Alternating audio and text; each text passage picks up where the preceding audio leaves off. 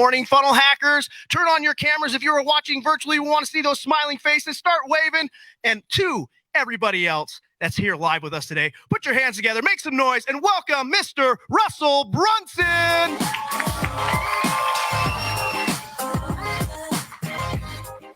Good morning, everybody. Welcome from all around the world. We're so excited to have you guys here today for our special celebration day.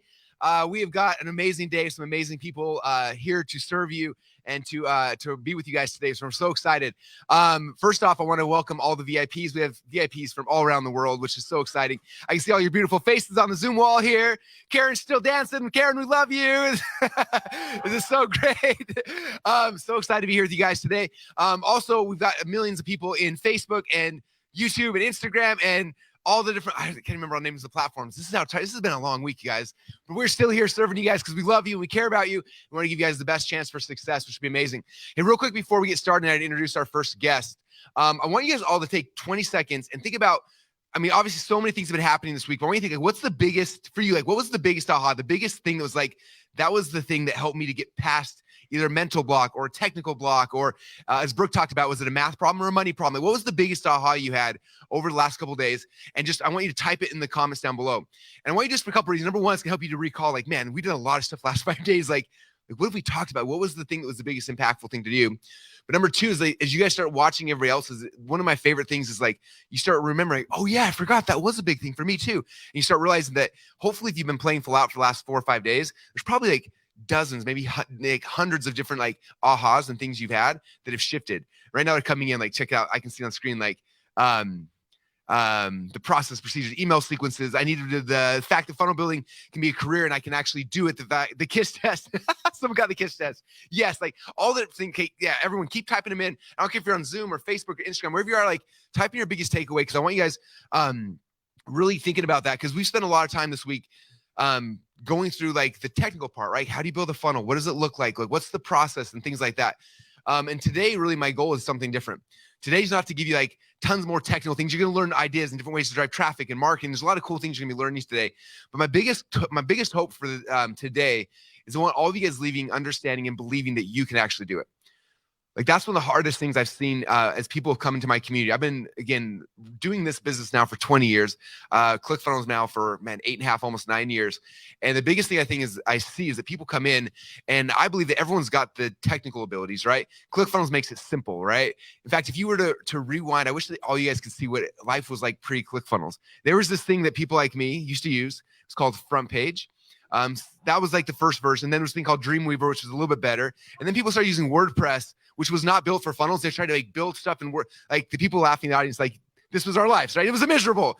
Like, it would take us 3 to 4 months to build one single funnel with a team of 8 or 9 people. And now I can do the same thing in an hour inside of ClickFunnels. Like the shortcuts are there for you guys. And so it's not difficult. Like, yes, you have to learn how to use ClickFunnels platform. That's might be a little different than you're used to, but like compared to hand coding stuff in Front Page or Dreamweaver, like, I wish I could show you guys what life was like, because we've made it so much more simple for you. And so, like, you guys have the software that makes it simple. You have all these things. And the biggest thing I find that keeps people back from having success is like belief that they can actually do it.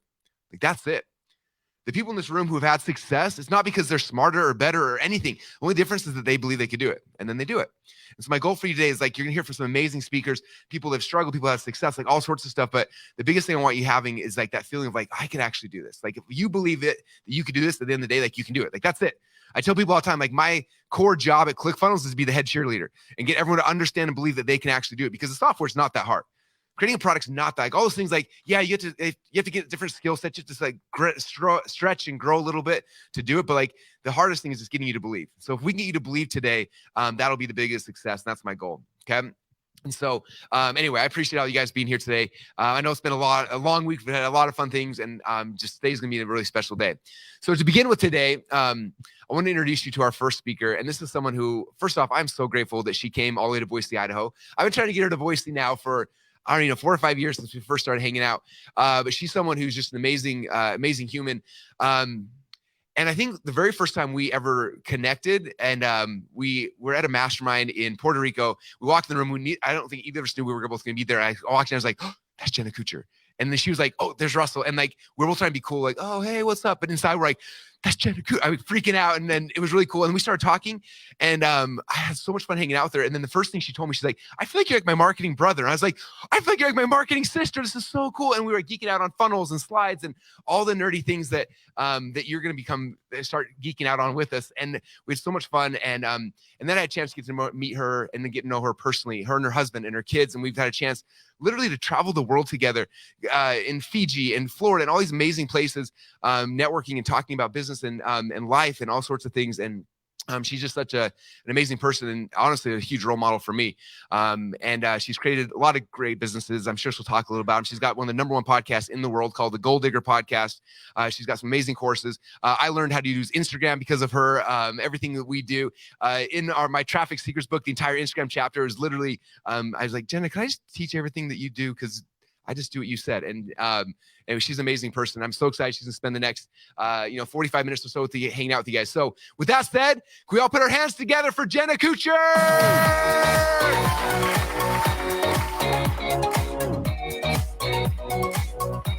Oh my gosh.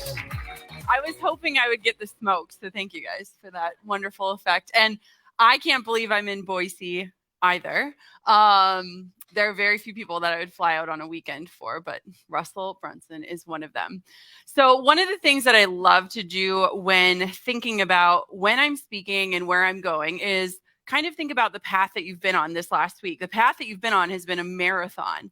And a lot of you are watching this and doing what I call the hover, where your hand is hovering over this decision, this button, and you are thinking of all the reasons why this isn't for you, why you are not qualified to take action.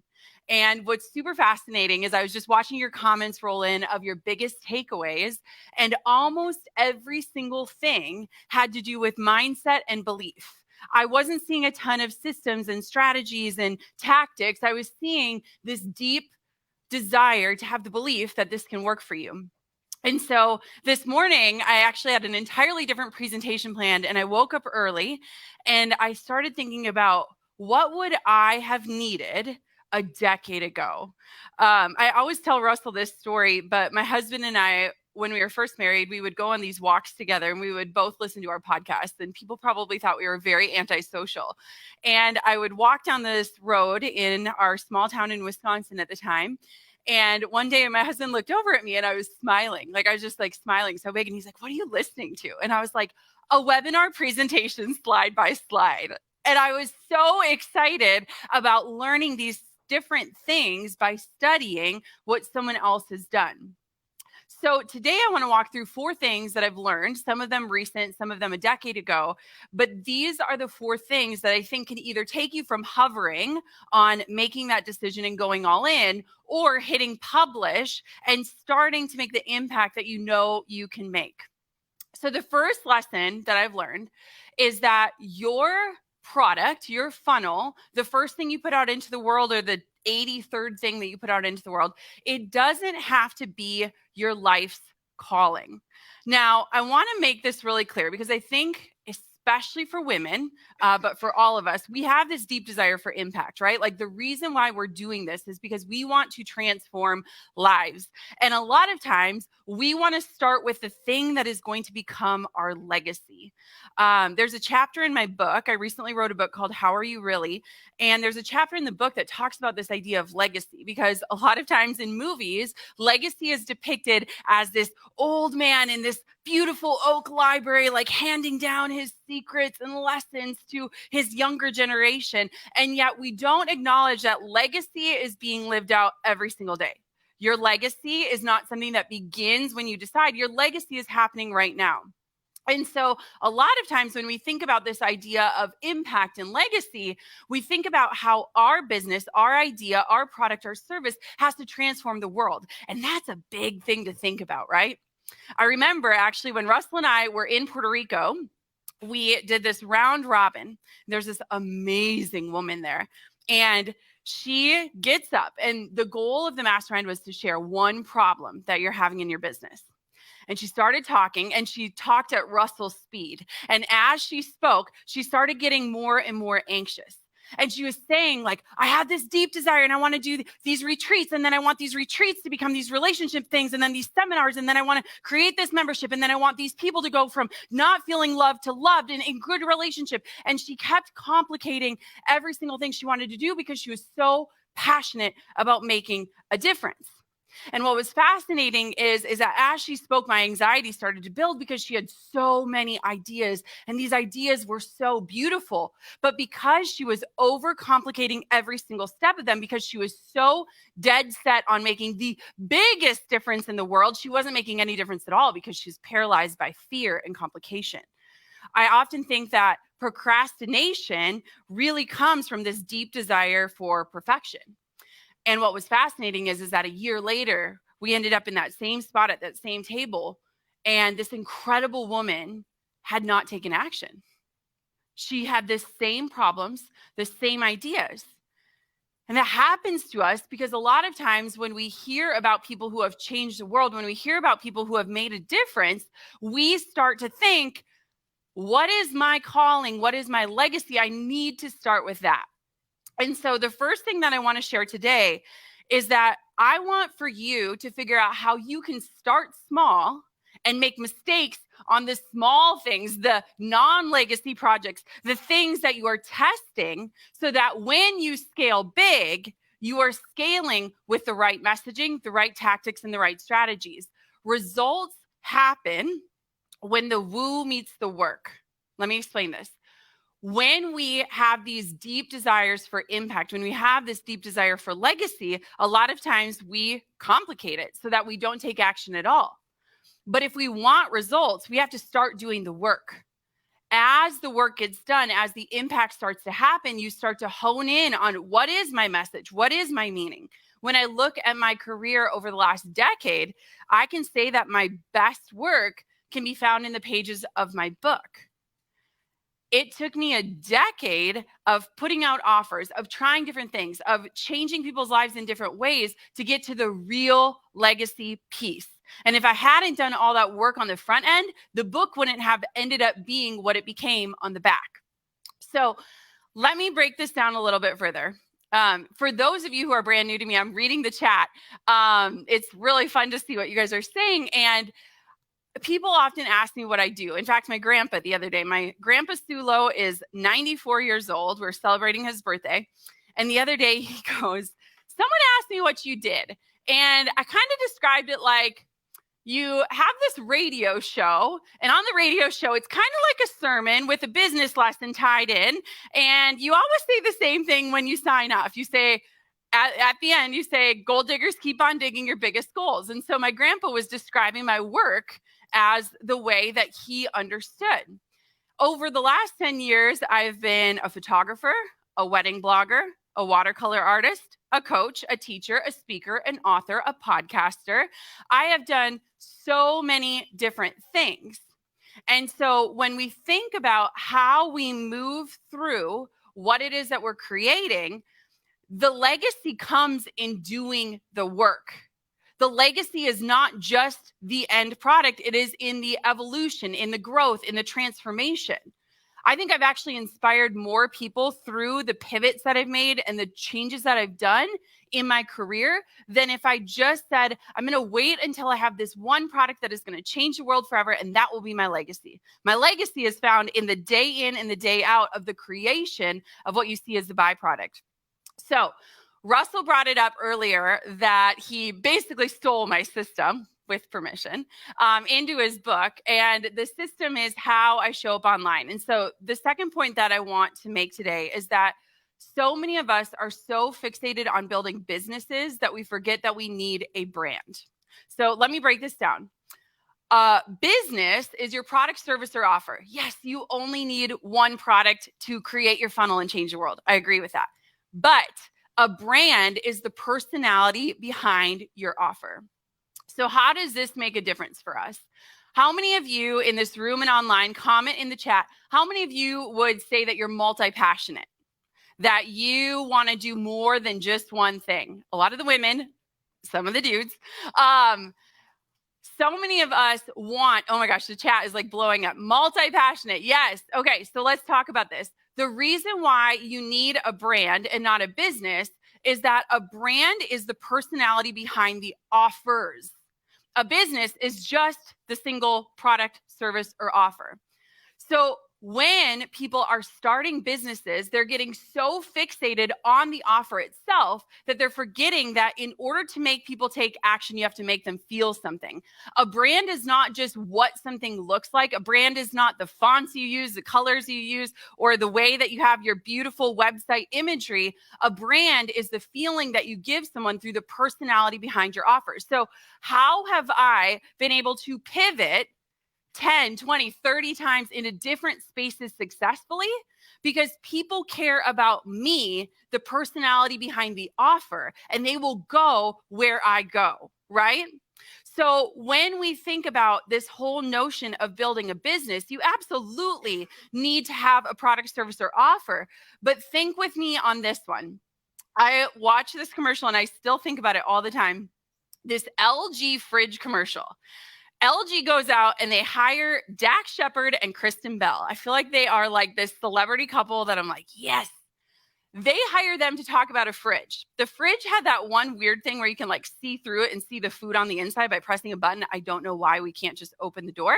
But I remember that night asking my husband, why don't we get that fridge? And he's like, what are you talking about? I was like, did you not see them? They're in their kitchen. They're just laughing. They're having fun. LG recognized that because their product, a refrigerator, didn't have its own personality, they are going to hire somebody to give the fridge the personality. This is branding 101, and this is one of the number one mistakes business owners make. We get so fixated on the product that we forget about the personality. So Russell kind of brought up this idea of the JK5. This is what he stole from me, and I'm going to give it to you so you can hear it from me first. Russell, I remember when he started implementing this, and he texted me, and he's like, oh my gosh, it works. And I was like, of course it works. I want to teach something that didn't work. So when we think about building a brand that has this ability to make people feel something, a brand that has a true personality, has to be about more than just the product. So imagine with me right now, and I want for you, if you have a pen and paper, to write this down. Imagine that your business had a magazine. Like tomorrow, I'm walking through the airport on my way home to Minnesota, and I see all of these different magazines. And one of those magazines is for your company. What sort of categories would you talk about in your magazine? What sort of topics would you cover? Now, this is huge because when you think about it, magazines have headlines, right? We've been talking about like the science and the psychology of headlines and subheads and how it gets people to take action. Magazines are literally like funnels in the flesh. And so if your brand or your company had a magazine, what would be on the inside pages? Now, how many of you, and I'm sure hopefully the women are with me on this one, how many of you have bought a magazine because of one headline? Like you see it and you're like, I need to know what happened on The Bachelor. Nobody's telling me this. I'm buying this magazine. I only care about this one story, right? We can connect to one piece of the personality and that will make us take action. And so if my brand were a magazine today, it would probably talk about things like motherhood and home design. It would talk about freedom and lifestyle. It would talk about presence, and it would talk about business. And what's fascinating is if you take a look at my online strategy from my blog to my podcast to my Instagram, you'll find all of those topics covered.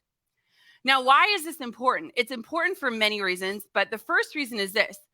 A lot of times when we go to market our product, we're marketing the business. We're not actually thinking about the brand, the personality. And so if somebody is not currently on the market for what it is that you're selling, or they don't know how to qualify themselves as a potential customer, they have zero reason to follow you while you warm them up. They have no reason to give you their email address. They have no reason to get into your funnel. They have no reason to take any sort of action with you if they don't know that they currently need what you need. An example of this is back when I was a wedding photographer, I only shot about 20 to 30 weddings a year. If I only was showcasing Wisconsin weddings that happened in the summer on my Instagram, if somebody wasn't getting married or someone didn't need wedding photos, they had zero reason to follow me, right? I had no offer to give them. But even back in the day, before I had even decided that I wanted to pivot into different spaces, I was sharing about rescuing puppies. I was sharing about macaroni and cheese. I was sharing about our $300 couch from Slumberland. And people started following because they liked those different facets. So when we think about this magazine example, what I want for you to think about are what are the 5 pillars of your personality behind your brand. Now, when we think about this, one of them is going to be your product, service, or offer. That's a no-brainer. But the other 4 are going to serve as connection points for other people to connect with you and follow you, even if they don't know that they need your offer. Have I ever sold a rug? No. Am I ever going to come out with a clothing line? Probably not. I'm learning to never say never on anything. Probably not. But if people like that facet of my life, they're going to follow me. And in their following me, they're going to get the byproduct of learning about what my product, service, or offer is. And what I found is that for so long, people want to connect on something. Like we are on social media and scrolling because we have this deep desire for connection. And so maybe somebody only relates to my motherhood content. Well, guess what? I'm going to talk about that, but then the next day I'm going to talk about this launch I have going on. And then the next day I'm going to talk about this new picture I got for my house. And it gives the personality behind the products, but it also gives people a reason to follow you, even if they are not currently on the market for what you have. When you build a true brand, people have a reason to follow you before they have qualified themselves as a client of yours. And this is huge. So what is the JK5? How do we break this down? So if you have 5 pillars, and I love 5 just because it's a great number if you are aiming to post daily on social media.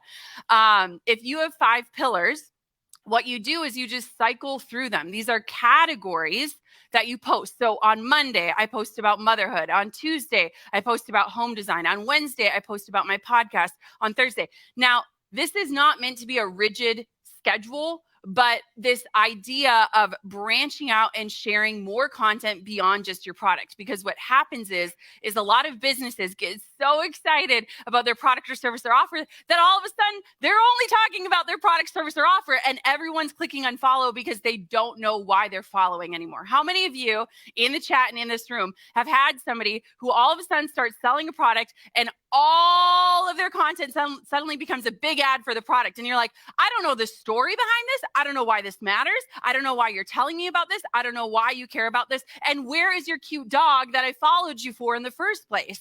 And so it is so important that we make sure that we're balancing out our content. So I live by the 80-20 rule. 80% of the time, I'm straight up serving and connecting. 20% of the time, I am selling or showing an offer, right? When we do it this way, I very rarely get complaints about when I'm selling. Like I earned the right to sell through how I am consistently serving. And so when I think of a JK5, you take your 5 categories and you keep cycling through them. And what happens is one, you build a recognizable personality where people see something and they're like, oh, that's Jenna's house. If my name wasn't attached to the post, they would know that. Oh, that's Jenna's dog. Oh, that's Jenna's podcast. And it creates this association. For years, I used to talk about macaroni and cheese. I love macaroni and cheese. My passion runs very deep. And 5 years ago, I got diagnosed with celiac, so I can only eat the gluten-free variety. It's not as good, but I can still enjoy it somewhat. But I used to literally post about mac and cheese every single Monday. And what I loved about this is at the time I was a wedding photographer, and every single day, people would send me pictures of themselves, their children, or the macaroni aisle at the grocery store because they were thinking about me outside of the product, service, or offer that I was giving. It is the true example of this personality that makes you memorable. I mean, why are people thinking about a wedding photographer when they're eating pasta? That is the tip in building a recognizable brand that people feel connected to, that also allows you to pivot and move, and people will follow you. And so the question that I want for you to think about when you leave is, why should someone follow you if they don't know about, don't care about, or don't need what it is you're selling? Because we're missing a huge part of the market that needs time to warm up, to qualify themselves, and to understand, because we are leading with businesses and not brands. So the next thing that I want to think about is connection. What are these connection offshoots of your brand that allow people to feel like they can know, like, and trust you? We talk about this all the time in the marketing, the know, like, trust factor. It is the number one way to get people to actually make a purchasing decision with you. When people actually connect with you, we want to give them reasons to tether themselves to your brand beyond just what you sell. You want to create space for connection, for community, for a reason of value in the content that you create. I love this. So someone is saying, what if your brand is something like Apple or Nike? I was recently hired by Nike for a Nike campaign, and they are saying, Jenna, we want your personality behind the products. So if you run a company where you are not the face, or you do not want to be the face and the personality, you need to hire people to give your products a face and a personality. Nike is a great example. I literally just did a massive campaign with them promoting their products because they recognize, hey, you have a personality that people trust. Put on our products and talk about them, because Nike doesn't have a face, right? So this applies across the board, regardless of if your brand is you or if you need to build the personality using other people. The JK5 is this foundation of your brand. And here's what I want for you to know. It can evolve with you. So this is something I haven't talked a lot about recently, but I am just in this season, and I'm curious, comment if you're in this season at all, or if this resonates. I'm in this season. I was on a walk with Brooke Castillo yesterday, and she was like, what's next for you? And I was like, I don't know.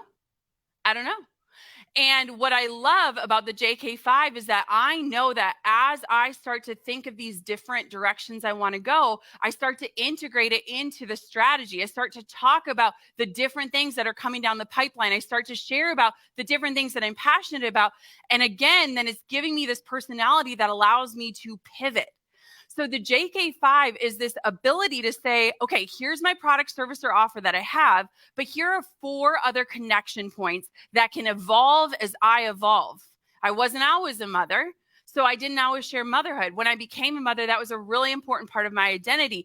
Motherhood became a part of my JK5, and rescuing dogs kind of slid down the wayside. You know, there's different ways that you can integrate these pillars in. And what happens is that you're able to kind of pivot and move and evolve using these different categories and this strategy in your brand. So like Russell's example for me, when he started integrating the JK5, he said, I actually taught about this in my church because there was people who wanted to make a difference sharing their faith online, and they had no idea how to do it. And so I told them, I said, well, you can't just talk about your faith every single day, day in and day out. You're not going to hit the people that need it. You've got to integrate it in with the other things you're passionate about. Make faith one of your pillars, but have these other places of connection so that people want to follow you, even if they're not currently interested in what you're saying about your faith. I think it's incredible. And that, my friends, is how we start to change the world. Problem number 3 is this. This is something I literally sent to one of my best friends the other day, and I'm going to give you the full story. So one of my best friends, her name is Ashlyn. She's an incredible copywriter. We have been friends for years. We have walked through a lot of life together. And she messages me and she goes, I'm in a launch right now and the cart is closing and it's crickets. Like, I don't know. Maybe I've launched it too many times. Maybe it's not the right timing. Maybe it's the economy. Maybe it's Facebook ads. And I said, you're in a launch? I had no idea. I follow her on every platform. I'm subscribed to her email list. She is one of my best friends in the world. Her stories pop up on Instagram first, and I had no idea she was in a launch. And I realized that a lot of times we are assuming that people are getting every piece of our content, right? We're the ones pushing it out. We're the ones close to it.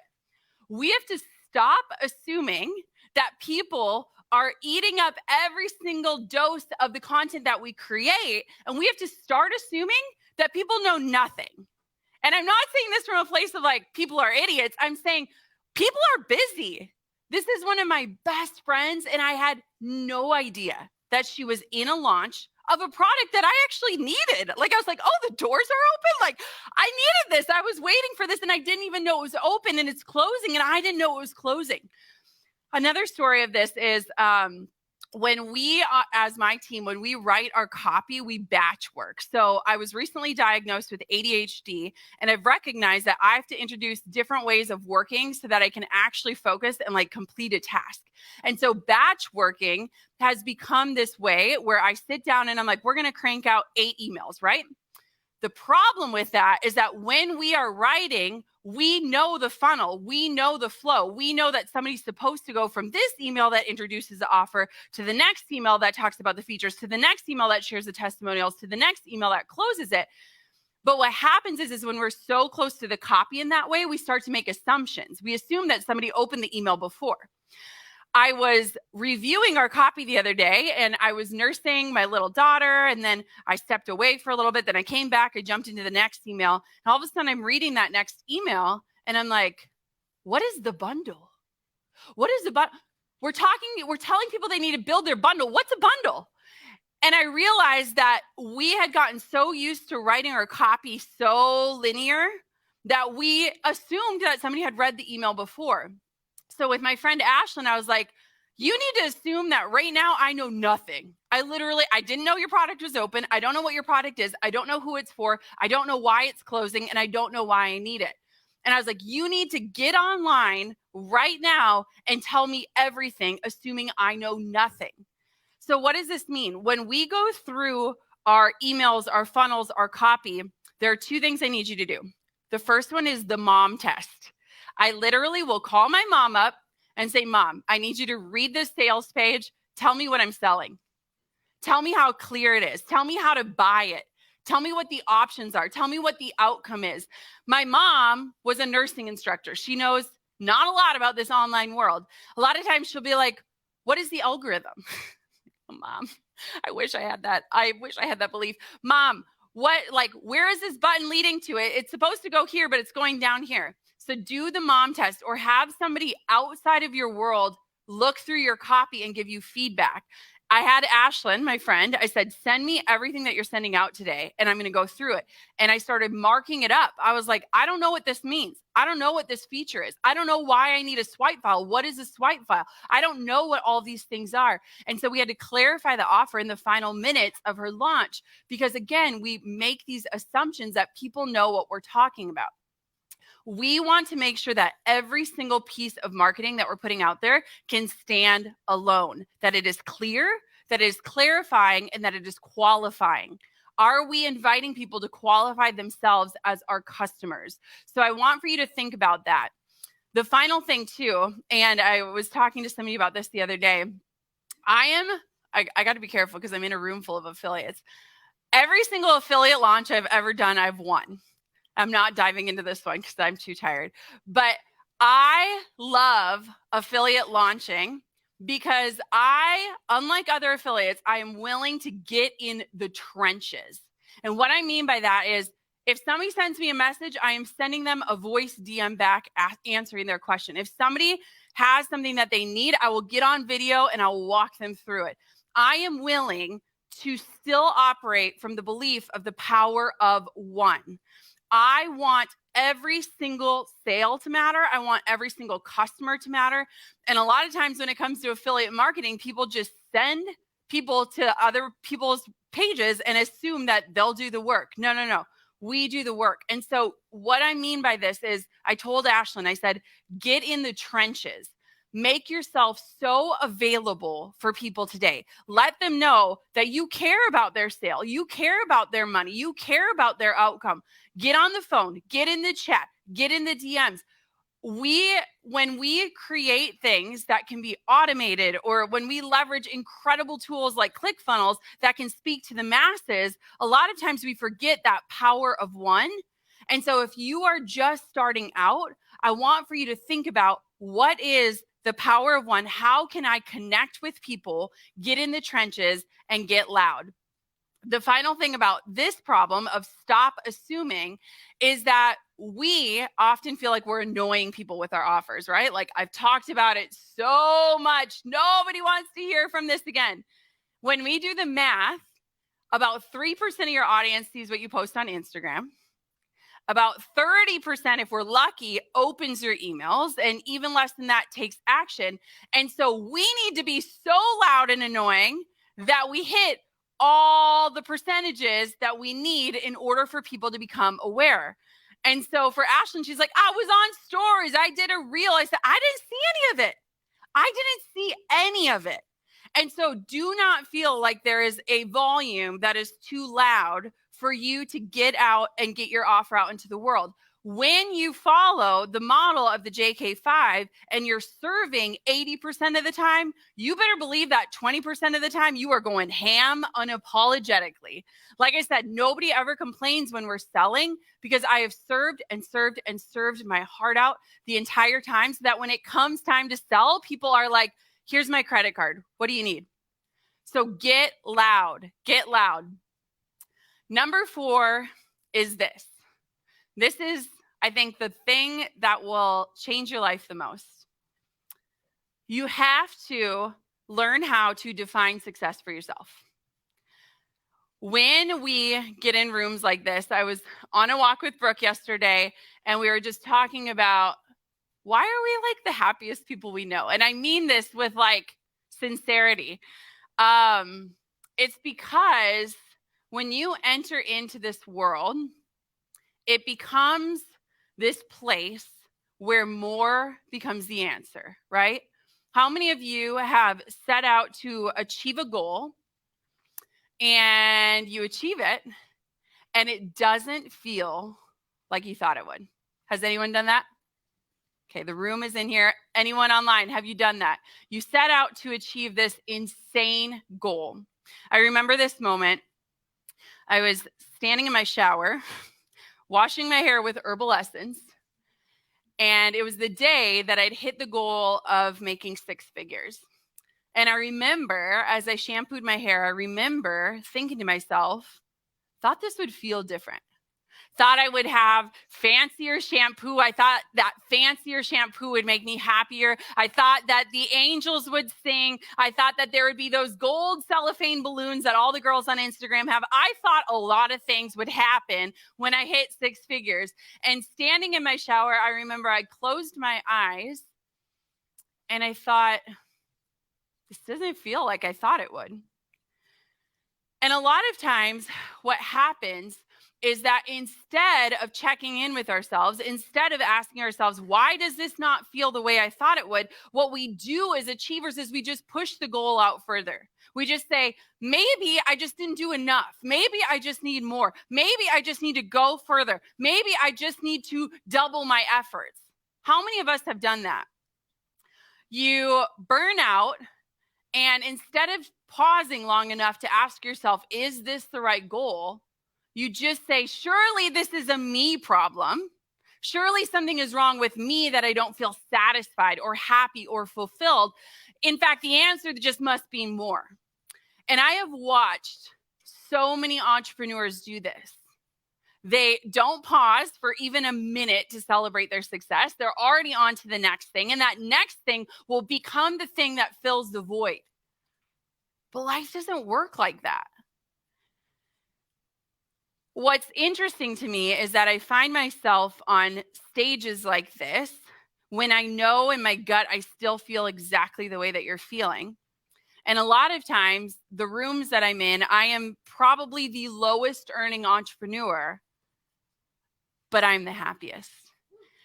And I remember Drew and I went to this amazing mastermind, and it was just lavish and incredible. And we got home and we ordered crappy takeout sushi from Duluth, Minnesota, and we were sitting on the floor eating it while watching some dumb TV show, and we looked at each other and we're like, this is it.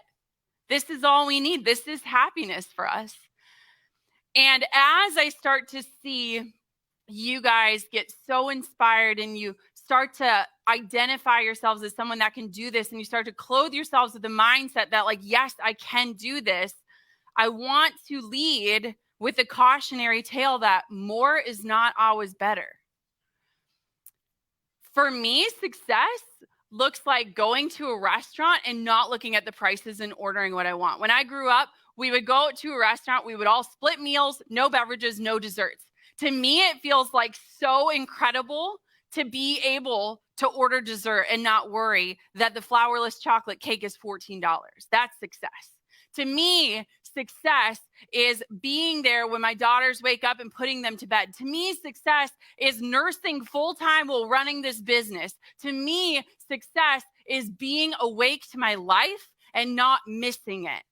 And so I want for you, as we move through this day and as we finish out this incredible week together, I want for you to get really honest with yourself, like painfully honest. What does success look like for you, and how should it feel? Because in this world that we are living in, everyone is getting so fixated on building lives that look good that their life doesn't actually feel good. I want to lead you through an exercise that I led the Funnel Hacking Live audience through as we close out. And I really, truly invite you, as silly as it is, to join me wholeheartedly in this. This exercise changed my life. And it was during, I always get choked up. Dang it. I was like, this is going to be the stage I speak on that I don't cry. It was during a really crappy season of my life. I'm going to lead you through the exercise, and then maybe I'll tell you what happened. The thing is that a lot of times when you see people on stages, they want for you to hear them, right? But what I want for you to hear today is yourself again. I want for you to come back home to yourself, because being ambitious is incredible and building funnels is wonderful and making money is fabulous. But if you are not awake to your life, you're missing it. And I believe that is why we wake up at 2 a.m. with racing thoughts, when the house is finally quiet, when our phones are finally down, when our thumbs are still, when we wake up and we think to ourselves, is this it? Is this what I'm working so hard for? And so I want to invite you to go through this exercise. My friend Erin Trelaw read this over the phone to me years ago, and it absolutely changed my life. I want to show you how you can design your future. So moving towards the future isn't always a comfortable thing, but I think we can do it together. And what I want for you to do is to close your eyes. And I promise you, everyone will close their eyes, okay? Let's do it. Let's design your future together. Okay, so take a deep breath. The kind of deep breath that your Apple Watch is reminding you to take during the days when you're too busy and too stressed. And I want for you to envision with me. Breathe in. And as you step in to yourself, I want for you to step into the version of you that is 100% committed to showing up for yourself in the way that you dream of. You're no longer bound by fear or doubt or past patterns. You are free to be exactly who you were made to be. Expansive and open and rooted in this mindset of abundance. Make a picture, if you will, of this future version of you, the you who is showing up for your life in the coming days. Picture yourself just 1 year from now, and just notice where you land. Create a mental picture of this future version of you. Can you see yourself? This is the you that is 100% committed to checking in on yourself and listening to your inner knowing, ready to seek out the answers that will lead you to feel more connected and more energized and aligned with the authentic you. And what's beautiful is that you can relax into yourself and own your power and trust that this version of you has built a life that feels good to you.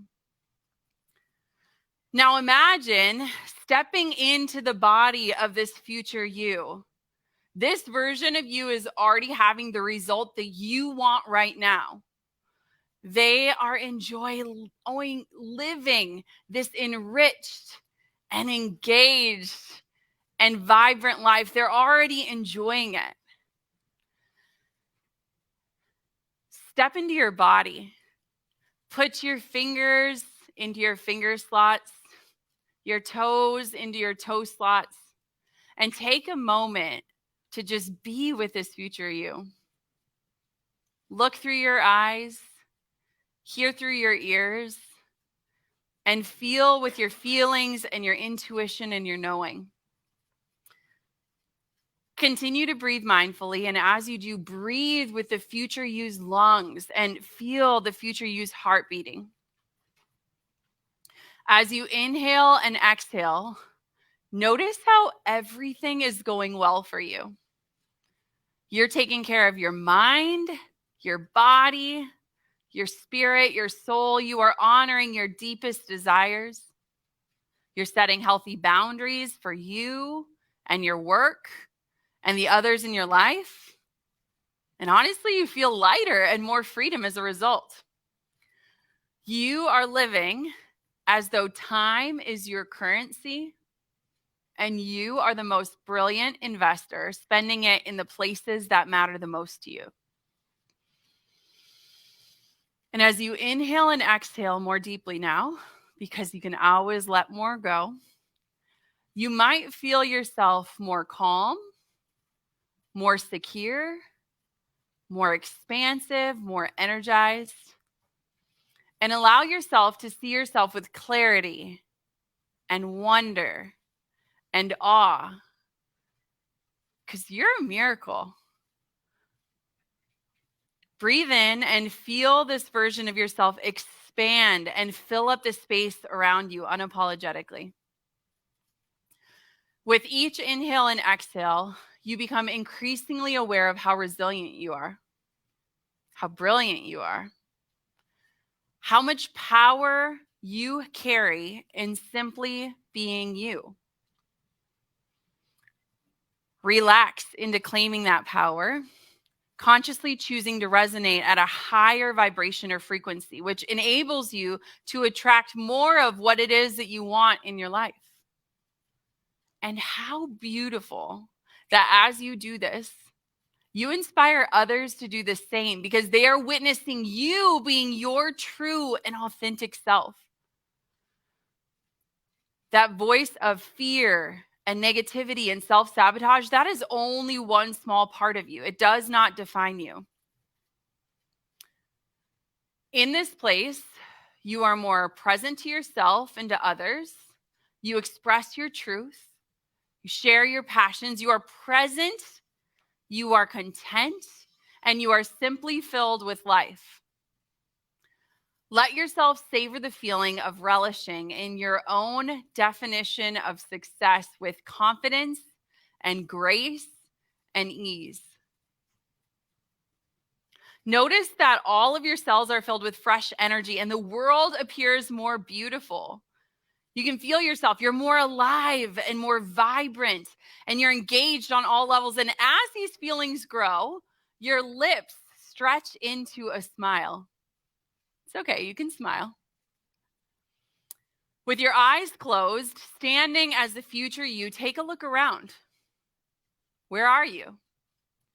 What do you see? Who are you with? What are you wearing? And how are you breathing? And I want for you to just notice it all. Notice the sounds and notice how it feels to feel aligned with your values, and notice how it is to feel your feelings. And perhaps you notice how easily the over-anxious mind, the busyness, the worry, it just seems to melt away when you stand as this version of yourself. Notice the thoughts you're thinking. What is this future you saying about yourself? What are you believing about yourself? And like a dial on a stereo, we're going to turn up the volume on your intuition, that inner compass, that knowing, that little voice in your life that is guiding you forward on your path. It's possible that in this moment, you realize you are the only you that has ever been born. Why not be the best version you can be? You stand strong and you tell yourself, yes, I am ready to answer the call. I'm ready for anything. I'm ready to leave my legacy. I am ready to do what I know that I need to do. Allow that beautiful energy, like a golden ball of light, to penetrate every cell of your body, organically fashioning you into the truth of who you are, who you always have been, and who you always will be. And finally, ask yourself from this place, what would the future version of you tell the you here right now? Take a few deep breaths, integrating this deep knowing, and open your eyes. That knowing, that whisper, it has always been there with you. It is you. And that knowing is ready to guide you forward. There's this line in my book that says, belief pairs well with a glass of behavior. You just got the belief. Now it's time to back it up with the behavior that is going to move you forward. In closing, I want for you to know this, and I'll tell you the story that happened with me. When I went through that exercise, we were in a season of loss. We were trying to grow our family, and it just wasn't happening. And I remember sitting in this chair and having this vision. And I remember just thinking, my life looks nothing like I thought it would. And in this vision, I was wearing this certain pair of jeans and a white top. And if you ever see me speak on stages, a lot of times I'll wear some version of this. Because that day, as I looked down, I was wearing old yoga pants and a t-shirt from high school. And I realized that I was waiting to show up for my life until the blessings came. And what I missed is that I had to start dressing the part to get to the blessings. When you envision yourself wholly alive and vibrant and awake to life, you have to clothe yourself in the identity of someone who is going to show up while you are waiting. If you're watching this, you might be in a waiting season. You might be in a season where you're waiting for the business, waiting for the funnel to hit, waiting for the right product, waiting for the baby, waiting for the relationship. Start dressing the part today. Belief pairs well with a glass of behavior. What you believe about yourself is going to impact how you show up, and how you show up is going to give you the results that you want. Do not rob that vision that you had, that future self. Do not rob yourself of everything you just imagined. And don't let that vision fade away. Do not spend another day simply wearing busy as a badge of honor. That exercise, that was the woo. And now I cannot wait to see what you do with the work. Thank you so much.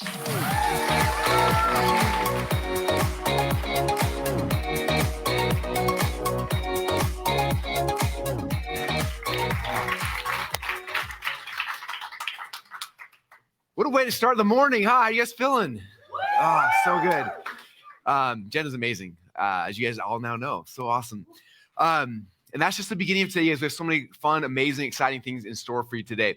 Now, before I introduce my next guest speaker, who I'm really excited to have a chance to kind of interview here on stage, a really cool thing. So as we started building ClickFunnels 2.0, we started working on a whole bunch of new things, like what's like the new funnel, new landing page, the new sales page, all kind of stuff. And we hired a really cool team to make an amazing new video to kind of explain ClickFunnels 2.0 and what it is and why it's important and why it's exciting.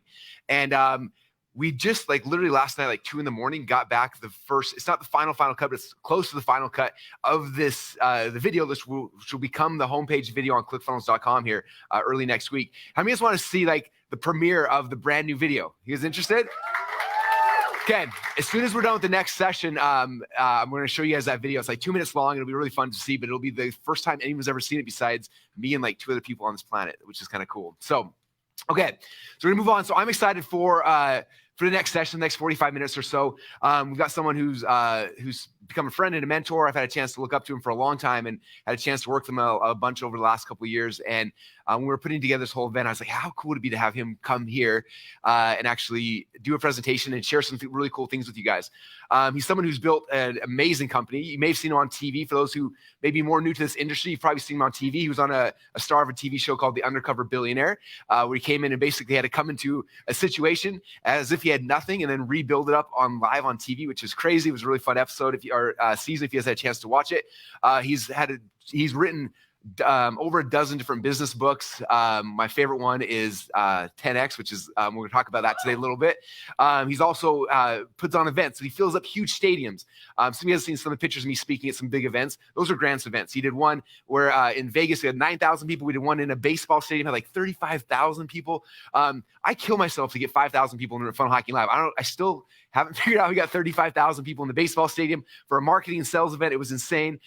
He's someone who is always pushing the envelope on everything. If you watch how he does social media, it's not just like, I'm going to do social media. He like pushes it to the next level. How he does events, it's like, I'm going to do an event. No, I'm going to do it 10X better than anyone else. I'm going to do this. And like everything he touches, like he just grows and expands. And so I want him to come because depending on everyone here is a different part in our journey, but how do we take what we have and how do we expand that and grow it at a level that we never even thought was possible? And so that's why I'm so excited to have a chance to have him here. He just flew in literally like 5 minutes ago. He landed here. We hang out in the lobby for a few minutes. Now we're here to bring him on stage. So if all you guys can put your hands together and introduce my friend, Grant Cardone.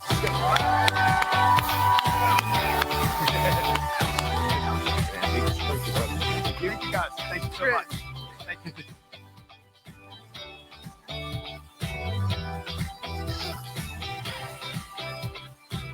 So first off, welcome to Boise. Hey, thank you. I hadn't been here for almost 20 years, so it's that's awesome amazing to be here. The weather's great. Never gets too cold here. Always dry. It's always flawless. But winter is fearful here, right? It gets cold.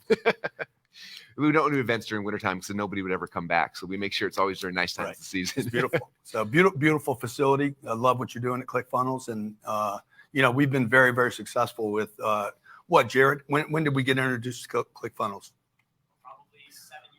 7 years ago. I mean, I don't even know how much money we've made. We were trying to actually pull his account. I was looking for my plaque though. And I said, where's my whole wall? There's a wall of fame for Grant, all his plaques. We were trying to pull the stats to see, because he's not only just like, uses ClickFunnels, like uses it to the max. Like we were trying to pull stats and it's like hundreds of millions of dollars have been processed through their ClickFunnels account. We're trying to look at leads. It's like 5,000 or 6,000 new leads a day are coming in every day consistently. And I talked to those guys on day 2. We talked about the power of having a list. I think some people do social media, do marketing, but they don't have a list. And you guys, I don't know how big your list even is, but it's crazy. I think our list is 4 million. Yeah, 4 million. And like, I see a lot of people on social that are not monetizing. I know there are a couple of guys that have made it popular to not make money there.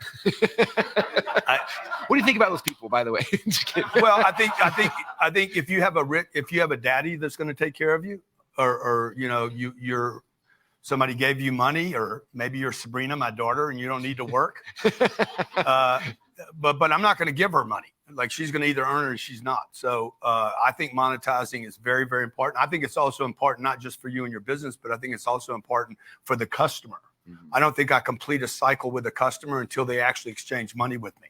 Yeah. And I think it's out exchange for me to give and give and give. And then they take the information and then don't give something back. I think that completes the cycle spiritually, and then somebody can actually do some good with it. The people that we get complaints from are the people that actually don't buy the products. It's not the people that do. Yeah. And the people, the more they say, the more they spend, the less there's never. Well, when they pay attention. Yeah. And the more they pay attention. Yeah. So those tickets that we've sold to these events, we could not sell 34,000 person event without the funnels. Mm-hmm. We've raised almost $1 billion at Cardone Capital, 925 million as of today. We've raised that money. That's crazy. Now, that's the best money in the world, by the way. Okay. Because I get to run that money, manage that money for the next 10 years or longer. We would not be able to do that without ClickFunnels. Mm. So like, I'm just telling you guys, if you want to build a list, if you want to be on social media, I probably monetize social media it's probably the Kardashians and then maybe me. And I'm not taking off my clothes. I'm not losing my integrity. I'm not bashing my ex-husband to get there. No offense, Kim, but She's our next speaker, actually. Yeah. No, I was kidding. We tried to get her, so no hate anywhere. But if you're going to use social, you guys are on Facebook and Instagram and Snapchat and TikTok. If you're not going to build a list, you got to pull them off the Instagram and onto an email list so that you can actually communicate the other thing that you want. So the things you see me doing that some of you don't like me for, I know I get the feedback too. Okay, so I hate when he does that. And I'm only doing that to grab a new audience. That was not for you, by the way. When you guys see stuff that you don't like seeing me do, that was not intended for you. You already know me. Okay, it was intended for someone new that needs to see a plane or a stack of cash or know that $1 million weighs 50 pounds, or you see me hanging with my wife or the kids or whatever. I'm doing stuff to build an audience, intentionally to build an audience. The video that I did on is it Black or African American was designed to reach an audience to say, hey, I'm a white man. I don't understand. Am I supposed to say Black or African American? It was designed to go after a particular audience to say, I'm sensitive and I'm curious. And because once I get attention, then what I can do is I can start figuring out, okay, what does that audience want or need? Can I monetize it or not? And so that's where when we do our growth conferences, that whole thing, all that speaker list is designed to get an audience. The rapper video. How many remember see the rapper video where I was going after rappers, ball players? You got the big watch, you got the truck, you got this, you're wasting your money. That was designed to run funnels at a particular audience that would become interested in Cardone Capital. Okay, it wasn't to sell a product or service. So everything we're doing about, I don't know, maybe 600 grand a day. A bad day is going to do about 450. A good weekend's going to do $1 million too. We'll do 2 days. So we average what, 500, 550 a day. That's without me working. I was telling Russell, I said, look, I don't even work anymore. But you guys think that I work nonstop, right? You're like, dude, where's that guy? Like, how does he get all the time? I actually don't work as much. The funnels work when I don't. Because think about it, and you know this, but for everyone understanding, like, when you got started before funnels, like when you want to make a sales presentation, you had to make a sales presentation and another one and another one and another one. Like when I was coming up, okay, this is 25 years ago. I would get on a plane. I lived in Houston. I would fly to Salt Lake City. That was one of the cities I went to. And I cold called one business, the next business. I would come by your place, knock on your door if you were here 25 years ago. Knock on your door. My name's Grant Cardone. I'd like to present to your sales team. This is how I built my business in the late 90s. Door to door. I was on the road once for 260 days. Nobody knew me. I didn't have any books. There was no social media. There was no internet. There was no email. Because you guys don't even remember a time when there was an email. Sabrina, my daughter, asked me 3 weeks ago, how did Jay-Z become known before social media? So like, she's curious, like, how would anybody sell anything without social, right? So the trick now is, though, if you could be on social and still be broke forever, which most people are, by the way. You're looking for likes and comments. I don't even look, like, that's not what I'm looking for. I'm looking for engagement at the, where do we fund people? When they click the link and buy something. Yeah, I mean, it would just. What's that called? One of our webinars or. No, but when they process. Where do we process the funds? In our merchant account? Yeah. Okay, a merchant account. You see, that's how little I know about the process. That was the point I was trying to make. Like, the guy don't even know what he's talking about. Exactly. But I know the important part. The important part is this. I got to get attention.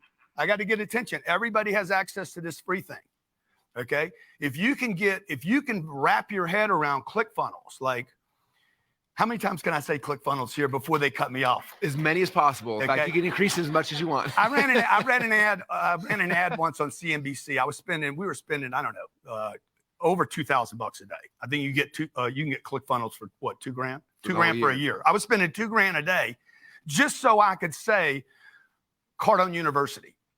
Okay. Actually, the link at that time was tired of missing sales. So we did this ad. I think we were paying 25 we were paying 60 grand to 80 grand a month to CNBC. And I went in there and I said, I want to do an ad for 30 seconds. And all I'm going to say is tired of missing sales. Are you tired of missing sales? Well, if you're tired of missing sales like I've been tired of missing sales, go to tiredofmissingsales.com, where you will no longer be tired of missing sales because you will no longer be tired or get tired of missing sales. Go to tiredofmissingsales.com. I said tired of missing sales like 37 times in 30 seconds. And it was designed to push people to this link because I knew they wouldn't remember my name and I knew they wouldn't call a phone number, right? And I knew we were spending money, and I was trying to literally get somebody to an email list. So once they hit it, then if some tiny percentage would convert, I need to process them. But I got to capture that email. And those emails, at that time, I think we had, 200,000 emails, which was a lot of emails. But we were losing emails. How many of you get unsubscribed people all the time? Yeah. Okay, we measure unsubscribed as a metric that we're using our list correctly. I don't mean using our list like trying to get people not to unsubscribe. We actually push to have people unsubscribe. Okay? Because at that point, when Russell finally gets tired of my emails, have you gotten tired of them yet? I love them. Yeah. Okay. Okay. I love this game. He's going to do this. He's going to do this. When he hits delete, that does not mean he's no longer a customer. It means he doesn't want to see that email anymore, or he's already bought that product. So I'm actually trying to hit the list enough so that he says, I'm done here. Now, it's an interesting thing because the last conference that we did, I think there was 4,400 people there, 1,600 people in the audience. All these people paid over $2,500 for a ticket. Some people paid 20 grand. Of the 4,400 people that were there, 1,600 of them had unsubscribed from our email programs. Really? I said, how many of you unsubscribed? 40% of them did. I'm like, and you're still in the room. And they're like, man, I unsubscribed and I still bought from you. So the point is, once you get them on the email campaign, right? And then you can start wrapping them around your social, whether it's YouTube or your Instagram or whatever it might be, right? Or you have their phone number and their text. Like, you can undo for me one thing, but you're going to have to do a lot of work to get off the text, okay, and to get off the other campaigns that we have. That's awesome. Yeah. And that would not be possible if we just simply were on social and didn't have a place to send people. So you guys that are brand new to this game, like I'm 64 years old. I got introduced to social media when I was 52. All you old people, you guys in the chat, you guys online right now, if you're an old person, put yeah, I'm old. Okay. Well, actually, it's a crazy thing because you were just born at a time where this thing didn't exist. Look at all the old people. Old people. I got bad knees. Look at this, hips. Okay, but the crazy thing is, social media was built for older people. Okay, because like I wouldn't even have to be alive, and social media combined with a ClickFunnels could actually continue to sustain my monetization so that my family could continue to benefit. Because the way when I grew up, when Grant dies, he can't go on stage. Well, I can go on stage forever now. But I could go on stage, like if you ever seen the old Jim Rohn videos, Jim and his legacy, they're not monetizing. There's no way to monetize because there's no place to click through, because whoever took over his legacy didn't figure out, how do I continue to monetize what this guy did? I don't want my family to be funded just while I'm alive because of the work I did. How many of you are doing great things out there? Those great things should last forever. They shouldn't be some like, okay, this was the period of 2022 and it was valid then. Whatever, I'm doing stuff that I know will be worthy and valuable to people many, many years into the future. And with the right funnel, with the right social program and the right funnel, it should continue to monetize. So my next question, I know a lot of people, especially the newer people that are coming into this world, and they're scared to death of posting anything. Yeah. Because they're scared they're going to get made fun of or whatever. And I know you're in the heat of it and you get the brunt of it. Like, what's it like, or how do people overcome that fear that they're going to have? Well, you should have that as a target. You know, that should be one of your goals, right? To get haters. You got to remember, every great person that has ever walked planet Earth, every great person, you can just think of some of those names right now in your mind. You got a name? guarantee you they were hated. They were probably hated, persecuted, and maybe even crucified. You know, Jesus Christ had to be put on a cross for people to remember. He knew that too, by the way. He was willing to go all the way.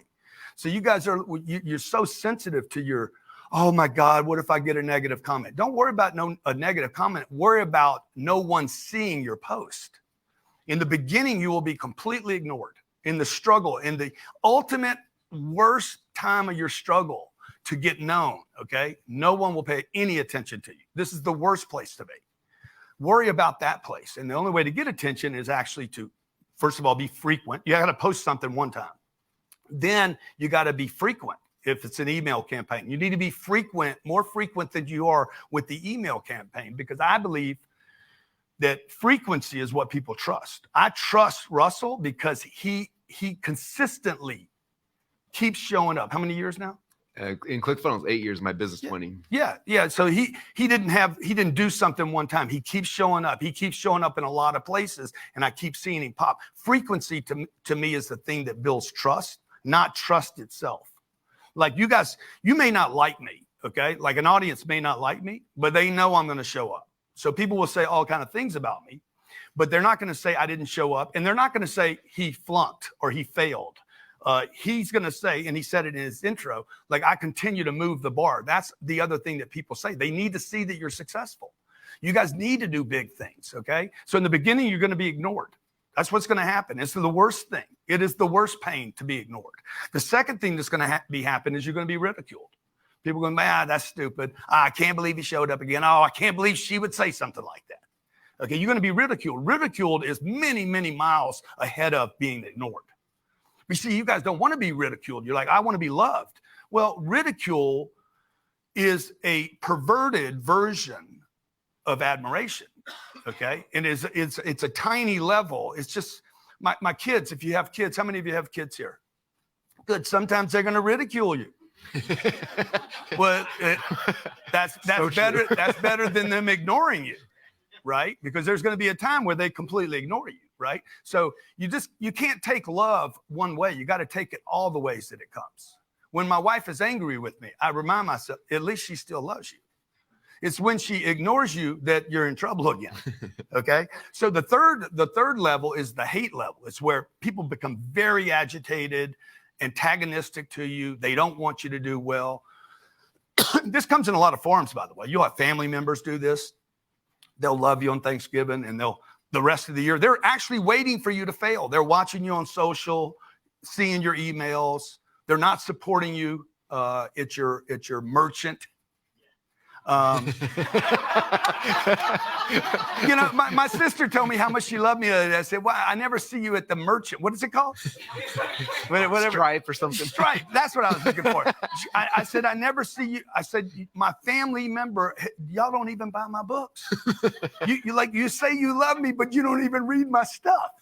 You know? So that is and then there's that person that's just gonna like straight up like clickbait, use your name, say that you're a fraud and a fake and you're stealing people's money. I get all that stuff, man. That person, by the way, to some degree, you don't want to stop. You want to encourage, because there was this video I did with this guy down in LA, and supposedly the video made me look bad. Okay. I've never ever talked about him or used his name again. And was told he won the argument somehow. Bro, I've gotten tens of thousands of followers because this guy becomes so fascinated with hating me that he continues to promote me. Because remember, they're going to remember your name. They're not going to remember the incident. Whatever the incident was, they're not going to remember that. They're going to remember your name was promoted. So for those of you who don't want haters, you're actually trying to get to them at some point. Kanye's brand is exploding right now. Watch, I guarantee he's going to sell more shoes, and because he knows how to keep that audience hot. Look at Donald Trump. I've been saying this for years. Watching these politicians, you got to get half the country to hate your guts to become a president, because the half that hates your guts actually pushes or promotes the half that love you or want to be with you to fund your activities. So the last thing that happens, once you get the hate, you'll move into admiration. People are going to start dividing. I don't like him. I do. And that's where you start getting an audience that will convert for you. Dude, that's crazy. I've been watching The Last Dance, the Michael Jordan docu-series. Loved it. It's crazy because you see that same journey with him, right? Like, no one cared about him. Yeah. Then he becomes good. And then they love you on the rise up. And then at a certain point, like, they just want to tear you down because it's like, that's the thing. And then he becomes a legend because he's persevered through that, right? Totally. Kobe, they did the same thing to Kobe, you know, and he had to remake himself. And so you guys should look for that. Like, be out there enough that people actually, you know, I think that people are not actually hating on you. They're actually like, this is their only way to admire. And many of these people, I think, you know, they hate you because they want to be you and they ain't you. But the reality is the people that don't like me just simply have not done what I did. Had they done exactly what I did or what Russell did, they would have what I have. I mean, period, end of story. Yeah. One quote that got me when I first started doing this and started putting myself out there and the hate started coming and half you wants to just hide and like run away. Totally. And Dan Kennedy said something. He said, if you haven't offended someone by noon every morning, then you're not marketing hard enough. Yeah. And that gave me permission. I was like, all right, that's the thing. Like, let's go. And like freed me from like hiding from it behind the whole thing. Okay. Next I want to talk about, because you have a philosophy that's become they became a book, that became a movement, that became your entire everything. It became the side of your plane. Like, and this is this philosophy of 10xing everything. I love you talk about that because some people like, even like people who are like taking the leap of faith into ClickFunnels and they're still like dabbling and they're nervous. And it's like going into something new with like that fear is versus like what you talk about 10xing is completely different. I love you to talk about that philosophy and how people can apply that. Yeah. So 10x is it's a concept of orders of magnitude, like to scale something. And I remember this guy, actually the same guy that talks about not monetizing, also said that not everyone should scale. I would suggest to you that if you don't scale, you will not have a viable business. The scaling is not an option. Staying small is selfish. You're thinking about yourself. I used to do this. I'm just speaking from personal experience. And a lot of the things that people don't like me for saying is because I had a personal experience. Okay. And the experience was, I'm going to stay small. I'm going to be a little boutique. If I'm small, if I stay small, I can offer better service. This was very selfish because it was me hiding behind my fear of being big. Okay. Jenna was talking about, you know, like visualize the you want to be. You don't want to be small. Who would want to stay small and tiny when you have the capacity, the spiritual unit has the capacity to certainly be senior to money. And these physical problems, these little problems that human beings have. So 10x is a concept of like, whatever it is you think you want, you would literally take that target and multiply it times 10. If you want to be the leader of a vertical, let's say you want to be the best dentist in the world, you would not commit to just being the best dentist. You would actually build a business that was the best in 10 verticals, not one, because if something happens in dentistry, or in real estate or whatever the field you're in, and that vertical dies like it did in 2008. I was dependent on the automotive industry only. I think you have somebody that in the auto industry. Yeah. Who's my sister-in-law? Your sister-in-law. She knows me. She didn't even know Russ. She knows me. This is a true story. Yeah. She came up to me and she's like, "Have you heard of Grant Cardone?" I was like, the one guy that she knows in our whole world. There's no Tony, doesn't even know Grant. Right. So it's because she was in that vertical, right? Well, in 2008, when the economy collapsed, we had the global recession. It destroyed car dealers. And I was dependent upon this one vertical. And because my business got slaughtered. And that's when I wrote the 10X rule. Because I went to my office, I told my wife, I said, I'm going to figure this out. It will never happen to us again. I don't know, at that time I was worth 15 or 20 million bucks. That went down to like 2. Like I was terrified I was going to go bankrupt. And I really felt as the provider of my household, and you guys that are providers, you felt this before. Like I had put my family at risk. And yes, it was out of my control. Okay. This is pre-ClickFunnels, pre-social media. And I had settled in to this vertical because this vertical was comfortable for me. How many of you work a particular vertical? Okay. And you're comfortable. You know how to talk to people. You're in one space. It's cool. It's easy. You're a leader there. Well, you go into 9 other verticals. You're not going to know the nomenclature. You're not going to know the pitch. You're not going to know the audience. Nobody knows you.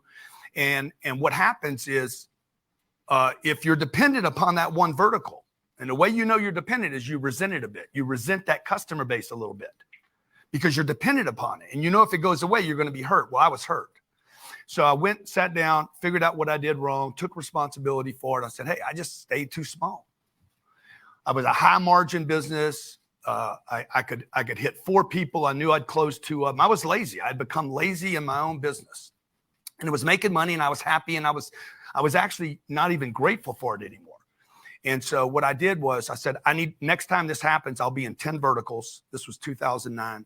I'll be in 10 verticals. We were doing about $2 million a year in revenue. I said, next time I'll be at 20 million. I think I owned 260 apartments at that time. Today we own 12,000. And I didn't know how to get 10X. I never know how to do 10X. I'm just like, Jared will sit down and say, hey, we did 34,000 people in Miami Marlins Stadium when you spoke there. When we got back out of that event, we sold that event out. That was Super Bowl weekend, 2019. I said, okay, guys, next event, 340,000 people. How do we do that? Well, how do you do it? Everybody's like, can't do it. There's no stadium big enough. People were researching what's the biggest stadium in the world, blah, blah, blah. I'm like, hey, guys, think outside. 10X is about outside that thinking. You're going to keep outgrowing your goals. This is where you start to become very creative. How could we do 340,000 people? Oh, there's no stadium big enough. How could we do it? You just keep asking yourself, but how could we go from 1 million to 10 million, 10 million to 100, 100 to a billion? So like right now, our goal is to go from $155 million a year to 1.5 billion. What do I got to do? Who do I need to meet? Okay, what other channels do I need to be on? Oh, we need to be in South America, man. We need to be in England. We got to be in Australia. We got to be like, how could we do it? And boom, TV show. And that's when I got Undercover Billionaire. We did 1 million people a night. 1 million people a night. I convinced Discovery Channel because of ClickFunnels, we knew how to convert people. How many times have I said it now? How many almost times? your quota. Almost your quota. Nobody says ClickFunnels more than I do. Okay. Okay. And so that night, this is a true story. Okay. I call Discovery Channel. The show was going to drop. Undercover Billionaire was going to drop, I think in February. And I called Discovery and said, we want to spend $1 million. I want to send $1 million to you to run an ad campaign. We want a 20-minute mark and a 40-minute mark in an hour show. We want 20 minutes and 40 minutes, a 1 minute, 30 seconds, something like that. A 1 minute ad. And they said, no, you can't do a 1 minute ad. You're the star of the show. You cannot not also run an ad. I said, okay, let me talk to your boss. Boss gets on the phone. I said, look, I want to spend $1 million with Discovery Channel at the 20-minute mark and the 40-minute mark, a 1 minute, and I want to basically give people something for free. He's like, no, you can't. The star, we got a firm policy. Star cannot run an ad. Okay, good. Let me talk to your boss. Found out who the boss was. I called the boss and said, I want to send $1 million to Discovery Channel. I want to do something at the 20-minute mark and the 40-minute mark, a 1 minute pitch. Boom. It's going to be free. We're going to send your people to give them something because they were interested in the show. No, absolutely not. The other 2 people already told me what you wanted. It's a no-go. I say, great. I said, what is your accounting department's routing number and in bank? Okay. What do you want to know that for? Never mind. I could tell you're having a bad day. I'll call somebody else. There's a lot of people in Discovery Channel. So we call up, we get the ABA, the routing number, the bank. I wired $1 million to Discovery Channel with a little note. Tell Nancy Daniels, Nancy_Daniels at discoverychannel.com if you want to email or ask her if this is true. Okay, please email her. She hates my guts. and true story. This is a true story. I said, Sherry, you wire $1 million to their account. She's like, what for? I said, don't worry about it. Just wire the $1 million. Okay, and then put a little note there. Please tell Nancy she got her money. And so I then emailed Nancy and I said, hey, I just wired $1 million to you. Call me when you want to accept it. She called me right away. Okay. She's like, what the hell are you doing? I said, you had 3 people at your company tell me they don't want to accept my $1 million. I wired it to you. It's December, by the way. This is December, Jared. The show's going to drop in February. This is December. I'm trying to get the tax write-off. Okay. I'm trying to reduce my tax bill right now. So I'm paying everybody I can in December for next year. So I wired the $1 million because I'm going to count it whether she takes it or not. Okay. And I'll worry about it next year. But you guys know what I'm talking about. So okay. So what happens? But you got to have money to do that. You know, how do you have money? ClickFunnels. I mean, you got to get them in. You can't just talk to people. You got to get them somewhere to go somewhere to do something. So we wired the $1 million. I said, Nancy, look, I've tried to give $1 million to 3 people at your office. And for whatever reason, your people do not want the money. She's like, what's the money for? I said, run an ad at the 20-minute mark and the 40-minute mark. And I want to give the audience something free. And she's like, I don't see a problem with that. And we ran an ad. And what happened was, true story, tens of thousands of people were hitting that ad. Our conversion to the email, to their email, was like 88% or something. Unheard of, crazy. It was a completely free offer to people that were already watching the show. And, but I have to have some place. I have to have some place to move these people to. Yeah. Serious? Yeah. You guys hear that for the audience? They did $30 million in that funnel. Yeah. So I'm probably the highest paid reality star other than Kim and her family in the world. Okay. But again, you got to have, if you're not selling soap and makeup and taking your clothes off on social, like, you guys got to figure out if you're actually offering a great product or service or educational tool or something that helps people, man, you have to figure out, how do I get their attention? And then if you know how to do that, how do I actually get them to convert? Many of you are losing your content. You don't have enough content because you don't have a place for people to go.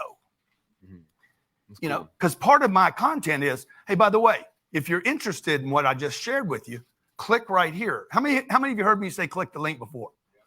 Click the link. That's what the link is for. You know, that's what the email's for. The email is to hit the list with something. Hi, how you doing today? Thinking about you. Like, you don't have to be good in the beginning. You just need to be there. You just need to be there and figure it out. You're not going to figure it out by sitting down and figuring out the copy. Okay? Like, the way, I mean, you can, but during Undercover Billionaire, I actually paid of the $100 Discovery gave me to be there 90 days. I had no place to live, no food, no water. One of the things I bought while I was there, they don't show this on the show, was a ClickFunnels account. Under the name Lewis Curtis. If your team pulls it up, they'll find Lewis Curtis. That was my assumed name there. Lewis Curtis bought a ClickFunnels account. We need to make a promo video about this. This is insane. I didn't know True this. story. Nobody knew that. Okay. I just reminded myself I did. I bought $100. This is the most important thing you could possibly have, which I've been telling you. I had $100. I was like, the most important thing you could have in an entire business is your ClickFunnels account. And there you go. Yeah. I mean, once you have your commitment, right? If you guys just got to garner your commitment. Your commitment, like Russell was talking about, the fear. The fear is because you don't have a commitment. Your fear grows as your commitment goes down. Creativity stops, like, as commitment goes down. So when you're blocked, like you got writer's block, I don't know what to say. That's not a block. It's not a block. It's a commitment issue. If you're committed, when you can become fully committed to success, and this is why I say success is my duty. It's not, I'm not doing what I want to do every day. I'm doing what I'm called to do. And the fact that I do it in a way that you don't like only means I haven't figured out how to do what you like. I'm trying to figure out how to do what I need to do, right? And I'm not putting any emphasis on how you judge me because of that. That doesn't mean that I'm not open to shifting and changing, but I'm not looking at your feedback, okay? Any more than I look at the admiration. I don't get any more plugged into your admiration as I do to your lack of admiration or you ignoring me. It doesn't matter that you ignore me. What matters to me is my success. And that's where I come from. That rubs people maybe the wrong way because you're like, how can he keep saying that? And like, he has no shame. Yeah, that's right. I was on Fox TV once and with Neil Cavuto. And I said, this book right here, Neil, can save people's business. And he's like, shameless plug. And I'm like, bro, I wouldn't be here if it wasn't for the plug. Okay. I am here. It's a shame. I defended myself. It's a shame that people have to go to Amazon and buy my book when your audience could buy it from Fox. And then ClickFunnels come, and now I have a place to send people so I don't have to send them to Amazon because, frankly, I don't need to give Jeff any more money. I would rather give a free book away and have them in the ClickFunnels. Did I say it again? Yep. What's the name of this? Keep it coming. Keep it coming. Dude, you guys are crazy. I'll just tell you right now, if you're at home right now watching this, and you have not got your ClickFunnels account, okay, you lack commitment to your family, to your future, and to the life that you and your family deserve. I'm telling you, because if you can't capture a name, you can't convert the name. Yeah. We show everyone the sign with 10X. I want this to like become a thing in our community of like understanding, like when you're stuck and you're having goals, like I know, but you want to show them? You throw the 10, man. All right, so you guys know this is how it works. This is 10X. And that means like when you're setting a goal or whatever, you look at it like, oh, because it's funny. It's the very first event I spoke at yours, it was I can't Mandalay Bay. No, prior to that, I spoke the year earlier. Oh, that was Diplomat. And there was like 1,000 or something in the room. And then you guys told me like, yeah, next year we're gonna have 10,000. Yeah. And you laughed. in my head, I was like, okay, Yeah. you want to speak? I'm like, yeah, if you get 10,000 room, I'll speak. Yeah. And then like, a couple months later, okay, we got 10,000 room, I'll speak. I'm like, how? I thought it was, there's no way. There's no way. And it's like that. You looked at it, 10X, and then you achieved it. So right? What you have to do, like you guys that run something, there's got to be somebody in charge of the organization, right? Somebody, that person. My job is not to do the stuff. My job is to make sure that we hit the target. I don't even need to understand the stuff. Like the merchant account. Is it Swipe? Is it Stripe? Is it Flight? Is it Amex? I don't know, and I don't care, okay? I don't care what Visa charges me or MasterCard. They charge 3%. I don't care what the charge is. I care whether we got the customer to actually complete a relationship with me. And I hope you guys heard that earlier today. Man, when they pay you, they completed the other little tiny portion of the relationship. You can do 90% of the work with your spouse. They still have to accept the hug, right? You can do the forgiving.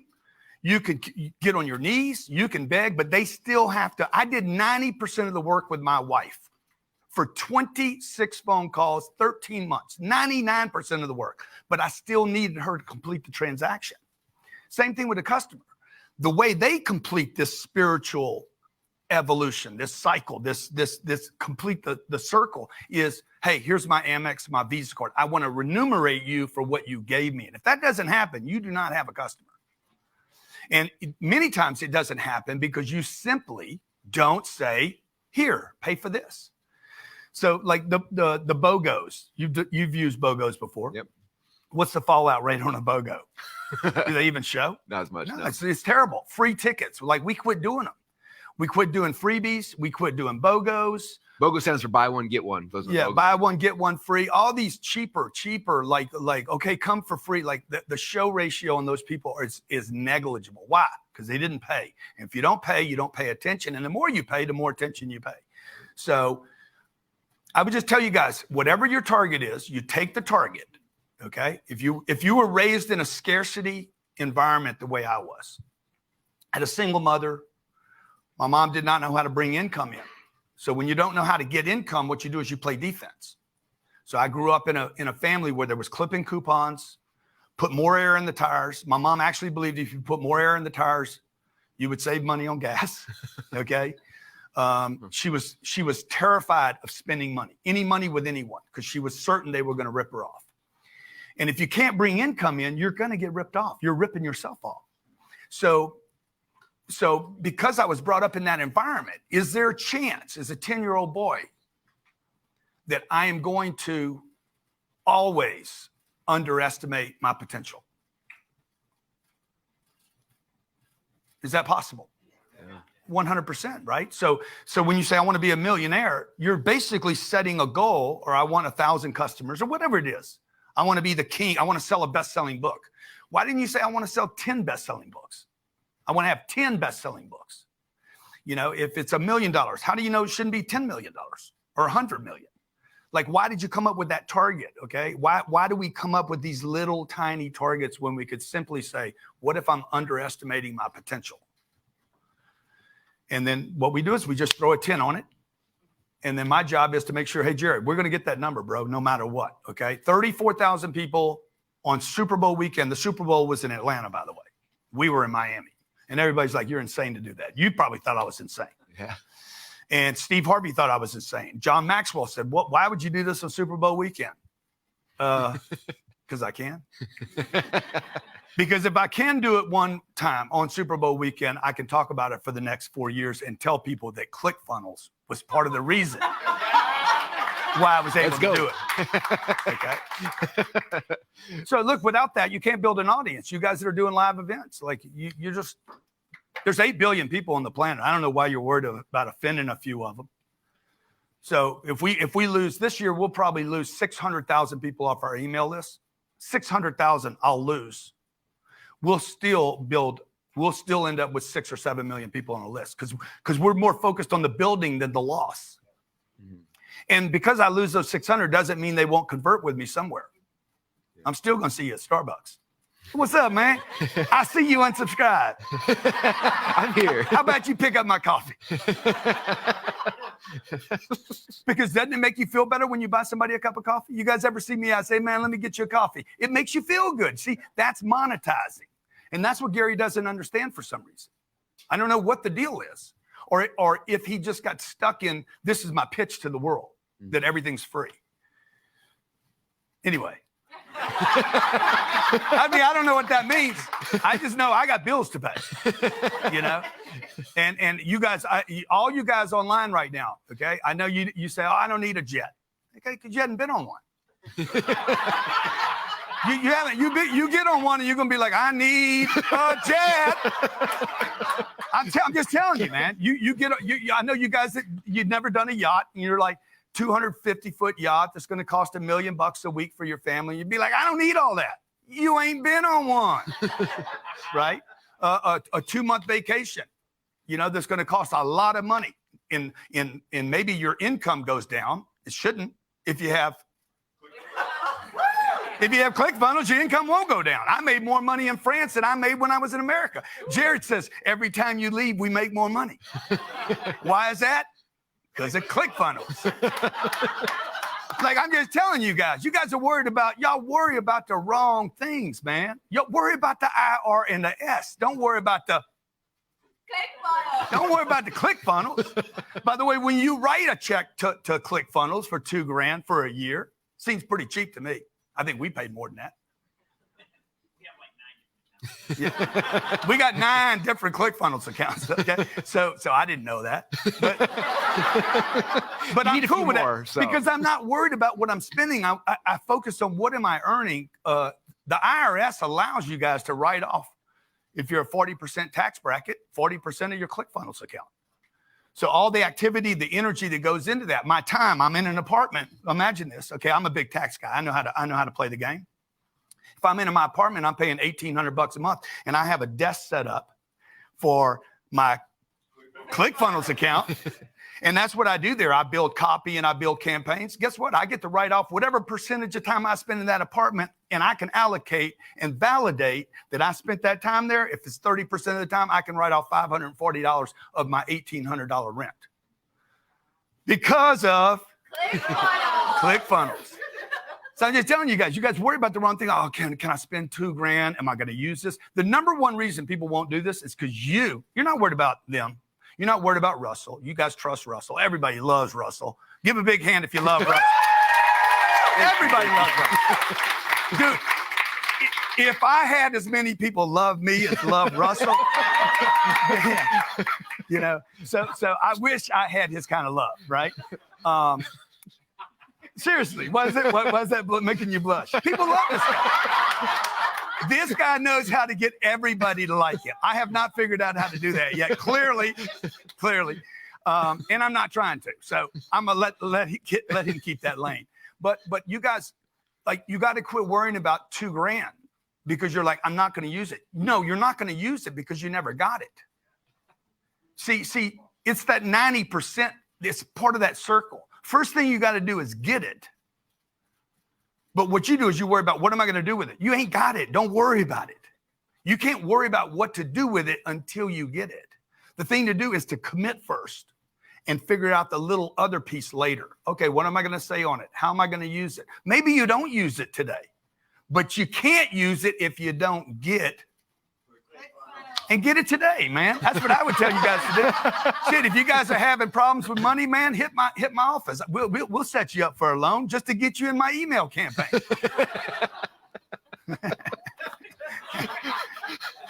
I love you more every minute. This is great. And I'm gonna tell you something I really love about Russell. This guy's a student. This guy's always learning. I can see. I see when he makes shifts. I watch him. I see when he makes a shift. Oh, he's moving into this. He's trying to make y'all.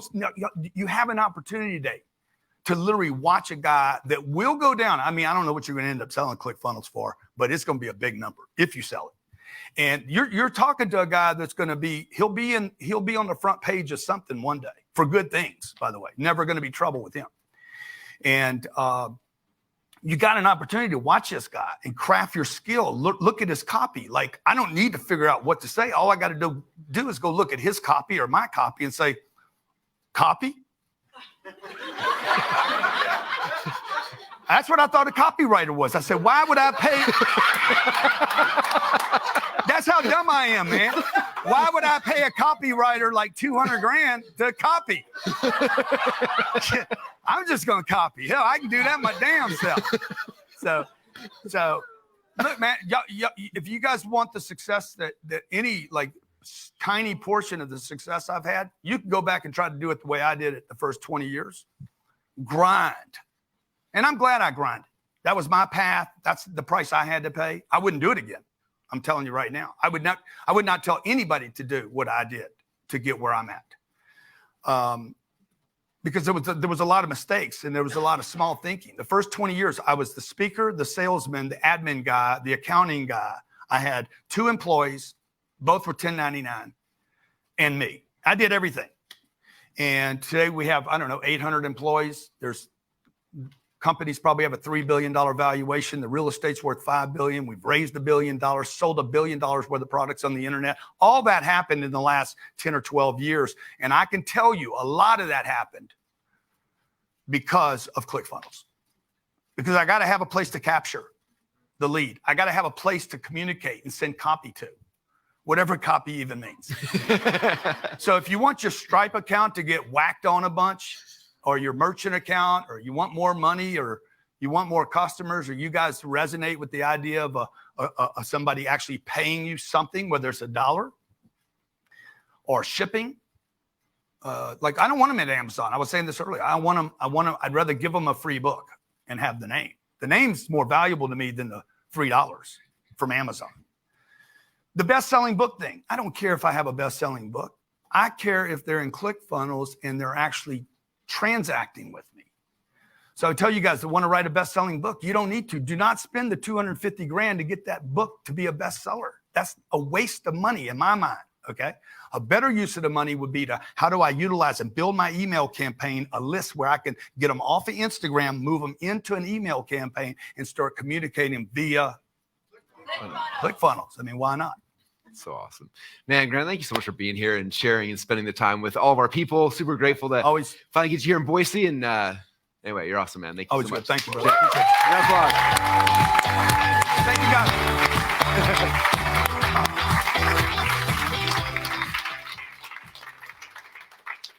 That was so cool. All right, you guys, you feeling it? You guys all ready to 10x whatever your goals were from yesterday?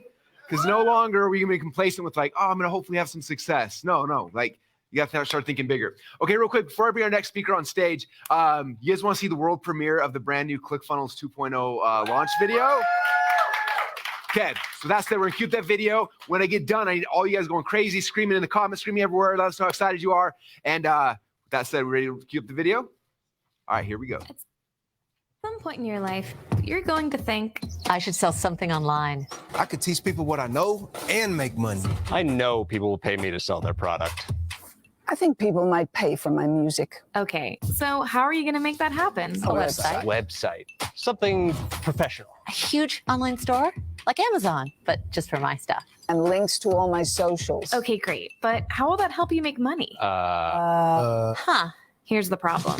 Your website is one of 10,500 created every single hour. What? That's 250,000 per day. That's so many websites. Mine has a logo that my nephew made. Yeah, and they're all fighting for your customers' attention. Most of those sites are awful. Customers get confused or overwhelmed by too many options, and they leave without buying anything. Well, what do we do? I'll tell you. You use ClickFunnels. ClickFunnels? ClickFunnels. I don't get it. Okay, so here's you. What it do? And your prospects are way up here, hanging out on these platforms. A funnel is like a road that moves them over to you. Cool. But how? Well, it's a series of pages that walks your customer through their purchase. It builds trust. They'll know exactly what to do and where to go. That's good, right? Yup. It's like having your best salesperson helping them out every step of the way. They get what they want, and you make more money. I mean, I get it, but for everyone else, can you explain the part where we Make a funnel? Sure. It's simple. Choose one of our professionally designed templates to create your ideal customer journey. Drag and drop your product, some copies, some photos, and done? Sweet, sassy Molassy. Indeed. And funnels are just the beginning. ClickFunnels is a complete platform that gives you everything you need to build your site or blog or store. Oh, wow. Also, ClickFunnels has your CRM, email marketing, fulfillment, shipping, real-time analytics, split tests, all under one umbrella. I love it. Of course you love it. It's ClickFunnels. And you can get started today for free with a 14-day trial. I like that price. Let's do this.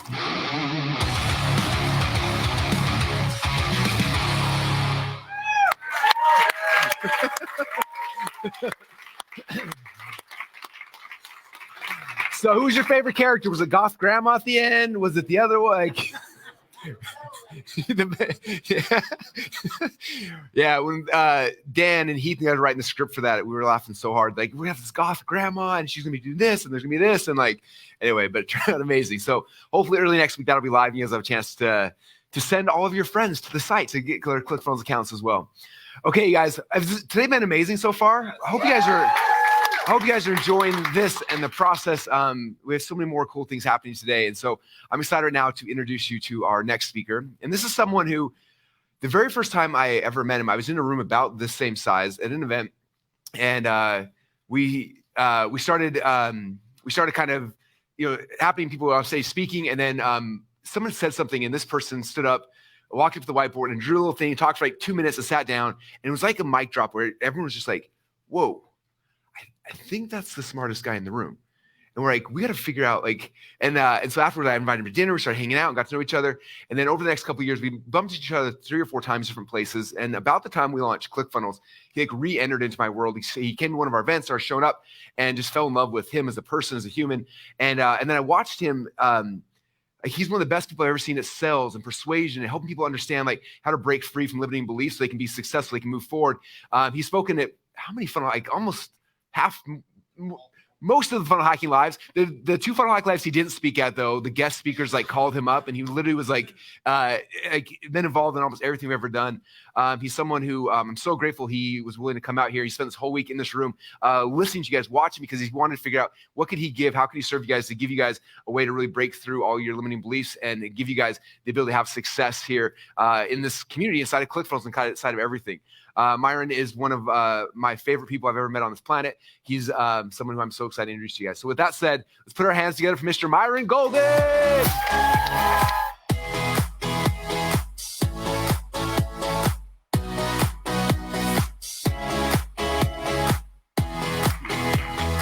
All right. Thank you. How many of you want to learn how to multiply, amplify, and magnify your reach using ClickFunnels? Say, I do. I do. By the way, when I ask folks in the room to say, I do, I want you guys to type it in the chat. You already got how it goes. I see the I do's coming in back there.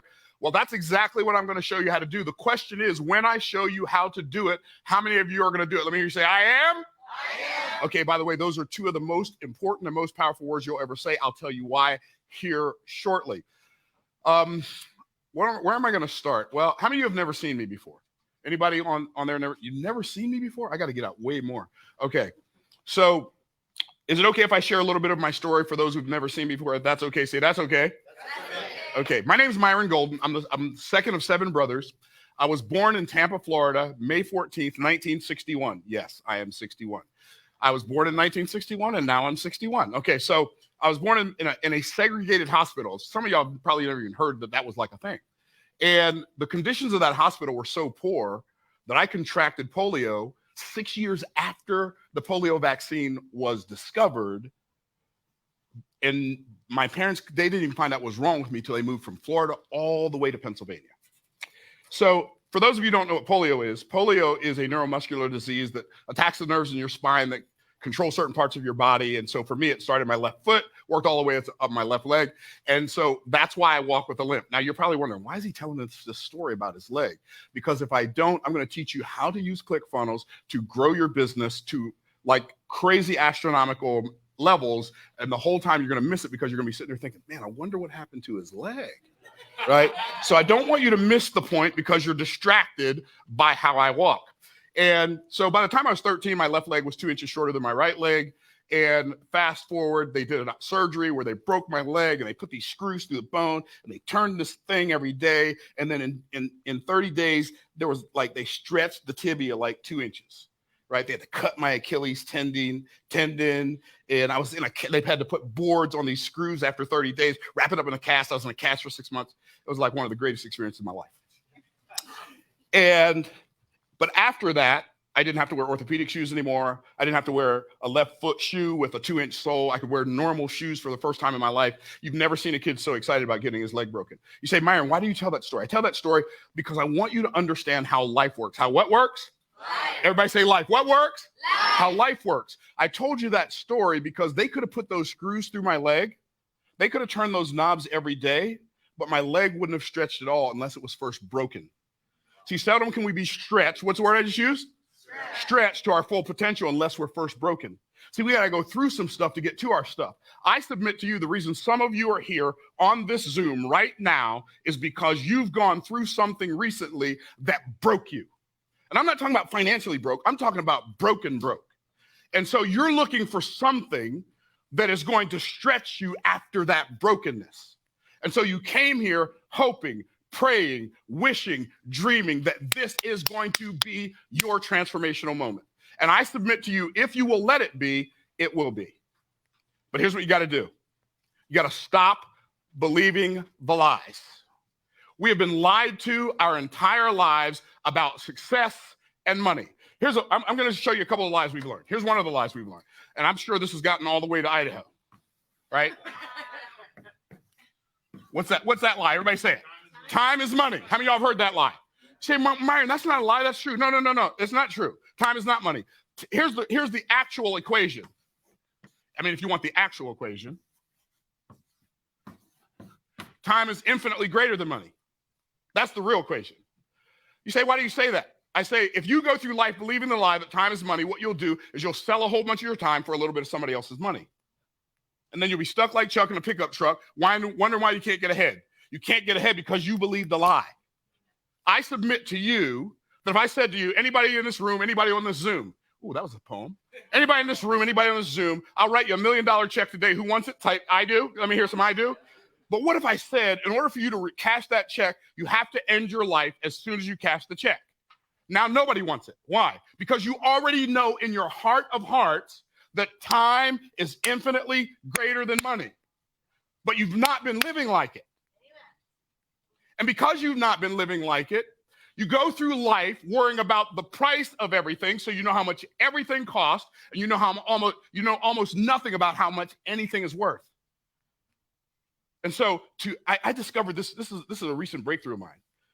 And I've had a lot of good breakthroughs, but one of my breakthroughs is poor people and middle class people believe most things are important, or most things are expensive because they pay for things with money they've exchanged their time for. So they feel like they're paying for everything with their life because they are. How much of my life is this worth? Is this car worth this much of my life? Is this cup of coffee worth this much of my life? Is this gallon of gas worth this much of my life? And then we have, well, I don't know. I don't know how much of my life I want to pay for this. Put yourself in a position where you disconnect your income generation from time. You're not going to do that overnight. That's not an immediate overnight transformation. That is a transformation that takes time.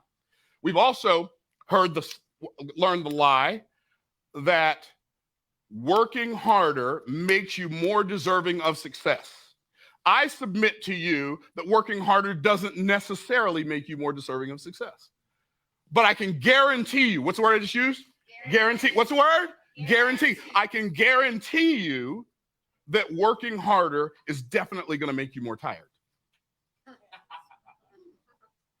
So if you want to be more than just tired, Stop working harder on what has already proved to you for the last 5 years, 10 years, 20 years, 30 years, 40 years. You're working harder on what's already proved to you that it's not working. And then it's amazing. We've all been warned about the get rich quick scheme. That sounds like, is this a get rich quick scheme? When somebody asks me that, I always say, you better hope so. Because you ain't going to be here long enough to get rich slow. Because the reality is, we've all been warned about the get rich quick scheme, but nobody warned us about the stay broke for the rest of your life scheme. So that's the one that most people opted for. The stay broke the rest of my life. Now, I don't want to get rich quick. I think I'll stay broke for the rest of my life. Well, that makes sense. And so what we have to do is we have to understand a real scientific, spiritual essence formula for success. So before I give you what I believe the formula for success is, let me give you what I believe the definition of success is. I believe that the definition of success is discovering the purpose for which you were created. And then you develop yourself for that purpose. And then you deploy yourself in that purpose. And then you are successful. Period. It doesn't matter if you go buy a $500,000 car. Just because it costs a lot of money doesn't mean it's successful. You can put it, let's say it's a convertible Rolls-Royce Dawn. You put it in your front yard, fill it up with dirt, plant flowers in it. It's the most expensive flower pot in your neighborhood, but it's not successful because it's not being used for the thing it was created for. And see, that's the part you've been missing. See, when you were born, there was greatness planted, a seed of greatness planted inside of you. But you've not, maybe you grew up in an environment where nobody watered that seed, where nobody cultivated that seed, where nobody pulled the weeds that were around that seed. And so you grew up believing a lie. And it's so fascinating because how many of us parents have spent our children's growing up years in the beginning saying, well, you can do anything you want to do. You can be anything you want to be, while they watch us do nothing and be nothing. And they think to themselves, though they dare not say it, if I can be anything I want to be and I can do anything I want to do, how comes you're not being more? How comes you're not doing more? They're not saying it, but I promise you they're thinking it. And so what is the real formula for success? So one of the things I do is I teach people how to succeed, how to build businesses based on biblical principles. That's my groove. That's my jam. I love business. I love the Bible. So I teach people business principles based on the Bible. That's what I do. Now, everybody doesn't believe the Bible. Okay, but I would recommend, if that's you, don't take on that as an assignment. However, I discovered a principle in science that matches up with a principle that's in the first chapter in the first book in the Bible. The key to success is not working harder. The key to success is this: if you don't like the output, change the input. Change the what? Input. Talk to me, everybody. Change the what? Input. That's right. Change the input, because inputs create outputs, period. Now, here are the inputs that God gave us in Genesis chapter 1. Y'all ready? Everybody say, I'm ready. Ready. First input is be. Second input is do.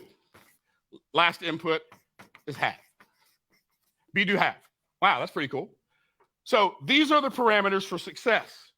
There's a platform for success as well. What's the platform? Time, space, and matter. Which is really cool if you're talking about success, because success is when something is doing the thing it was created for.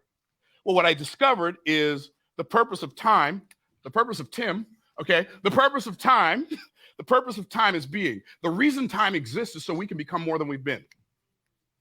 That's why time exists. Anything you're going to become that you're not already is going to take time. It's going to take what? Time. Everybody's going to take what? Time. It's going to take time. It's so fascinating. Like some of you, I love the fact that you've got your all-in backgrounds and you're all in, and you got ClickFunnels 2.0 and you got your funnel builder secrets and you're ready to go. That's awesome. But here's my word of advice to you. Don't rush the washing machine. In order for the clothes to get clean, it has to go through all the cycles. Somebody wants to become a lawyer, so you know what they do? They have to get a degree. They have to go to college. So you go to college for a year. You go to college for 1 year, And generally speaking, you have to pay for it, right? How much does college cost? Let's just say an inexpensive college costs $50,000 a year. So you paid $50,000, you went to school for a year, and now you're a lawyer, right? No, that ain't how that works, baby. No, you ain't a lawyer. You got to go back to school another year. Well, they don't make you pay the second year, do they? Oh, yeah, they make you pay the second year. Do they give you a discount? No, it's another $50,000. So what do you do after that? Then you get to be a lawyer, right? No, you got to go another year. What? 3 years and $150,000 and you're not a success? Are you sure this isn't a scam? How many y'all tracking? Wave at me, my peeps. On Zoom, wave at me, my peeps. Okay. And so then you got to go another year. Now it's 4 years. It's 200 grand. You are still not a lawyer, but you don't think it's a scam. Fascinating. Because you know it's going to take what? Time. Now, are you a lawyer? You graduated. Are you a lawyer? No, you're not a lawyer. Now you got to go to law school. How many years you got to go to law school, Andy? 3 years. Law school costs more than college, doesn't it? A lot more. So let's say law school's 100 grand a year. So you pay 100 grand the first year of law school. Now you've paid 300 grand and now you're a lawyer, right? No. You get to do that again. And you pay 100,000 again the next year, and you're still not, and then 100,000 the next year. Now you're done paying for all your school. You graduated from college, you graduated from law school, and now you're a lawyer, right? No. That ain't how it works. Now you get to spend the next 3 months of your life eating, breathing, and sleeping, studying for the bar exam. Isn't it fascinating that you just went to school for 7 years and nobody taught you how to pass the bar exam? But nobody thinks that's a scam. Isn't it fascinating? But everybody wants to make as much money as lawyers. Fascinating. But it takes what? Time. So you got to study for 3 months while somebody else supports you, or you live on credit cards, and then you take the bar exam that you're not guaranteed to pass, but you might pass, and then when you pass, congratulations, you spent $500,000, and if you're fortunate, you might be able to get a job making 6 figures your first year. So now it's only going to take you 5 years. If you take all of the money you make, don't pay any taxes, don't buy any food, don't do any rent, don't do any car, don't do any gas, don't pay any utilities, just take all the money you make and then pay off your student loans and get out of your student loans in 5 years. But nobody thinks that's a scam. Fascinating. And then how many lawyers go on from any law school to win a two comma club award? Here's the answer. Not many. Russell Brunson, one of the reasons I love him is because he's not pretending to care about you while he actually only cares about your money. That's one of the reasons I love him. I had already made millions of dollars. I had already lost millions of dollars. I lived on borrowed money for 2 years, all of 2013, all of 2014. 2015, I joined Russell Brunson's inner circle, and it wasn't $2,000. It was tens of thousands of dollars a year. And I'm going to tell you what's really amazing about that experience in a minute. But it wasn't so much what I learned from him as it is what I gained from the environment that he had created. I want you to think about that. And we have built a business now in the last 7 years where we pay more in taxes every year than I would have made in my entire life working a job. I want you to wrap your mind. I'm blown away by this. I'm blown away by this. Well, the parameters are be, do, have. The platform is time, space, and matter. The purpose of time is being. If you're going to become a funnel builder, I'm glad I'm all in. I'm a funnel builder. Everybody do that. I'm a funnel builder. I'm a funnel builder. But guess what it's going to take? It's going to take time. Space. The purpose of space is doing. If I'm all wrapped up in cellophane, all taped up in duct tape, I can't do anything. Why? I don't have any space around me. In order to do something, you need space. In order to become something, it takes time. And so the purpose of time is being, the purpose of space is doing, the purpose of matter is having. Now here's what's really interesting. Here's how God set it up. He put inside of every one of you and every one of us, all of you on Zoom and all of us in the room, he put inside of us a massive desire to have more. Your desire to have more money, to have more great experience, to have a nicer house and a nicer car, and to take your family on better vacations, that desire is God-given. And he put that desire in you to inspire you. To inspire you to do what? To do more so you deserve to have more. Oh, but he also set it up like this.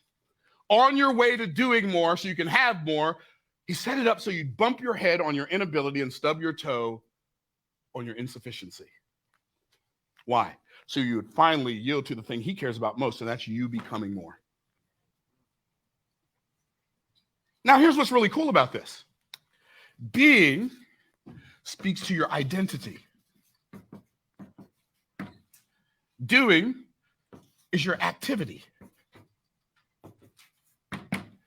Matter is your property.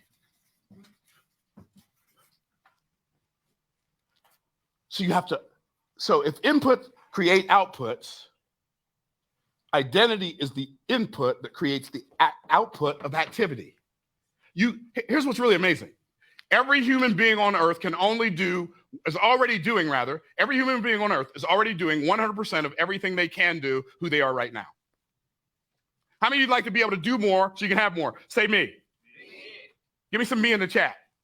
In order for you to do more in order for you to be more in order for you to do more so you can have more, you have to become more. You are operating at full current. Everybody say current. You are operating at full current capacity. That's why not a single solitary person in this room can afford to let a day go by where you're not learning something new. Because if you're not growing, you're shrinking.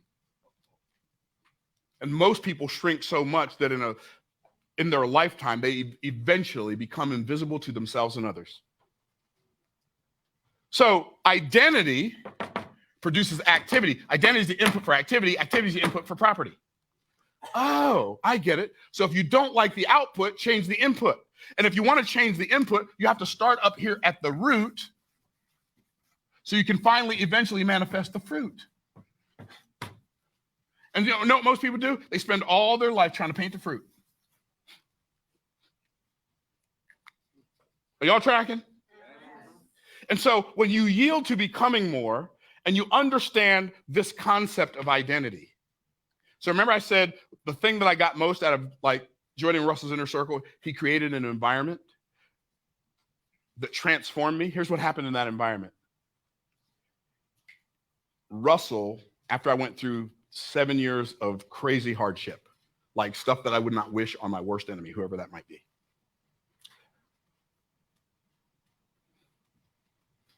Russell created an environment that introduced me to my true identity.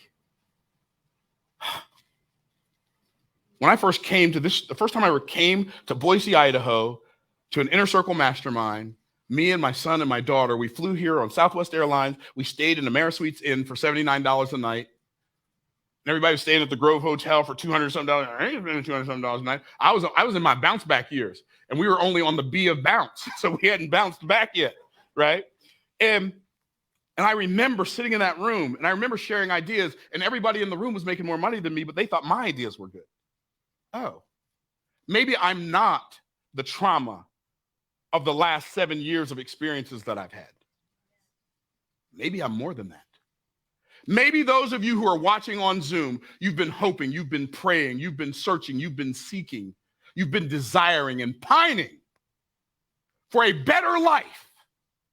Maybe this 5-day challenge has introduced you to your true identity so that you can go out and become more than you've been being, do more than you've been doing, and finally, you'll have more than you've been having. And once that happens, here's what you're going to find out. You're going to find out that who you became on the journey is worth far more to you than all of the things you've acquired. Mind-blowing. Mind-blowing. Time, space, and matter. Well, what's really interesting about identity? I'm going to show you this, and then I'm going to share a couple of concepts with you that I believe will impact your life. Because, see, some of you don't even understand why you feel stuck. Might I make a suggestion? Yes? Yes. I submit to you that if you feel stuck, the reason you feel stuck is because you've been programmed by what I call the cultural hypnotic societal mechanism to ask disempowering questions. That's interesting. If you ask a disempowering question, what kind of answer do you think you might get? If I ask you what 2 plus 2 is, you're not going to tell me the answer to 3 plus 3. So if I ask a disempowering question, the only answer I'm going to get is a disempowered answer. And it drains me of my energy, blinds me in my expectation. And if my mind is blind to the possibility, my eyes will be blind to the opportunity. Are y'all tracking? Yes. Is anybody with me? Yes. And so understand that instead of asking a disempowering question, what if it doesn't work? Maybe you should ask this. How awesome is it going to be when this works? I was sharing with some folks at breakfast this morning. You know, before you get on the other side of money, you know, the good side. Before you get on the other side of money, you're hopeful. You're like, I hope this works for me. But you can't really imagine what it's going to be like. Why? Because most people take their past experiences, they project them on the screen of their future, they recreate the past and think they're living in the present. The reason it's so easy for us to expect things to go wrong is because we know what wrong feels like. And for so many people, it's been so long, if ever, that they've ever experienced something mind-blowingly amazing. They don't have a way to imagine it because it's not in their memories. I suggest to you that you don't let your past imprison your future. I mean, I can't command you to do that, but I can suggest it. How many of you are willing to break free from the prison of the past, never to return again? Let me hear you say, I am. I am. So, it's really interesting. Identity. There's a story in the Bible about a man named Moses who had some unique experiences. One of the unique experiences, he's out there shepherding his sheep, and he's probably pulling some burrs out of the sheep's wool. All of a sudden over there's a burning bush on fire. Sheep says, "Bah, Moses, fire." Moses looks, there's fire. But this is a very unique fire, because the bush is on fire, but the leaves are not consumed. And a voice speaks to him out of the fire. I don't know what y'all would do if a fire out of a bush that ain't burning up starts talking to you. Brother man's exit stage right. Can I get a witness? So the bush starts talking to him. Hey, Moses. Yes. I want you to march into the office of the most powerful man on earth, and you tell him I said, let my people go. Man, I'm telling you, every time I read the story, I want to coach Moses. Because he asked this question. And I'm thinking to myself, bro, this is not a good question. He says, who should I say has sent me? Moses, do you understand where you're going? This dude can have you killed if he don't like your question. Who should I say sent me? Really? That's the best you got? No, Moses, here's what you should say. If I'm coaching Moses, this is what I would say. I would say, Moses, here's what you do. Don't say, who should I say has sent you? Here's what you say. What should I tell him you're going to do if he says no? That's what I would have said. Moses understood something I didn't understand. What do you understand? That authority is always an identity issue. So he said, who shall I say has sent you? And then God said this. He said, say the I am that I am has sent you. Now, I'm a geeky, sciencey kind of guy. I study science because I think it's fascinating. I've always thought it was fascinating. I loved science and math when I was in school. Did not like grammar, did not like spelling. In math, there's no I before E except after C, except in the cases of lay and weigh and all these other fancified rules that don't make any sense to me even to this day. And but you have to study the etymological root of the word. Okay, I get that, but it still didn't make sense to me in elementary school. So I thought, in time, in the realm of time. Have you ever thought about this? If you're geeky and sciencey, you probably have. If you're not, you probably haven't. But in the realm of time, there's no such thing as the present. It can't exist. As soon as I say now, it becomes then. Now is forever fleeting. There's no such thing as the present in the realm of time. It just doesn't have the ability to exist because time moves too fast. Well, in the other realm, in eternity, there's no such thing as the past or the future. There's only the present. Eternity is the forever now. Eternity is the forever now. Okay. I'm getting kind of dizzy. You're making my head hurt. Got it. Why is this so important? It's important because if God's name is I am, and authority is always an identity issue, the words I am are two of the most powerful words you can ever say. That's why we all must be very hyper intentional. Whatever word follows, I am. I can't afford to say, I am so stupid. I am such a loser. I am so fat. I am so tired. I am so broke. All you're doing when you do that is you're infusing your limitations with the power of eternity. How can you win against that? When I say I am good and getting gooder. I am rich and getting richer. I am healthy and getting healthier. I am smart and getting smarter. Why? Because if I'm going to infuse something with the power of eternity, I am going to infuse my leverage, not my limitations. And some of you have only learned how to talk badly to yourself. Real talk, my peeps. And what we have to do is we have to learn how to say different things to ourselves so we can create an expectation today that we didn't have yesterday. And then we can take an action today that we couldn't take yesterday. One of the things that I've discovered so many laws, the law of energy, conservation. Everything is energy. Energy is neither created nor destroyed. It just changes form. That's why I am very intentional with the energy that I show up with. I show up with a positive energy. Why? Because every deed is a seed, every thought is a seed, every word is a seed that I'm sowing into the garden of my future. If I'm sowing the seed, I'm going to eventually reap the harvest. In the words of Warren Wiersbe, the late, great Warren Wiersbe, he said, any fool can count the number of seeds in an apple, but only God can count the number of apples in a seed. So I have to be very intentional with every seed I sowed. Every thought seed, every word seed, every deed seed, every dollar seed that I sow is going to produce a harvest of some kind. If I don't want to reap a negative harvest, I can't afford to sow negative seeds. Are y'all tracking? Let me hear you say I'm tracking.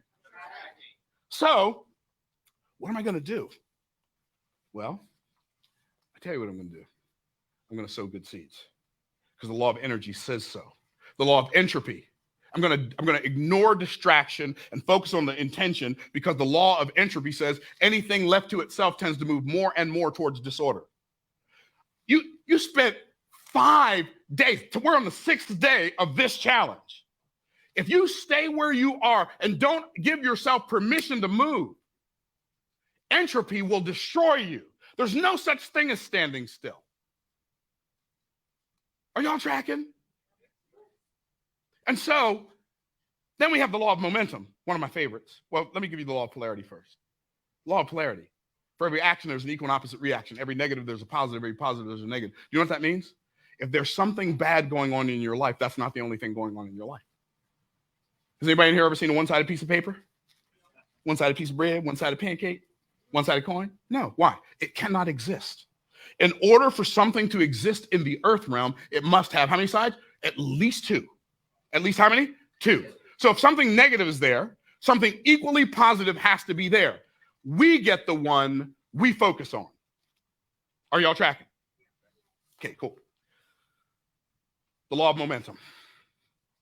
An object in motion will continue in motion until and unless it's acted upon by an outside force. An object at rest will remain at rest until and unless it's acted upon by an outside force. So I want to congratulate everybody on Zoom, whether you're all in or not, whether you've already bought Funnel Builder Secrets or not, whether you've already gotten ClickFunnels 2.0 or not. I congratulate you for creating some momentum in your life and moving in a direction that has the potential to make your life better. I celebrate you. Let's clap for the people in this room. I celebrate you for moving in a direction that can make your life better. It can make your children's life better so that you can have influence with your children again. Such a beautiful thing for your children to think you're the smartest person on earth. By the way, when that happens, you will know that they are not teenagers. Can I get a witness? Okay. So I want to make sure that I'm going through life, I sow good seeds. So one of the things that I do, I'm a very happy payer. Very happy what? I'm a very happy payer. I love to pay people who serve me. It makes me just happy as a lark in the dark, assuming that larks are happy in the dark. I love to pay the people who serve me. I love to give big tips. I love to pay my mortgage. I love to pay the mortgage on my building. I love to pay my utility. I love to pay people who serve me. Love it. We got here this week. I gave the pilot, the co-pilot, and the flight attendant a $200 tip. All three of them. Why? Because I love to pay the people who serve me. I didn't know I was going to even talk about this. So somebody asked me yesterday, what are you going to talk about? I don't know yet. I'll figure it out. Why do I love to pay the people who serve me? Because what goes around comes around. If I love to pay the people who serve me, the people I serve will love to pay me. Some of you wonder why you have such a hard time with sales. Because you're a miserable buyer. You go into a shoe store, probably to get some shoes. It's just a guess. A shoe salesperson comes up to you and says, can I help you? You say, no, I'm just looking. I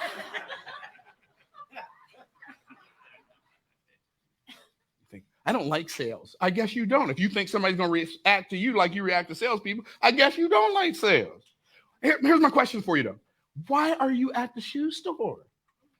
Baby, if you don't even want no help finding those shoes, please don't go to the shoe store.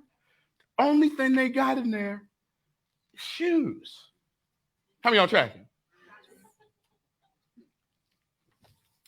Here's what I found out. We don't get in life what we want. We get in life what we deserve. How do we deserve more? We deserve more by sowing better seeds, thought seeds, word seeds, dollar seeds. I attract happy buyers. People I serve love to pay me. What goes around comes around. I love to pay them too. Are y'all tracking? So, if you're going to be successful, you have to learn some principles. One, King Solomon was the wisest, wealthiest man who ever lived. I built my entire business based on King Solomon's business model. I don't have time to go into what all that means right now, but that's what I've done. It's working pretty well. And so you have to have some kind of model. And here's what King Solomon said. He said, if you have something good, you have a moral obligation. A what? Moral obligation. A what? Moral obligation to do everything in your power to sell it to as many people as possible. He said, he that withholdeth the corn, the people shall curse him, but blessings shall be upon the head of him that selleth it. I love sales. I love selling stuff. I love buying stuff. But what I don't like is I don't like convincing people to buy.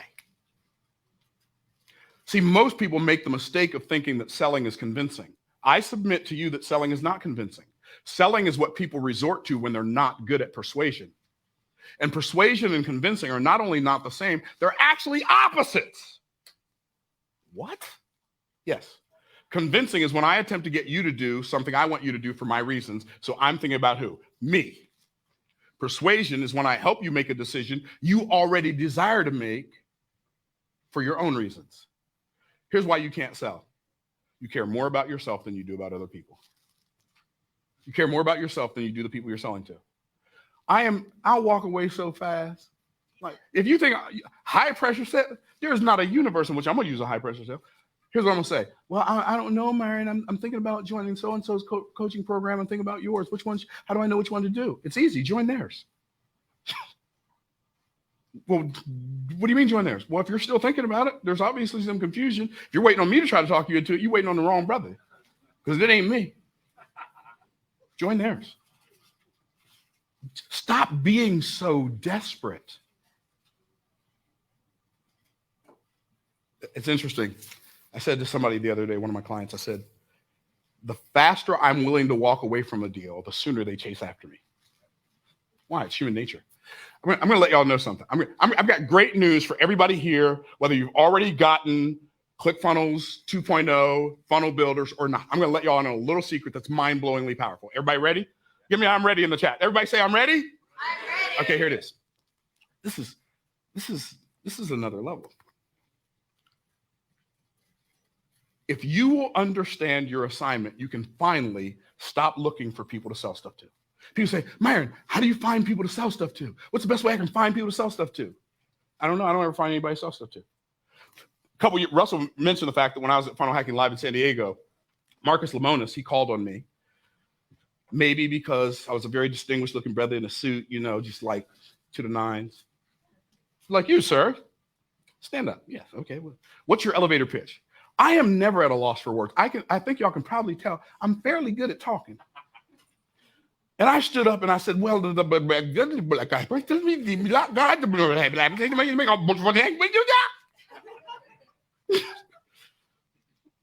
some incoherent something. It was way more incoherent than Dan's example the other day.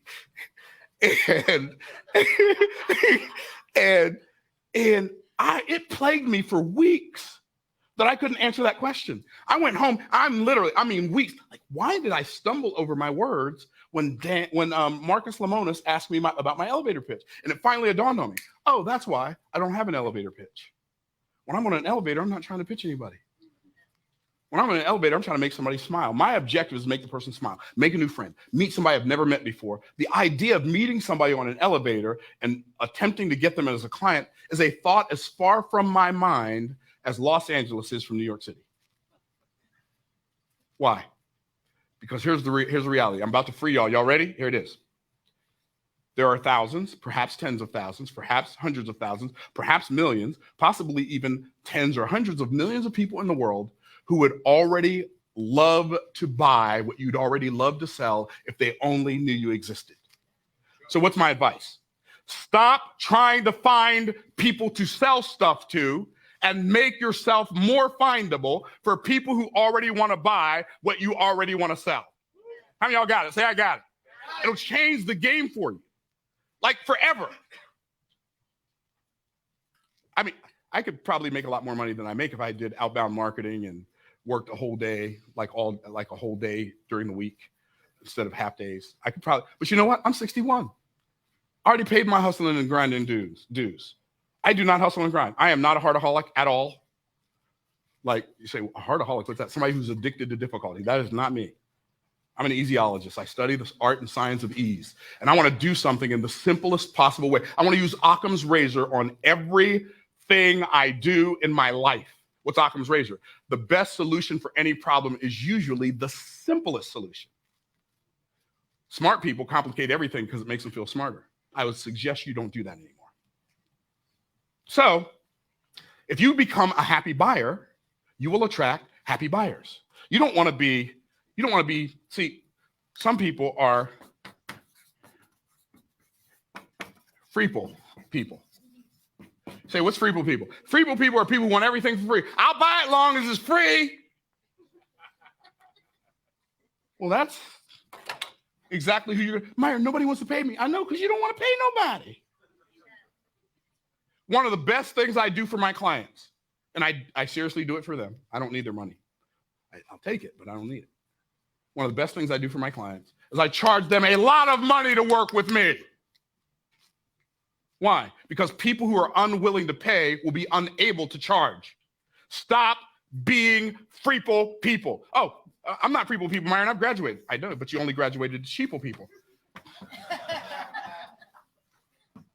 Everything reproduces after its own kind. You got a whole cheaple people tree growing in your backyard. Cheaple people, they'll buy it as long as it's cheap. Then we got freeple people. Then we got feeple people. People. Now that people are better. People. What are people? They're willing to pay a fee. These are your $297 buyers, your $997 buyers, your $1997 buyers, sometimes your $5,000 buyers. You got people, they ain't buying nothing.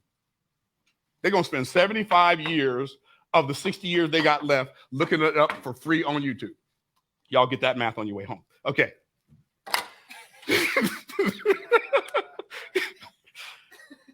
Here's who I am and who I attract. I attract people. Who are people? People are people who are willing to pay a premium. If you will become a premium buyer, you will attract premium buyers. Why? Everything reproduces after its own kind.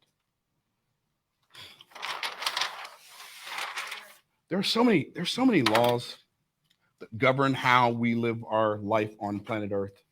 There's a law that you've probably heard of, like, okay, I'm gonna write it up here. I want y'all to tell me what this is. Type it in the chat as soon as you know what this is. What is that? What's that stand for? Law of attraction. How many of y'all know? Did they get it back there? Okay, I didn't give them enough time. Okay, law of attraction. Okay. But there's another LOA that you hadn't heard about. It's not the law of attraction.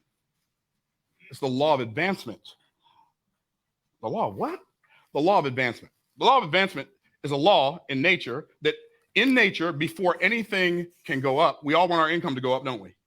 We all want our status to go up. We want our circumstances to go up. We want our vacations to go up. We want our education, all of that. We want it all elevate, right? Okay. But in nature, before anything can go up, it has to go down.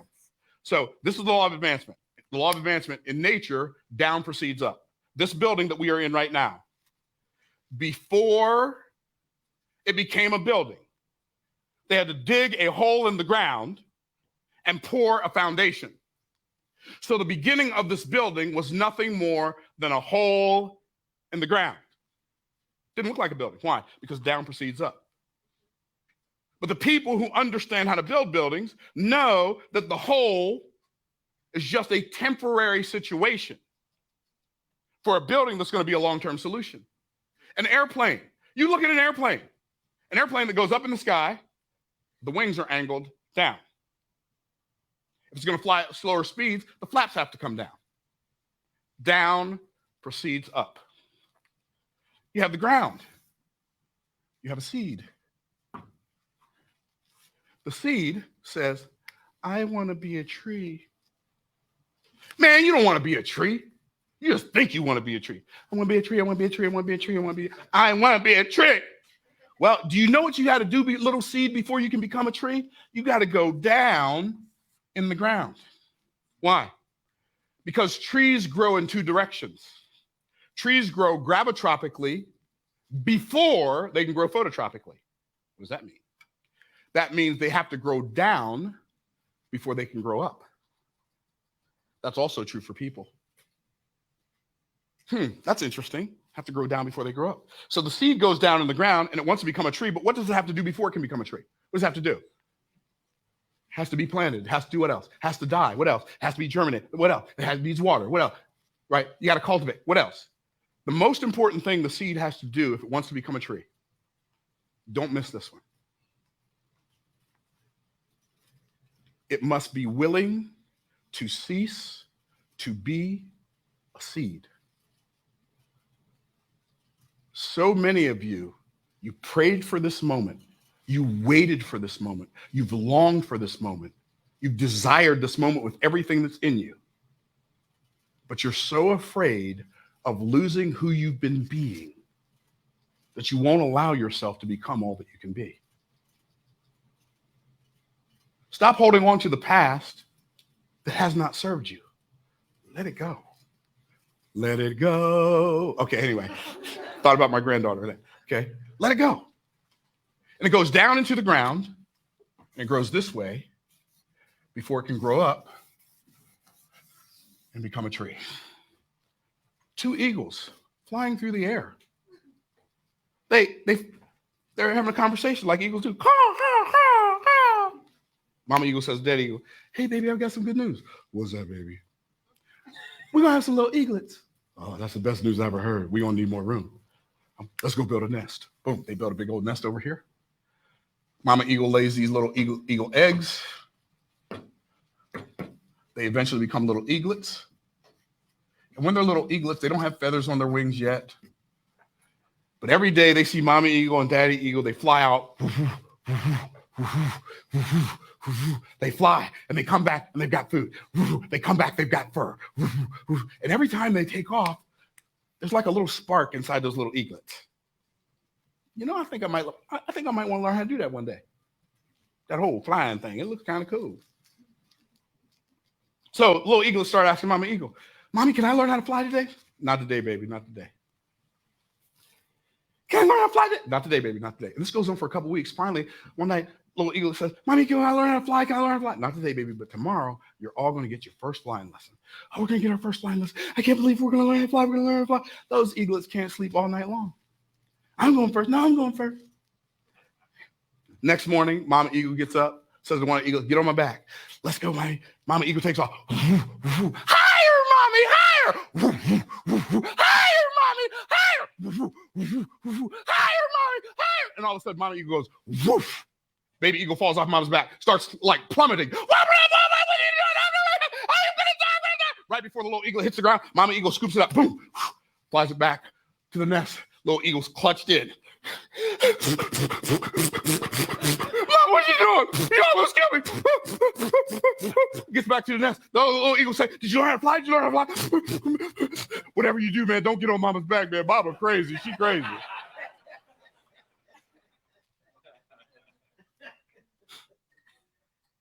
Next one gets on. Same experience. That night, they're plotting a mutiny.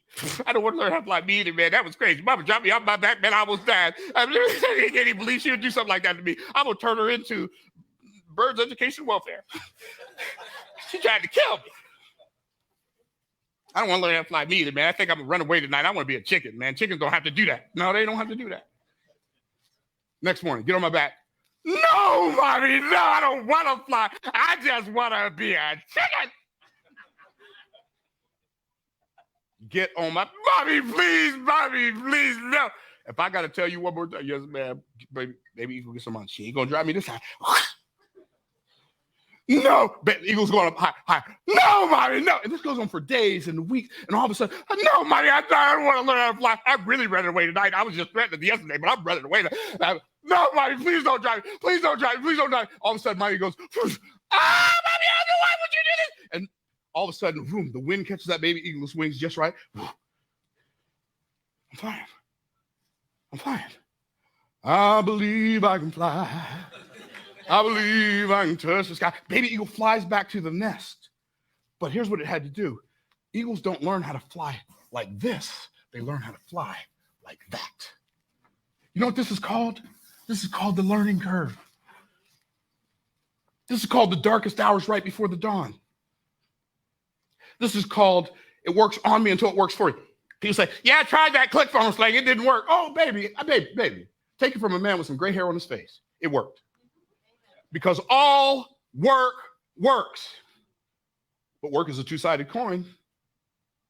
It either works for me or it works on me. And usually it works on me before it works for me. Here's where the successful people come from. They're the people who let the work on them until they become the person for whom it can work. Are you willing to do that? Are all of you on Zoom willing to let the work on you? Hey, what you been doing for the last 15 years? I mean, what you been doing for the last? Oh, Myron, you don't understand, son. I got 40 years experience driving that forklift. I got bad news for you, bro. You don't have 40 years of experience. It don't take that long to learn how to drive one. You got 2 weeks of experience repeated over a 40-year time period. That's not the same thing. And so, about 100% of the eagles learn how to fly. About 100%. What percentage of people learn how to fly? Oh, about 3%. Why? Because we have a choice. And here's what we do. We're so uncomfortable with the feeling of fall. It's not impact that bothers us. We won't even feel that.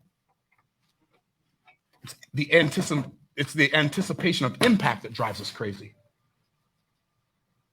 It's what people are thinking about us while we're on our way down that drives us crazy. It's all those negative voices in our ear while we're on our way down that bothers us. It's not impact.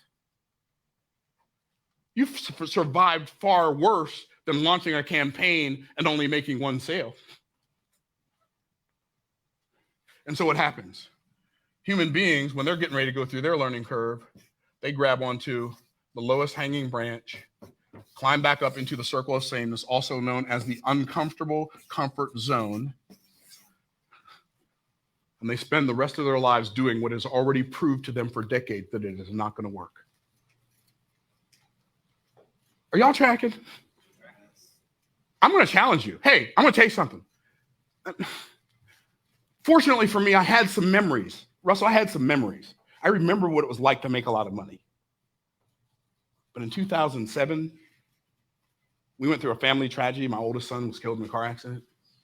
2008, they created the Great Recession. I didn't participate in it, but most of my clients did. They got abducted by aliens. I know because I haven't heard from them since. 2009, I did the only thing I knew to do. I joined a network marketing company because I was good at that. Got my income up to $40,000 a month, and as companies do, they changed the product. And that income went from $40,000 a month down to almost nothing, almost overnight. 2010, I got a letter from the insidious representatives of Satan. Y'all can figure that one out on your way home.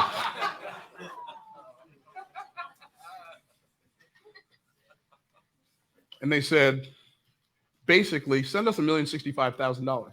No, y'all understand. I know y'all representing Satan and all that, but I ain't got $65 to send you, $65,000 to send you. 2011, my mom died. 2012, we sold our $1 million house on a short sale. Lost $300,000 on the house.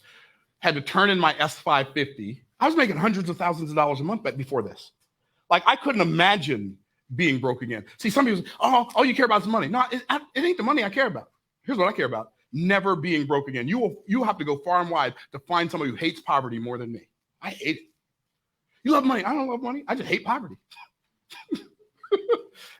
And money solves that problem. Keeps it real far away from the dough. 2012, I short sold my house. I borrowed money from one of my clients and several of my family members, the richest guy they knew. Borrowed money from them, moved across the country from Pennsylvania to Florida, and my other friend loaned me $4,000 a month for 2 years. Because in order for me to do an offer in compromise, I had to go broke, I thought. This is what my tax litigation consultant told me. Go broke and make a deal. I went broke and made a deal. How do you go broke? Well, you can't make any money. Okay, what do you do if you don't make any money? Oh, I guess I borrow it. And a good friend, fortunately I had a good friend who I had helped when he was in trouble. He loaned me $4,000 a month for 2 years. Then 2014, started making a little bit of money. 2015, joined Russell Brunson's Inner Circle. And here's how it went.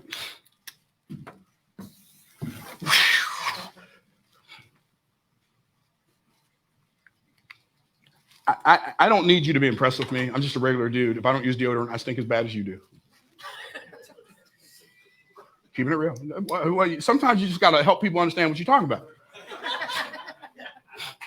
Right? I got to use toothpaste and mouthwash, or you don't want to get too close. Just like you. But I could have written a check for my house. I got a mortgage because it makes more sense to get a mortgage. My money makes me a lot of money, so I don't take out money to pay off debt. Like, here's what, how many of y'all want a great debt-free strategy that you can use ClickFunnels to help you? Like, here's a great debt-free strategy. Stop trying to get out of debt first. Getting out of debt is not first base on the road to financial independence. It's third base. First base is create some wealth. First base, for many people, is even if you have to borrow some money. There's two companies that'll loan it to you. I think Visa and MasterCard. I think American Express might loan it to them too. Okay, so there's two companies that loan it to you. Use borrowed money to create wealth and let the wealth pay you and let the wealth you create pay off the debt. That's what I did. How many of y'all tracking? And so what happens when you do that, like everything will change for you. Everything will change for you. Just shifting your mindset. Because here's what happens. I'm going to go back to my first page, and I'm going to wrap it up. What you need, what is being, Myron? What does being mean? It means you have a better mindset. What does doing mean? Doing means you have a better skill set and a better tool set. And And then you get to collect some assets. And income follows assets. Income follows assets. And then eventually you get to a place your assets pay for everything. I live in a golf course community. I only fly on private jets. I'm not getting on a commercial airliner to go from Tampa to St. Petersburg. I'm just not, or it's from Tampa to Miami. I'm not doing it. I'm tired of them hassling me. I'm tired of them canceling my flights. I want to have a choice. Income follows assets, but choices follow income, and freedom follows choices. And the reason some of you feel so bound up by every circumstance of your life is because you haven't developed the right mindset. You haven't developed the right skill sets. You haven't developed the right tool set. So you have no income. You have no assets for income to follow. I got in a room where I was able to redevelop my mindset. I already had the skill set. I got this tool set called ClickFunnels. Oh, by the way, I'm not even good at building funnels. I always tell people, you know what? I built some funnels that make money now. They just ain't pretty, right? Every funnel I've ever built looks like a shoebox that a little kid colored on with some crayons, but they still made money. And lots of money. You don't have to be great at making funnels, but you can eventually be great if you're willing to be bad and keep doing the activity long enough to get great. How many of y'all tracking? Wave at me, my peeps. Like, Russell didn't put this on just so he could make a bunch of money. He doesn't, I promise you, he doesn't need any more money. All these people who came up here and shared with you this week, we didn't do this just so we can make some more money. Here's why we did it. Because we understand that purpose is at the intersection of your passion and your proficiency. Passion being what you love to do, proficiency being what you're good at. And we were created in the image of God for creation, connection, and contribution. When we have creation, connection, and contribution, we feel fulfilled. If we lack any one of those three, we feel unfulfilled. We might have a bunch of money, but we feel disconnected from the people around us. We don't feel fulfilled. We might have plenty of money and plenty of friends, but we're not contributing to anything. Like, this is a contribution play. Don't miss this opportunity to take your life to the next level. I want to share with you at the end. I'm almost done. Like, seriously, almost done. There's a little word that it can have big impact and change your life forever. You know what that word is? If. If I would have said no to Russell's inner circle, I'd probably still be lost in the sauce. If I had said no to ClickFunnels, I'd still be lost in the sauce. That's a very good possibility. If you say no 5 years from now, 10 years from now, 7 years from now, you might still be lost in the sauce. If it takes you 5 years, if it takes you 10 years, if it takes you 20 years, the time is going to go by anyway. You might as well give yourself a chance to win. Rudyard Kipling's son was getting ready to go off to war. He wrote a poem called If. I'm sure some of you have heard it, but do y'all mind if I quote it for you? No. If you can keep your head while all about you are losing theirs and blaming it on you, you can trust yourself when others doubt you, but make allowance for their doubting too. If you can dream and not make dreams your master, if you can think and not make thoughts your aim, if you can meet with triumph and disaster and treat these two imposters just the same,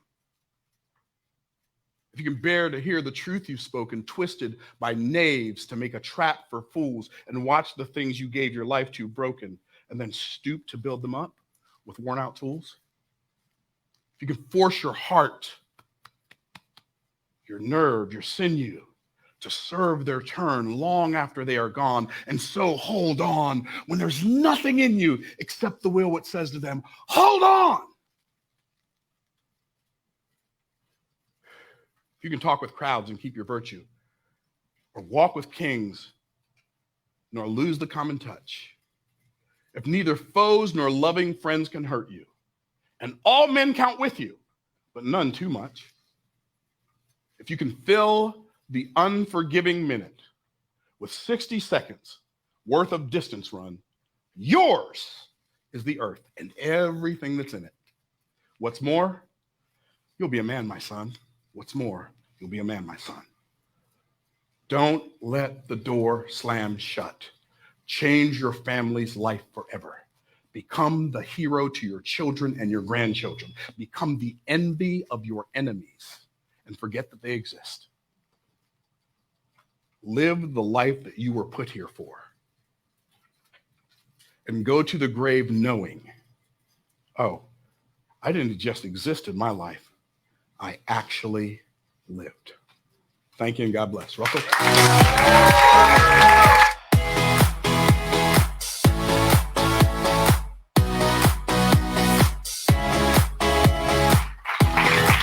Myron Golden. Whew, what an amazing morning. God, so exciting. I've been like sitting here just, I can't believe this is real and we're here and hanging out with all of you guys. Thank you so much from everyone who's all around the world streaming into this. Hope you guys are enjoying these sessions and having a great time. So we've got some more fun things happening today. We have 3 more really cool speakers I'm excited to share with you. But what we're gonna do here inside of Boise, we're gonna take a break to have some lunch.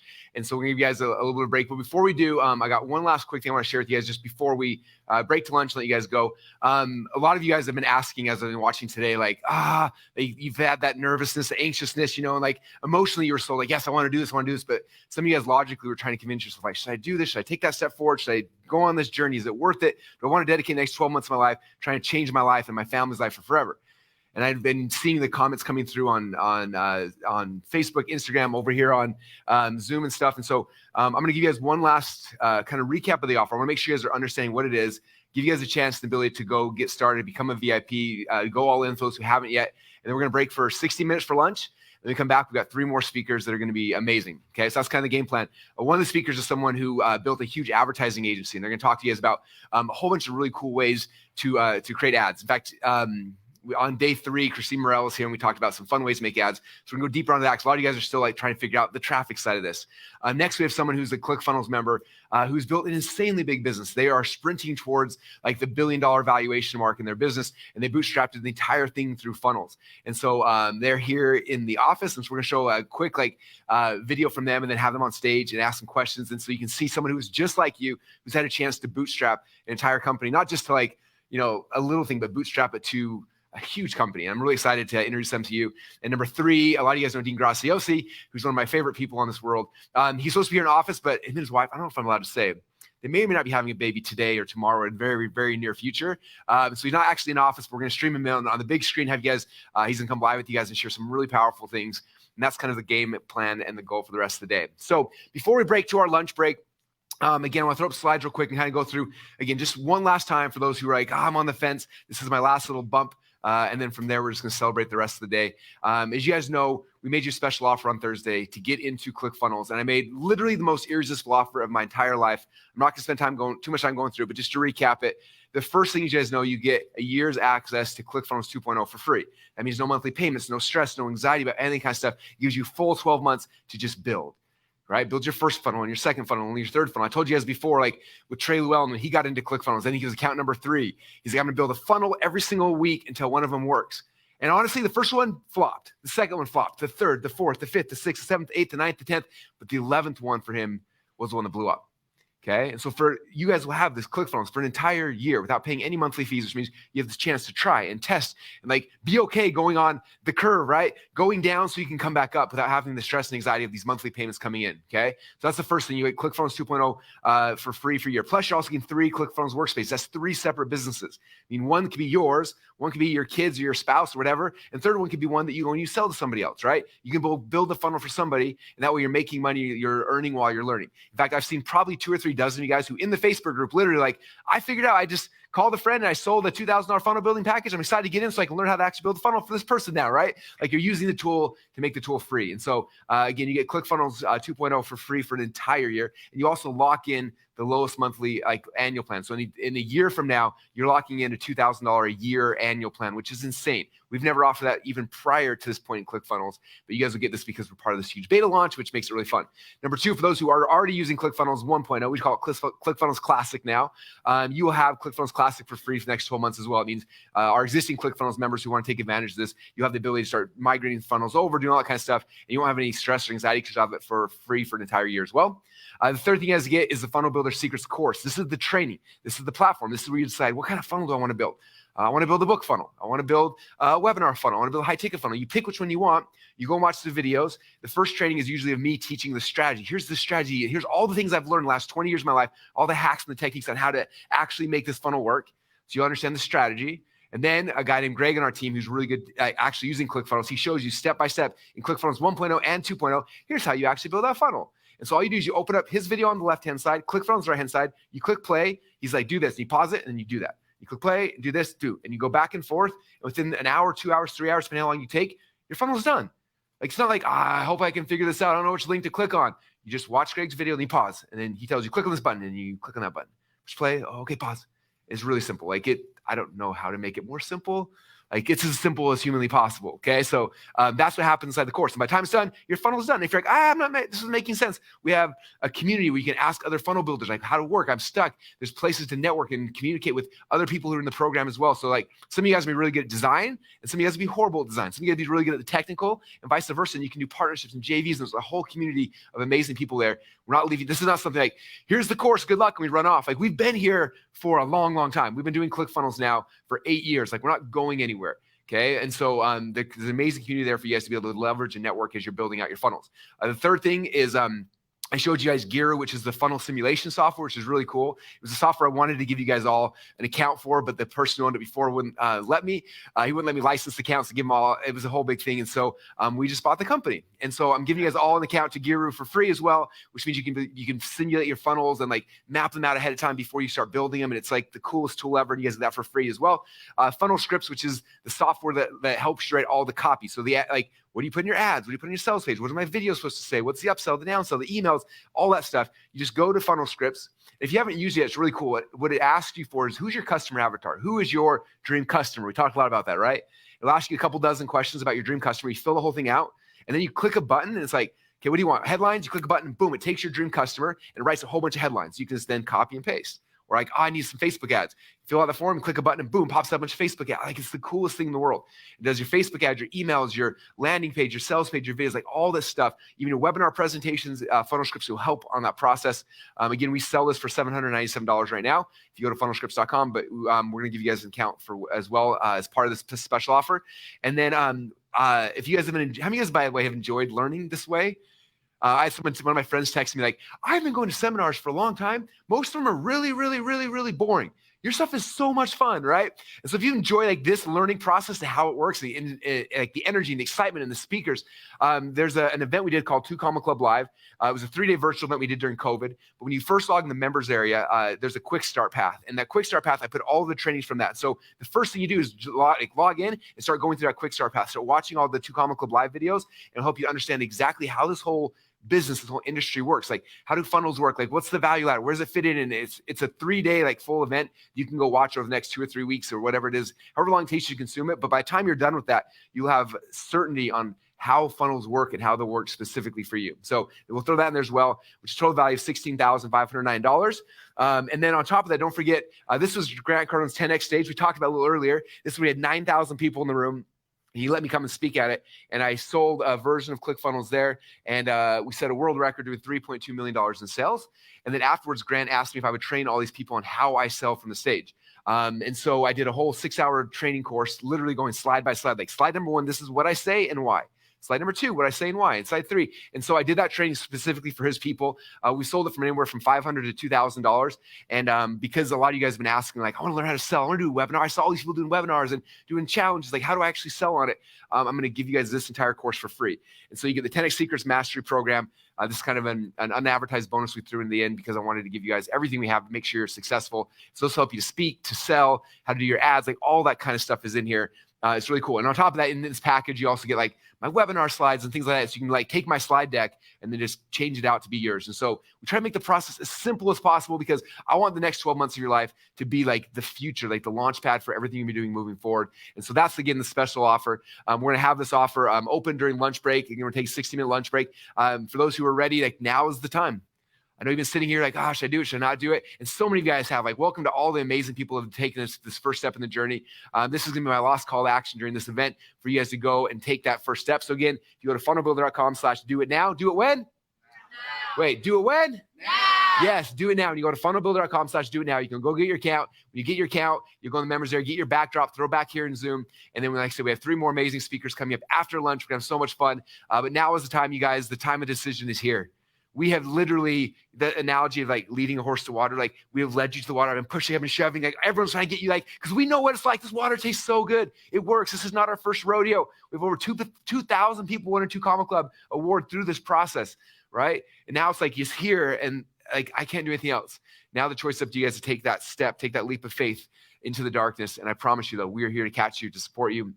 And it's not something like I have to make this work in the next 20 minutes or next day or next week. Or like you have a full year before you're paying any more monthly payments to ClickFunnels to figure this out, to be tied in this community, to take this feeling you have right now and take that journey, extend it for the next 12 months, because I know what's possible. I've seen it over and over and over again. And my goal is for 12 months from now, for all you guys to be at our big event, Funnel Hacking Live. I want as many of you as possible on stage getting 2 Comma Club awards. That's the result. That's the goal we're trying to get to, because I know that when you get a 2 Comma Club award and you qualify for one, the amount of people's lives you'll have to have changed on that journey to get there is amazing. And that's why I do this, because I know the impact that you have and your mission and your message and your product and service can have.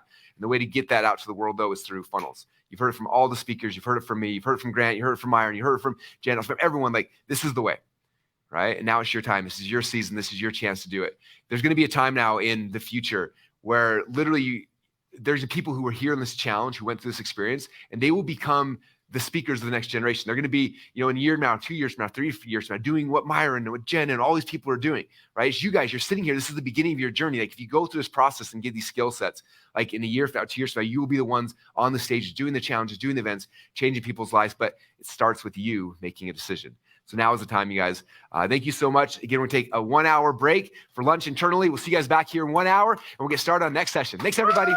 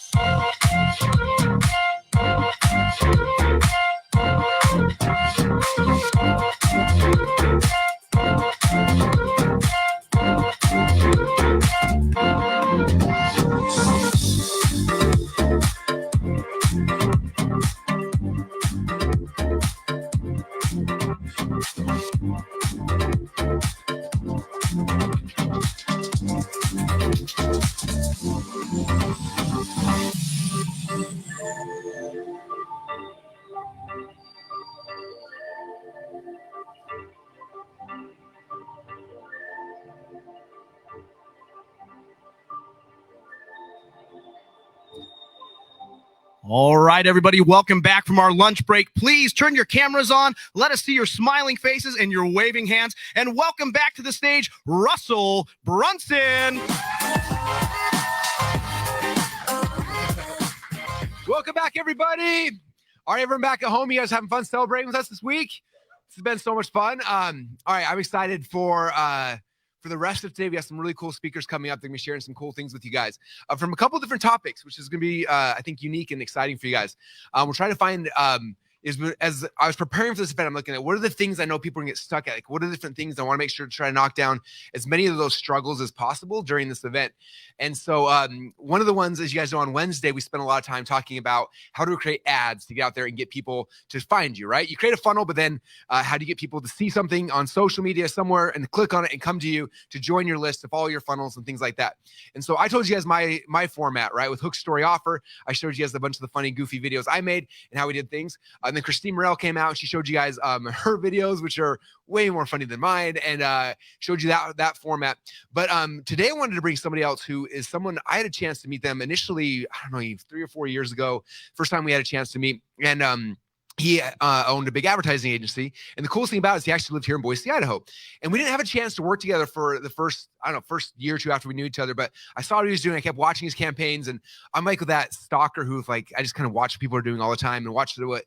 I kept seeing his company, and they had offer after offer that, like, they created a funny video for it. It'd go viral. It would crush it to make a bunch of sales. And so finally one day I was like, all right, he's here in my backyard. Let's hire him to do something for us. And so called him up, and we decided to make a funny video together. And so his team was amazing. They came and did the scripting, did all sorts of stuff, and went and filmed the very first video. And I can't remember, you had me doing all sorts of weird things. Like, I was swimming in a bathtub full of money. I was doing we had Coke, and we were shooting Coke with Mentos in it through the thing and trying to get into a funnel. And it was an insane, fun, crazy day. And afterwards I was like, that was awesome. And he's like, hey, do you want to do this every single month? And I was like, every month we do this? Yeah, we'll get a whole team together, we'll make ads, we'll script it, we'll film it, we'll do it. And I was like, I don't know, that was a lot of work, but it was fun. And then he I don't know if this was the sales pitch or whatever, but he's like, I want to show you something really cool that we developed, that we kind of invented here in our company. And it was this AI software they built. I think it was called The Machine or something like that.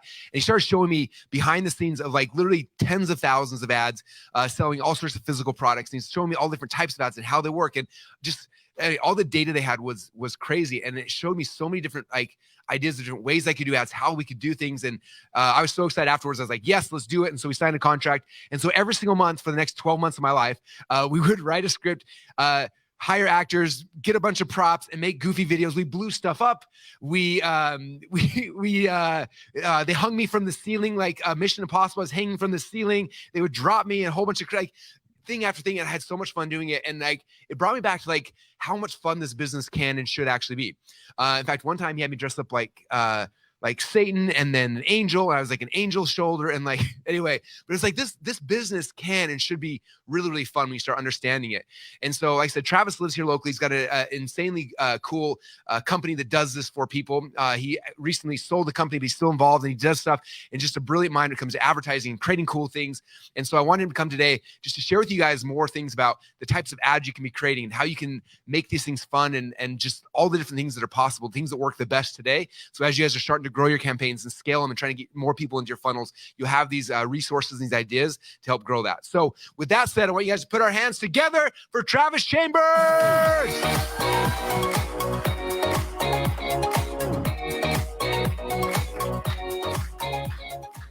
All right, guys, I'm excited to be with you all today. And I feel like I wish I would have brought all the videos that we did with Russell. We had such a good time, and he was great to work with. So what we're going to talk about today is the top ad types by industry, hook, copy, and creative. Now, we've done over 800 million in sales over the last 8 years at Chamber Media. And so every single ad that we've ever created, we put into a database and analyzed what worked and what didn't. Furthermore, we actually went and scraped $1 billion of the top Shopify ads that were ever made, because I wanted to create like a taxonomy. So in the animal kingdom, there's a canine, but then there's all different types of canines. So that's what I wanted to understand about ads, is what type of ads work. And then it just kept getting crazier and crazier from there to like, okay, what ads work by what industry? Okay, even crazier, what copy works by which industry? And so we went absolutely nuts on this. I ended up spending like $200,000 on this research.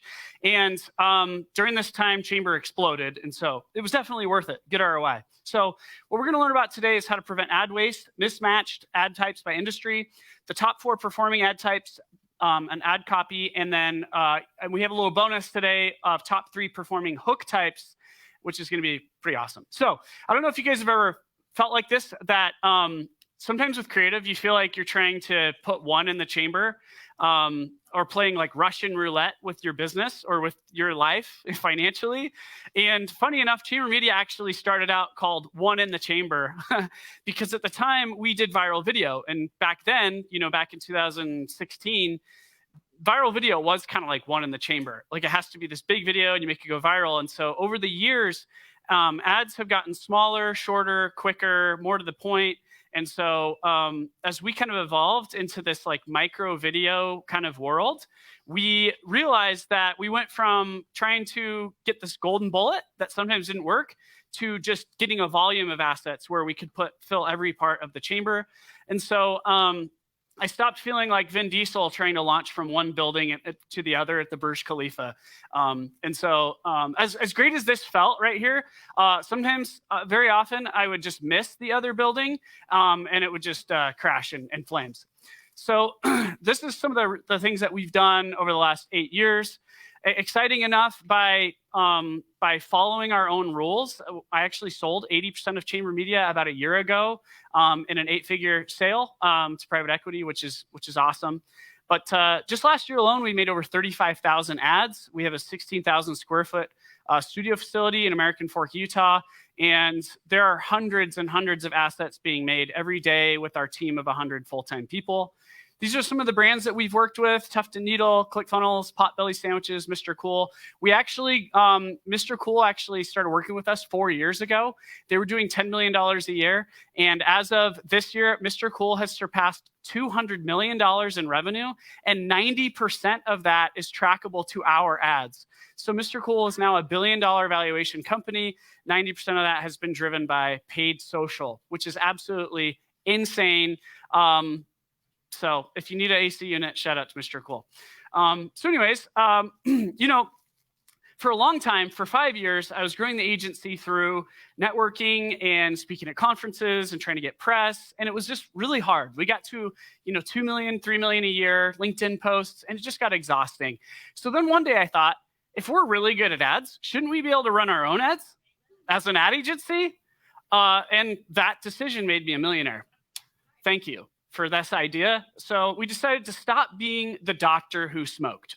basically. And this is what happened. Very, very quickly, we went from $3 million a year to $15.6 million a year in 18 months. And the company grew from 15 people to like 120 people, plus 50 contractors, something like that. And a lot of that was because of this brain study that we did. And our performance with our ads actually went from 52% to 84%. And a lot of that just had to do with the volume. So one of the philosophies that I've always had that has always worked is to try and build a house. When it comes to your ad creative, too often brands will try to make 2-3 pieces of creative and just kind of hope that it works.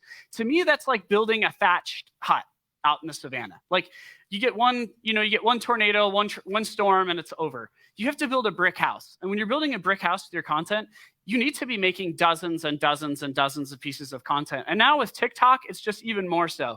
It's becoming a volume game. Like one of our offerings at Chamber, we used to sell that you get 3 or 4 live action videos per month with a bunch of variations. Now we're selling this thing called Chamber Labs where you get 30, 40, 50 assets a month because it's just the only way to keep up at nowadays.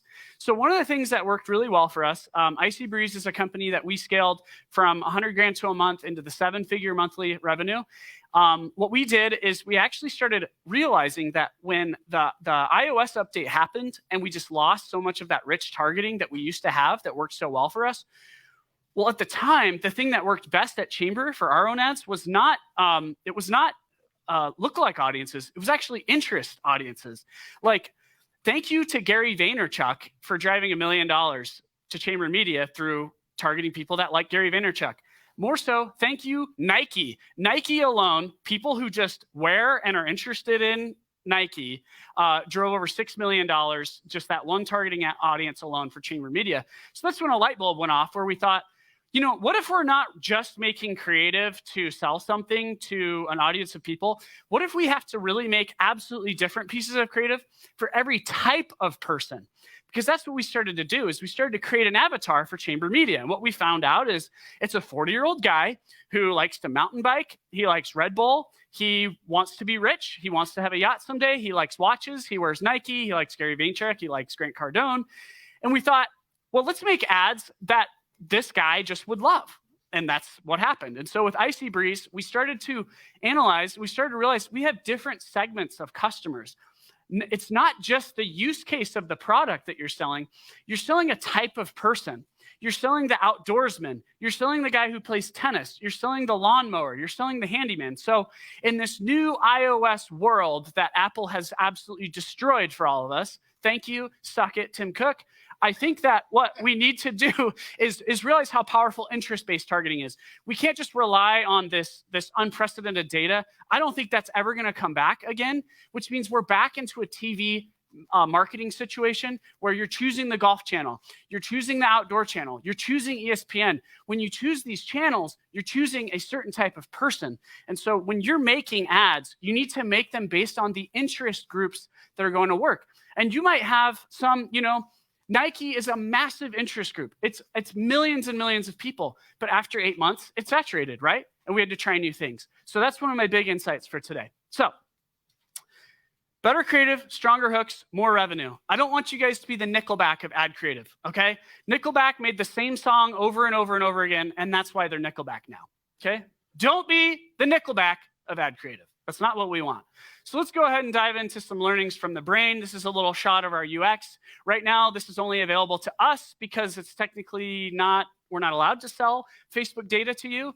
But we actually do have a copy tool called Unicorn Copy AI, where we can sell you an AI that actually makes the copy for you using GPT-3. So by mirroring the 1% top Facebook ads of all time, we were able to mirror this and figure out what works. And this is what we found. We developed this philosophy, which is the top 7 ads, the top 7 foundational ads. Now, what we found is there are hundreds and hundreds and hundreds of different ad types. But when we actually sat down and analyzed the top 80,000 ads, we realized that they generally fit into these 7 categories. So when you look at each of these categories, just realize that each one of these categories has 20, 30 different types of ads that you can make. And so we've got a spokesperson anchor video, which is like, you know, the original Dollar Shave Club video. It's one of the things that Chamber Media has been doing for 8 years and we're well known for. There's a product demo. There's social proof, which is, you know, testimonials or UGC. Dynamic ads, which is just like collage, where a lot of people will use like an editing program or software and they'll just throw all their content in there. This is mostly used by drop shippers. Usually they don't work very good, is what we found. Case studies, pretty self-explanatory. There's all sorts of ways to do case studies. They're like before and after. There's side-by-side comparison, tons of different ways. There's a time lapse of this thing working. Then lifestyle ads. Lifestyle is just like the aspirational thing of, you know, you see it a lot done with apparel or cars. It's how you're going to feel and how you're going to look once you buy this thing. And then 7 is unboxing, which is a really interesting one that we didn't even think about, but unboxings do really well. So what we found, interestingly enough, is that the spokesperson anchor ad is actually something that we call the everything ad. So it's where you're taking all 7 of these foundational ad types and you're putting them into one video. Now, the everything ad doesn't work in every industry. What we actually found with Russell is the everything ad doesn't work very well in SaaS. In SaaS, what works really well is social proof, testimonials, and case studies. Like Russell's video of just him talking to the camera so quickly that you can't understand every 3 word that he says, because every time Russell Voxers me, I have to listen to it 10 times because he talks so fast. Those are the ads that work. I'm wondering if it's because people have to go rewatch Russell's ads 3 times to hear what he's saying, because he's just so insanely fast. But he captures your attention. But anyways, we found the everything ad does not work very well on SaaS, right? So we cut up those ads that we made with Russell, and then those smaller sections did really well. And so when you want to make an everything ad, then you should really look at all of these things. Now, everything ad crushes it in all sorts of industries, right? The founder of Mr. Cool owns $1 billion company now because we just layered on these anchor ads one after another. So if you want to go see a ton of examples, we have thousands and thousands of video ads that we've made. You can go to Chamber Media and you can go see a whole bunch of them.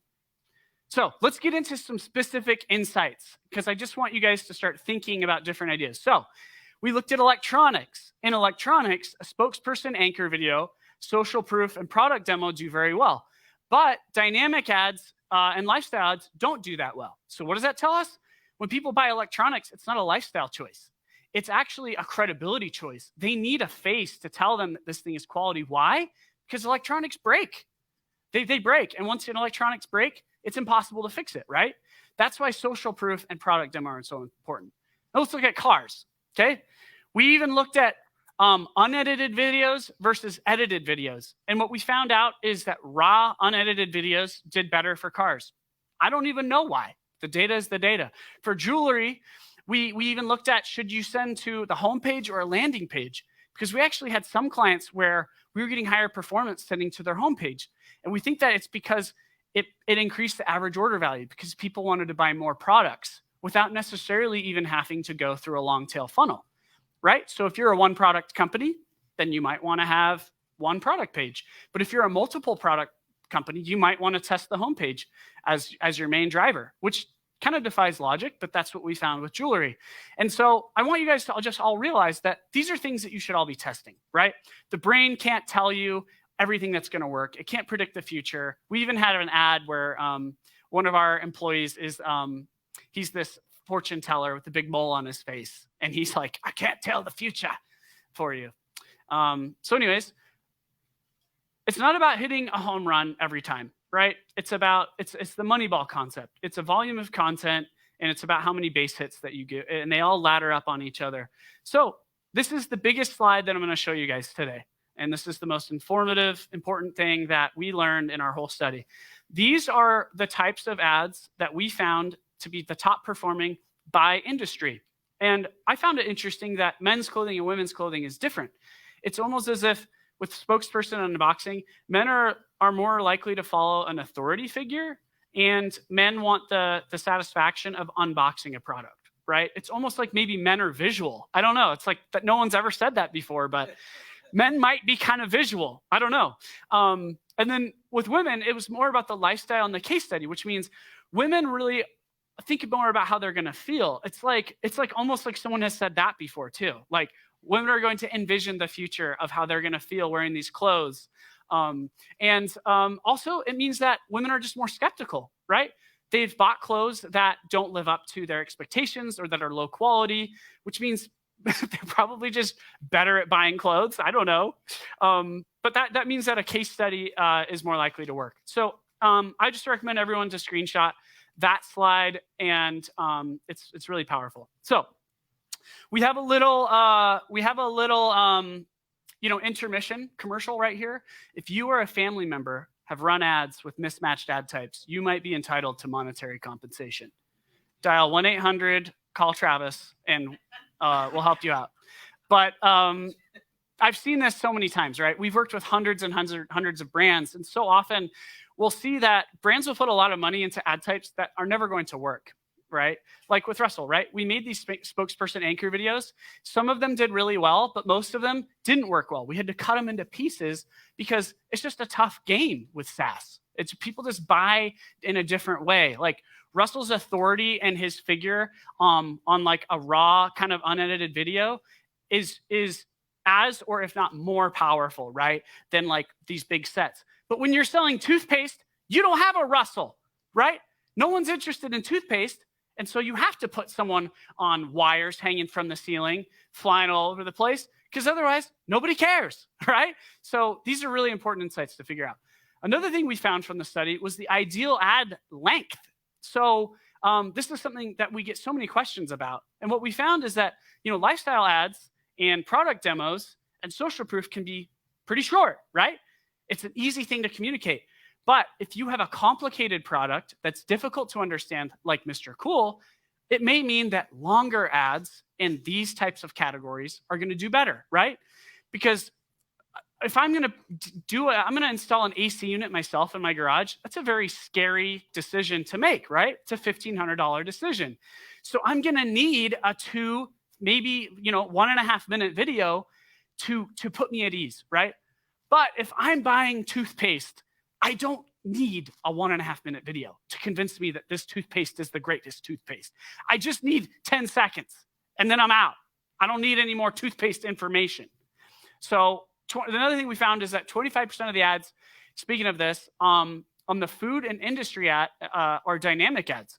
Yet dynamic ads underperform the rest of ad types by 21%.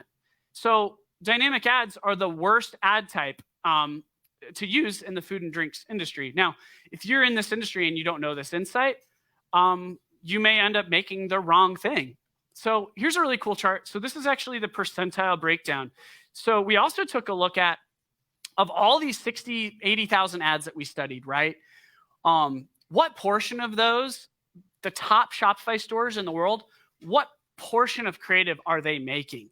And we found that 50% of all the creative that the top Shopify store make in all of the world is product demos. And then the next biggest category is social proof and dynamic ads. So think about this, right?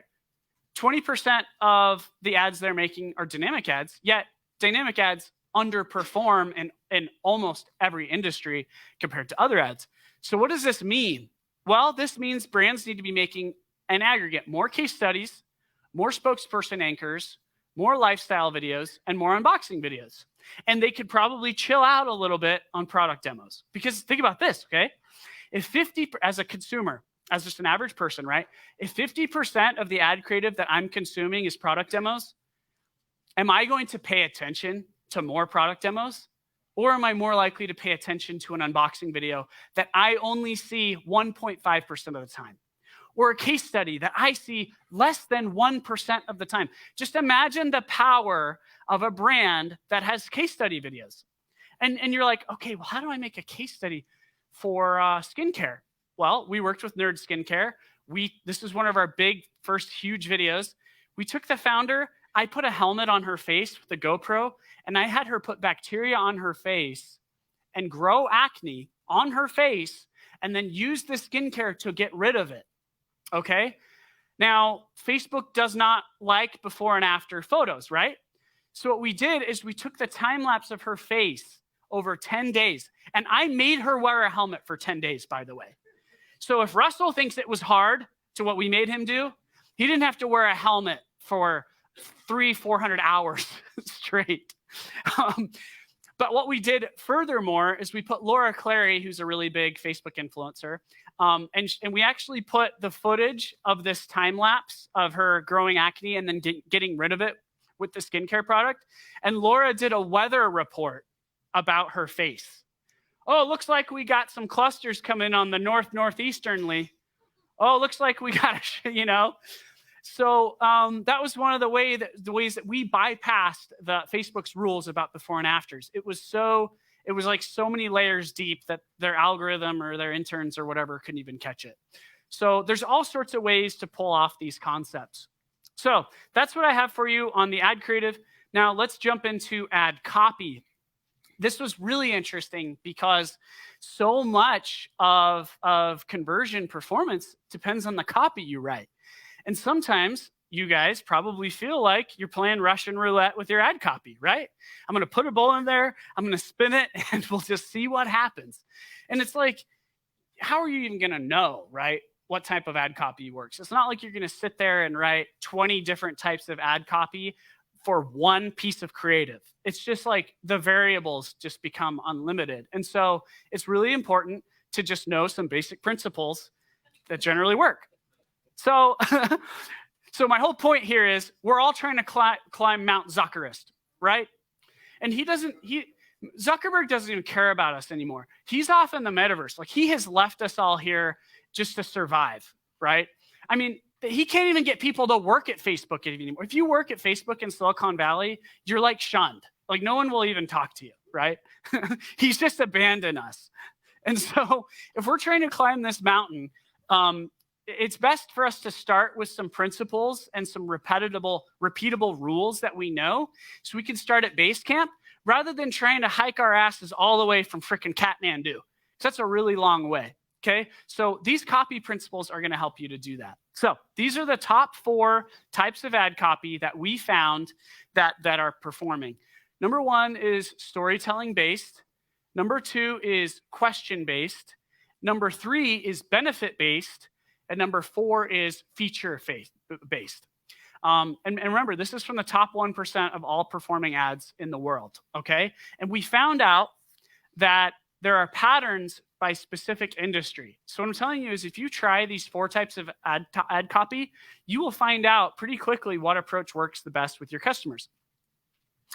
And we found out 80% of offers and products always have one type of copy that outperforms the other 3 combined. So I'm telling you guys, if you're mining the gold and copywriting is the gold, you have a 1 in 4 chance of finding the gold vein in the cave that you've dug. That's what we're trying to do here. So number 1 is benefit-based copy. So this is where you show the customer potential benefit from using your product. And by the way, this is the most common ad type, but it's not always the most effective. For any of you that went to college in marketing and that have like formally studied marketing, you know that feature benefit selling is kind of weak. It's the sell me. If Cardone's going to ask you, or Jordan Belfort probably is going to be the guy who asked you to sell him a pen, because that's something you would do. That's where most people are going to start. Well, this pen, it draws, and that means you can use it. Feature benefit. It's kind of weak. It's a little weak, right? Whereas if you say, this pen belonged to a monk in Nepal, and he wrote the scrolls of ancient wisdom, and the spirit of this monk lives within this pen, and it's the most meaningful pen that you'll ever own, and every time you see it, you will remember where it has been and what your life means to you. Jeez. Sell me that pen. Matter of fact, I'll buy that pen for $100 and I'll put it on my bookcase. So let's talk about feature benefit. Here's High Smile. Get whiter teeth in just 10 minutes from High Smile. Boom. Feature benefit. There it is. The ultimate in phone protection. Never worry about breaking your phone again. Okay. Number 2 is feature-based ad copy. This is where you tell the customer your features, hoping that it will convince them that you're the best on the market. 2-year battery life, 2-way audio, customizable motion detection, and live view recording. No fees, no contracts. Or Solo Stove. Best fire pit I've ever seen. Patented airflow system that eliminates smoke. Number 3, question-based. This is where you ask the customer a question related to their problem, okay? Now we're getting a little bit deeper. And it should always be an opening thing, okay? Water pressure, not strong enough. Dishes still greasy after washing. See that if you put that little on the end, it makes it a question. Having a hard time eating healthy while away from home. Plunge it. Then we have 4, storytelling-based ad copy. So this is an uncommon type of ad copy that is based on first trying to sell and place your customer on a story and then pitch them a product. So this is the ad type that scales performance the most often, but it is the most difficult to do. It takes an elite copywriter, and it takes a lot of tries because you may not care that a monk owned this pen in Nepal. That might not mean anything to you, right? So let's look at warrior fitness and weight loss. Busy dads. You've probably heard the phrase eat clean hundreds of times. Give up carbs, donuts, ice cream, pizza, chocolate. Ooh, story. Here we go. We love stories, right? It's why we read the Bible. It's why we read the Quran. It's why we read, all of these things. It's stories, right? We attach with these things. AdWorld conference. This is an ad. It's designed to get your attention. You're in our target audience. People interested in da-da-da-da-da, right? So it's a story, and stories sell. So in 2022, it's not about necessarily A/B testing your ad copy or not. It's about what to A/B test, okay? We're wanting to start at base camp. So what I'm saying is if you don't A/B test all 4 of these ad copy types, you might be leaving up to an additional 60% of your ad performance on the table. That is what we found from our study, is brands who are only using one type of ad copy had a 60% lower rate of performance, especially if they were using the wrong type of ad copy. So now we got some bonus tips today, 5 tips to further roid your ad copy. Here are some specific words or terms that will pretty much always improve ad performance. Having a call to action URL in the copy. We've seen a 14% lift across the board with this. It makes it so you don't have to necessarily only rely on Facebook's button. There's another place for them to click. Another is free shipping. We found an 8% increase in ad performance. So if you do offer free shipping, you should really be including this in your ad copy. It's important to people. Another one is an exclamation mark. It's exciting. Puts a little Red Bull into the copy, 7% lift in ad performance. We found this early on, actually, when we were making these big Dollar Shave Club style videos back in the day, that if we use the word you and use someone's specific pronoun, it meant that they were like feeling like they were in a conversation and they just apply the messaging to themselves. 7% lift in performance. Using a reserved or trademark symbol, 6% lift in performance, probably because there's a perceived authority involved there or perceived exclusivity there. But there's one discovery that we made with the brain that makes or breaks any ad. And what we found is that 1 out of 10 social media ads are throwing away their ad budgets because of it. It is the grade level reading of their copy and their script. And this was an epiphany to me because I realized that's why Donald Trump won president. He uses very small words. No discrediting him at all, but I think he and his team realized how stupid a lot of Americans are, and that sometimes you got to talk to people in a way where everyone can understand. So this is what we found. We found that below a 7th grade reading level is a majority of Americans, okay? And a smaller portion of Americans have over an 8th grade reading level. Now, we won't get into all of the sadness that's involved with this data, but we'll get into the insights that you can take away from it. So if your ad copy is above 8th grade reading level, we saw a 14% drop in performance. And if your grade reading level is below 8th grade, we saw a 14% increase. So if your copywriter is pulling out the thesaurus and trying to be a champion here, you got to tell them to just calm down, dumb it down. We found that less than this is the crazy part, okay? We found that less than 1/10 of the top 1% of ads in the whole world have a reading level above 8th grade on their ad copy. The lower your reading level goes, the higher your ROAS shoots up. Probably because Bubba in Alabama knows what you're talking about and he wants it. So hooks are less than 5% of most ad creatives lengths, yet they can impact the performance of an average ad creative by up to 25%.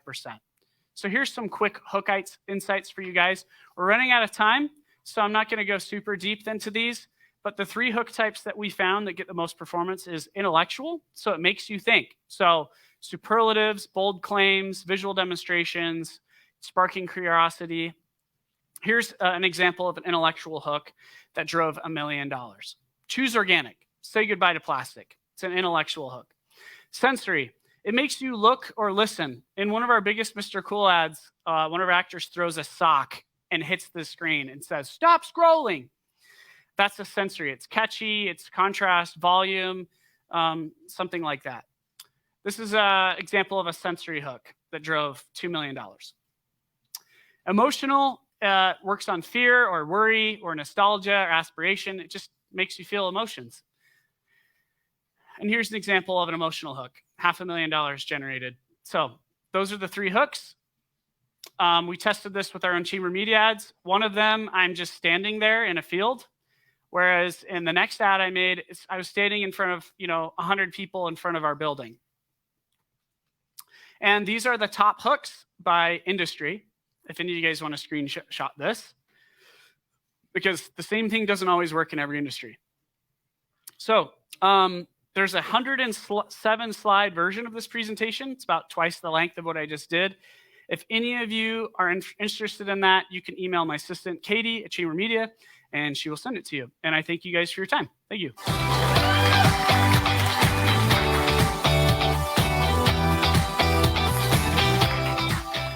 Thank you, Travis. I appreciate that.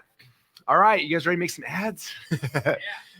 I know our internal people are taking screenshots every single slide as fast as they're coming up, like, oh, I'm gonna do this and this and this. So hopefully got the wheels in your head spinning. Okay, next up, we have a really cool session. We're actually gonna watch a short video first before we have our guests come up. But one of the most fascinating things for me, being the person who owns ClickFunnels, who gets to see what's happening. And we have over 100,000 successful entrepreneurs using the platform. We get to see what's happening every single day. And every day I get an email that shows me, like, here are the funnels today that are producing the highest volume, most leads, most sales. And so I get those, so every single day I can watch, make sure things are working well, see what's happening, and also keep my eye on what's working in the marketplace, which is really fun to see. And also helps me so I can go and introduce myself to the people who have funnels that are blowing up, so I can get to know those people, right? And a couple of years ago, there was one person whose funnels kept popping up every on these lists, and you see people like the highest number of sales, like X amount of sales, X amount of sales, and then this one person would pop out, and it's like, I don't even know, like 20,000 sales in a day, and I'm like, is ClickFunnels broken? Like, how does someone make 20,000 sales in a day? And I'm like freaking out, like, they got to be something bad. And then it's like, no, the next day they're again, and they're again, and they're again. I kept seeing this person popping up on this like internal leaderboard list I get every single day. And I was like, what does this person do? So I started following them and watching them. And like I said, I'm always kind of watching around industry, and for usually months or even years before I have a chance to talk to him, and just kind of watching. I kept watching this person, and somewhere along the line, we finally had a chance to interact. In fact, yesterday was the first day I met this person in person, which was kind of fun, and have a chance to actually talk to him for a little while. But I've watched him for years as he's been growing this company up. One of the most successful publishers on the ClickFunnels platform. Like, when you see the campaigns he does and what he does, they'll sell like. Anyway, their volume that they put through the platform is second to none. So it's really fun watching him. And when watching him over the last couple of years, he's growing this company from where he was at to like always pushing the boundaries, getting bigger and bigger and bigger. And I'm excited because after we watch this little case study video, I'm gonna have a chance to interview him and ask him some questions I've actually been really excited to ask him ever since I first kind of started watching what he's doing. And so we're gonna watch this video. This is the case study. Our team flew out to his hometown, his office, and filmed this case study. And we want to show you guys ahead of time so you can see behind the scenes of his ClickFunnels story, what he's done, how he's been able to bootstrap his company to a huge scale using funnels. And then afterwards, we'll have a chance to come on stage and ask him some questions. Does that sound good to you guys? Okay, with that said, then let's cue up the video showing the story from Colin Wayne. So Redline Steel was a company that kind of just fell in my lap. Initially, I wanted to purchase something for my son. It was a really cool steel sign, and it had a place where you could engrave your name. There's this guy swinging a bat like this, looks super realistic, and all I wanted to do was be a consumer.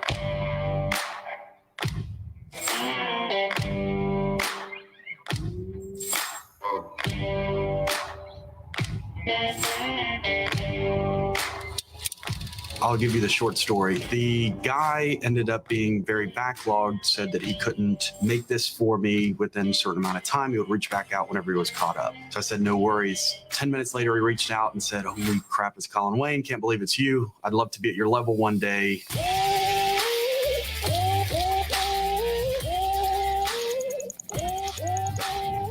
I used to be a fitness model, landed over 50 magazine covers like Men's Health, Men's Fitness, Muscle and Fitness, Ironman, and so many magazine publications around the world. And I was making good money. Don't get me wrong, 30, 40 grand a month doing nothing but doing modeling without a PR firm, without an agency. That's cool. But at what point is like, what's next? As soon as he said that, instinctively, something triggered. Like without hesitation, I said, well, maybe I can get you to that level. I do consulting with businesses. And, you know, I see a lot of opportunity. Over the course of about 90 days, it ended up evolving where I wanted to partner. He agreed, and the day he was supposed to sign, he didn't show up. I told him, if you're not here within the next hour, I'm going to open my own company and I'll be your competitor. And so he said, well, I wish you the best of luck. And the very next day, I went and purchased my first plasma table. With a big air compressor on our CNC plasma. I like this business. I want something that's mine, something that I can build from scratch. See what 1,000 labels look like? A lot of customers, a lot of orders. 10,185, and it is 844. Almost 1,200 orders so far today. It's just 4:30. We are around about 58,000 pieces or products. We are, to be transparent, pretty damn backlogged. This is from ClickFunnels. Anytime you do over $1 million in revenue, they'll send you one of these plaques. How cool is that, huh? We list 4 to 6 weeks manufacturing lead times on the website, in some cases up to 8. Today, I'd love to hit $100,000 in sales. Yeah. We signed a 10-year lease for a new building. It's 108,000, like 960 square feet. You know, a year from now, things are going to look completely different. The challenges are going to be completely different. Anger from people who never received the gifts they ordered. Business failed to keep its promises. Some customers have been waiting since Thanksgiving. More problems tonight for Redline Steel. Redline Steel. Redline Steel, 3,000 orders that still need to be shipped. More than $100,000. They have new management and are actually fully staffed. Last 5% of the overdue orders. We have reached out to Redline Steel several times. Management declined to appear on camera. Naja, it's been about a month since we first told everyone about the backup here at Redline Steel, but the owner tells me he and his team are working their hardest and working relentlessly to make it up to their customers. I'd like to first off apologize for anybody that did not receive their order. I'm upset with myself because we didn't get this out. I made a promise to these customers. I wasn't able to deliver. Because of the mistake, Wayne says he expected to get complaints from customers across the country who ordered items online, but Wayne says some people took it too far. Other bystanders and other competitors that are actually attacking myself and my family and threatening my employees. They posted something with my home address, and I've got a 2-year-old daughter that's there. To answer the question many people are asking, Wayne says the backup was due to a vital machine going down. A lot of it was out of our control. Wayne says that machine feeds most of the equipment in the company's facility. He says he hired more people and worked longer hours to try and combat the issue, but it didn't work. Now the company is offering those customers a refund and trying to get items out the door as soon as possible. We are going to do everything we can to make it right for everybody that got left out for this Christmas delivery.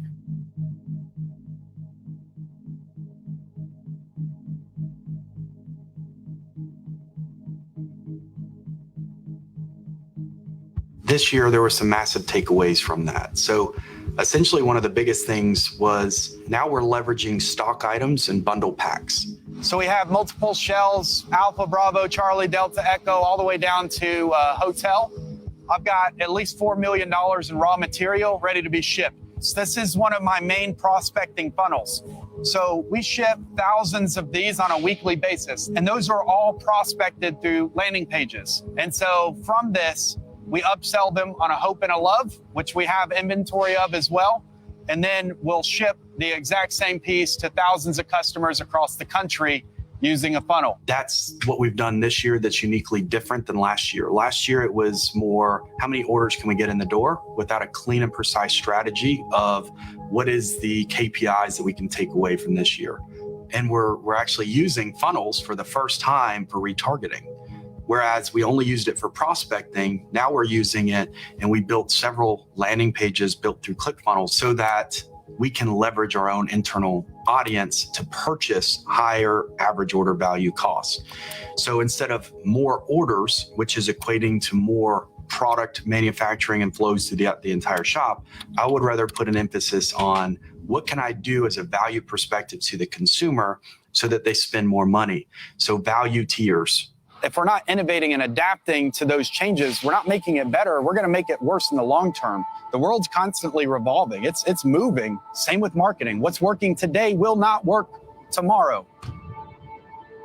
This is what's scary, right? If you're using a traditional website right now, it's going to be so expensive for you to market and attribute new customers for growth in the future that if you're not finding good tools to sharpen, and get higher conversion rates, you're going to be left behind, because these large corporations are shifting their marketing budgets into paid traffic across social media. So right now is the best time to get started. It's going to get very hectic, so we're going to have to push out certain Instagram, Facebook. All right, guys, y'all ready to see the past weeks? We have 14 different items that are available now for 24 hours. So all the way until Saturday, it's 6 p.m. Central Standard Time. This was our most common voted pick out of all of the previous 11 weeks. This is a teal finish, guys. We also have a blue, which is kind of a navy blue. So if you like the dream catcher, let us know. When we first started off, I had no clue what I was doing. We didn't start out with this. What you see right behind me, this isn't how we started. When I first started, we actually had a kitchen oven, and we hot rolled steel together and made our own powder coat oven. When I look back at like 3 years ago to where we're at right now, it's insane, the difference. Essentially 6 months or so, we grossed over $1 million in revenue. Year 2, we did close to 10 million. And then to date, we've done almost $40 million. Without funnels, we couldn't do that. So for us, we use ClickFunnels in a sense that we acquire customers at a low cost item on a perception of a high retail product. We could sell a 12-inch cursive love for $6 in free shipping, where most companies are like, I can't even get the raw material for this. Well, it's because we trust the process. It's a long-term thing. And it's about how can I convert this into purchase 3, 4, 5, 6 different times to stretch that lifetime value. Funnels is the way to do that. So from a business standpoint, it's allowed our company to grow very, very rapidly. It's allowed us to have, almost 1 million customers by the end of year 3. And it's evolving, and the evolution of Redline is going to continue to scale and grow well beyond what we initially envisioned.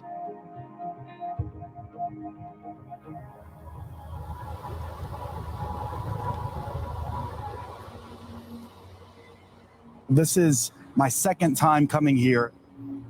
3rd grade, I came here for a field trip, and my mom brought me along with my entire 3rd grade class, but I haven't been here since.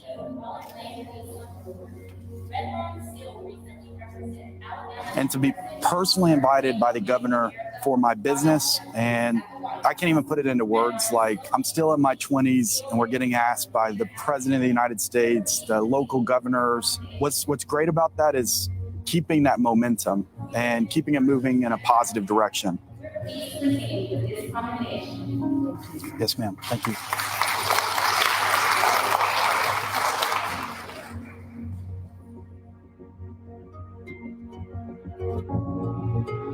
So May 3rd, 2012, to date that I'll always remember, I was working out in the gym in the Paktika province in Afghanistan, and a 107 millimeter rocket impacted about 3.5 feet from me.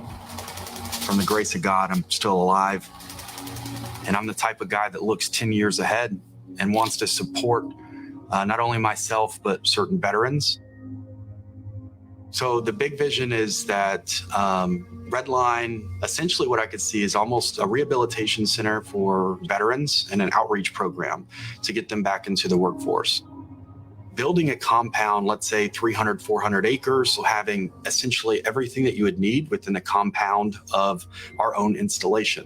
So having barracks where people can live, having some type of recreation center where people can gather and have some type of culture that's continuing to evolve and grow and build.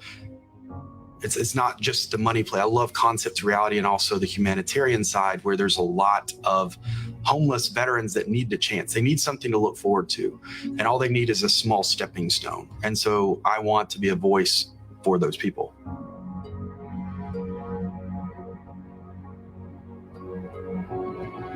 Unlike a lot of people, we work 80, 90, 100 hours a week. It's literally a whatever it takes mentality. When things are doing great, I tend to throw a wrench in it and we end up making crazy decisions. I thrive under pressure, the same way that our steel's made. It takes literally the air that we're breathing, and it has chambers of high pressure tanks, low pressure tanks, and that's what makes our steel. It's the same thing as an entrepreneur that's going through these journeys. We all go through it. Everybody does. Trust me, you're not alone. And that is how growth happens. And that being uncomfortable should, in theory, push you to be so much stronger. And then that's how you truly learn. You learn from those setbacks. You learn from those mistakes, and you say, that's not going to happen again. That setback is a set up for your future. That's how you can scale and build the foundation that's needed to grow a massive empire.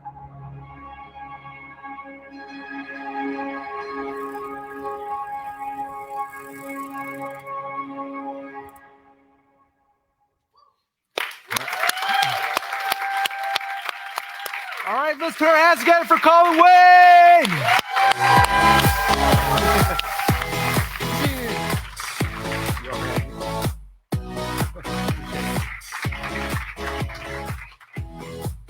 All right.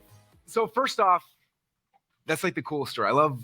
I've watched it probably a dozen times, but I just want to talk about one thing that I thought was the coolest about it is the fact that you let us talk about not just like the wins, right? Most people are like, oh, let me show the highlight reel. But you let us like share probably one of the lowest parts of the business as well, right? And I wanted to talk about that because some people, I think the reason why they don't start moving forward initially is because like, what if I fail? But you went through that, stood in the face of the storm, and then rose higher, like the phoenix afterwards, right? I'm curious, like what you were feeling as you were kind of going through that whole experience. So for me, I went to Egypt, Iraq, and Afghanistan. I got blown up on my third tour, and I would rather get blown up again, honestly, knowing that I would survive, but then to go through that because it was more than me. I let down, and it wasn't intentional, but literally I bought this key piece of machinery 6 months later after I bought it. And this isn't something you can go and just buy at Lowe's, Home Depot. This came from Italy. Like you can't just order one of these and it's here the next day. And for context, like this is a plus screwdriver, not a Phillips. I have zero background in manufacturing. So for me, like stepping outside of my comfort zone is what propels me. And so really finding entrepreneurship as a stepping stone of being comfortable in uncomfortable situations helps me propel. But what I would say is like, because I've went through that, it's prepared me to say, this won't happen again. And there's redundancies. So like so many companies were challenged and were forced to pivot, when COVID happened, right? And nobody was exactly prepared.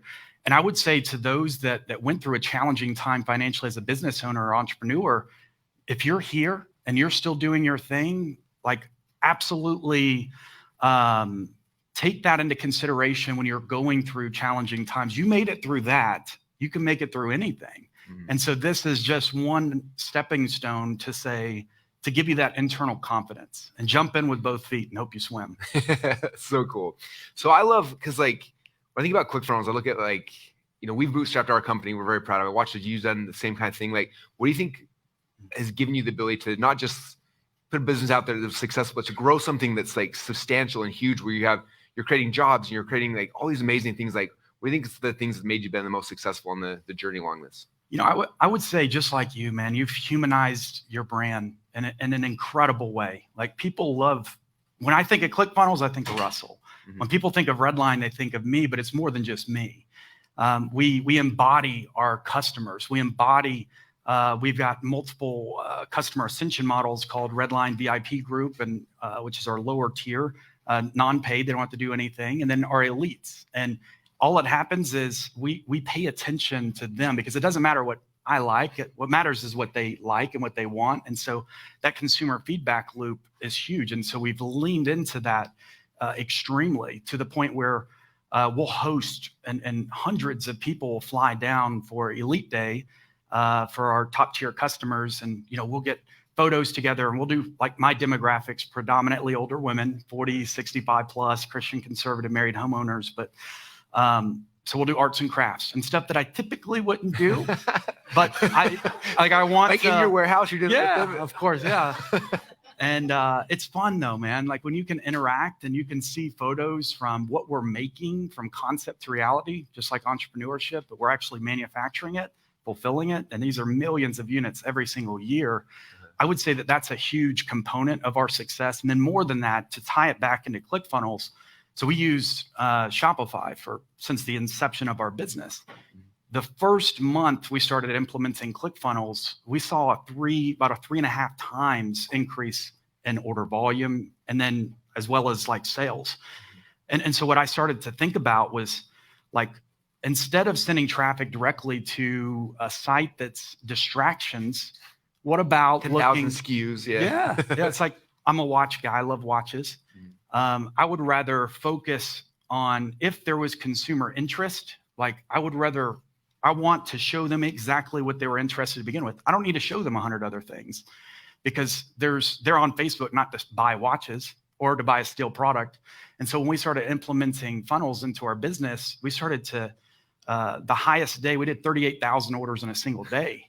It was like the email, I'm like, something's got to be broken. There's no way to 38,000 orders. Like, no, you did 38,000 orders. Yeah. So increasing like API limits from Shopify, Click, all these different, obstacles that you typically wouldn't have to think about, but the infrastructure. But I could say, like, wholeheartedly that Redline still would not be near the success if it wasn't for ClickFunnels. Yeah. So and that amounts to jobs within our community. And the families that are impacted. We've donated $5 million to charities, nonprofits. We're working with Autism Speaks next month, American Cancer Society actually this month. And we've been able to be kind of a hands extended to the community.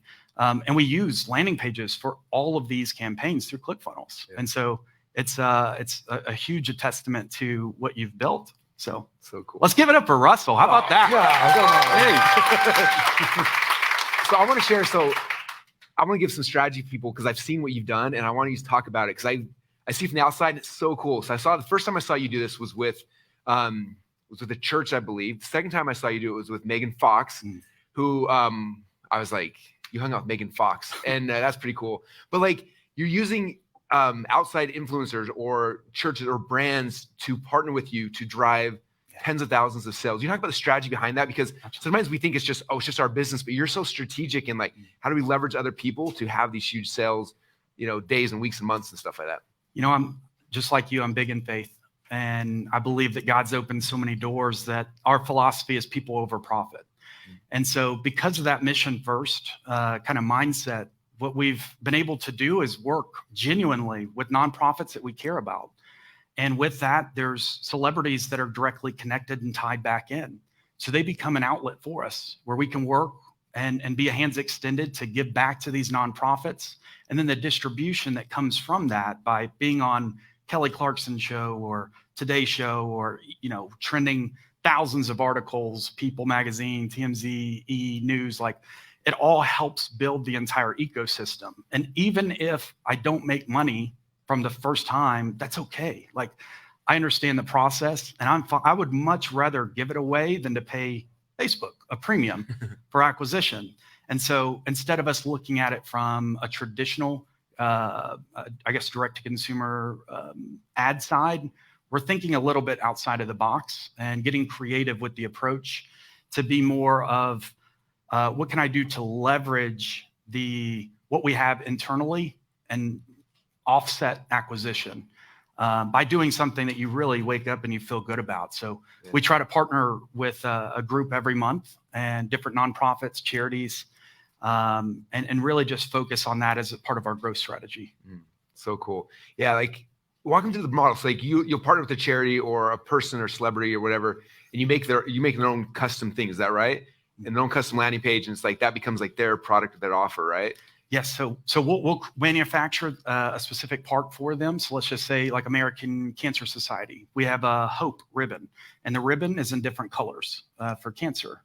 And when they make a direct donation, they would get that piece, and we donate it all 100% back to that nonprofit. And so kind of taking a physical product aspect, but then turning it into a donation. And then for us, it's new customer acquisition, but it's also like something like you genuinely feel good about, so it's been a blessing. So cool. So because you started on Shopify, that's where the business began. Like when did you bump into ClickFunnels? And then most of your funnels they're not like super complicated, tons of design. They're very simple. Did you build them all? Did someone else? Like, I'm curious about that. Man, I'm a nerd, dude. Like I love, so I build them all internally. That's the big deal. So many people are like, oh, I'm gonna outsource. Like he's running this entire huge company, and like, where's he focusing on? Like literally the most important part of the business, which is getting people to buy stuff. Like it's the key. Anyway, sorry. Yeah, no, and understanding like your core demographic, your consumer groups. And then what we do is we prospect into 5 categories. So like faith-based, animal lovers, dog, cats, and then family relationships, generalized home decor. And once we know exactly what we're targeting, we have a handful of high volume prospect items. It makes it easy to upsell. So like that curse of faith that I showed in the video, I know the hope and love are great upsells.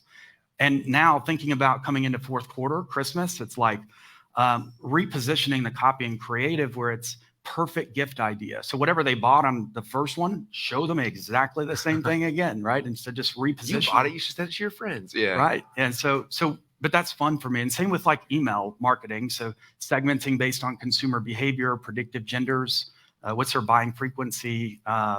I build all of that. So email's really where my thing is, a lot more than even funnels, but like I just got a passion for e-commerce and just like being able to turn something from concept to reality. So yeah. So cool. So what's the next, because your business is here, you're driven, you're trying to grow and trying to scale. Like what's the next vision or the plans, or how are you trying to grow from here? I'm curious because you're doing so much volume right now. Sometimes it's like, you look at that, you're like, how in the world do you go from here to here? Like, I'm curious what your plans are, what you're working towards. So, it's interesting. So we started looking at the economic state of where we're at right now and looking at pivoting into different directions by taking the same infrastructure that we have internally. So, we've got 150,000 square feet in Huntsville and, 100 plus employees. So it's challenging to just be like, all right, I've never had a layoff ever.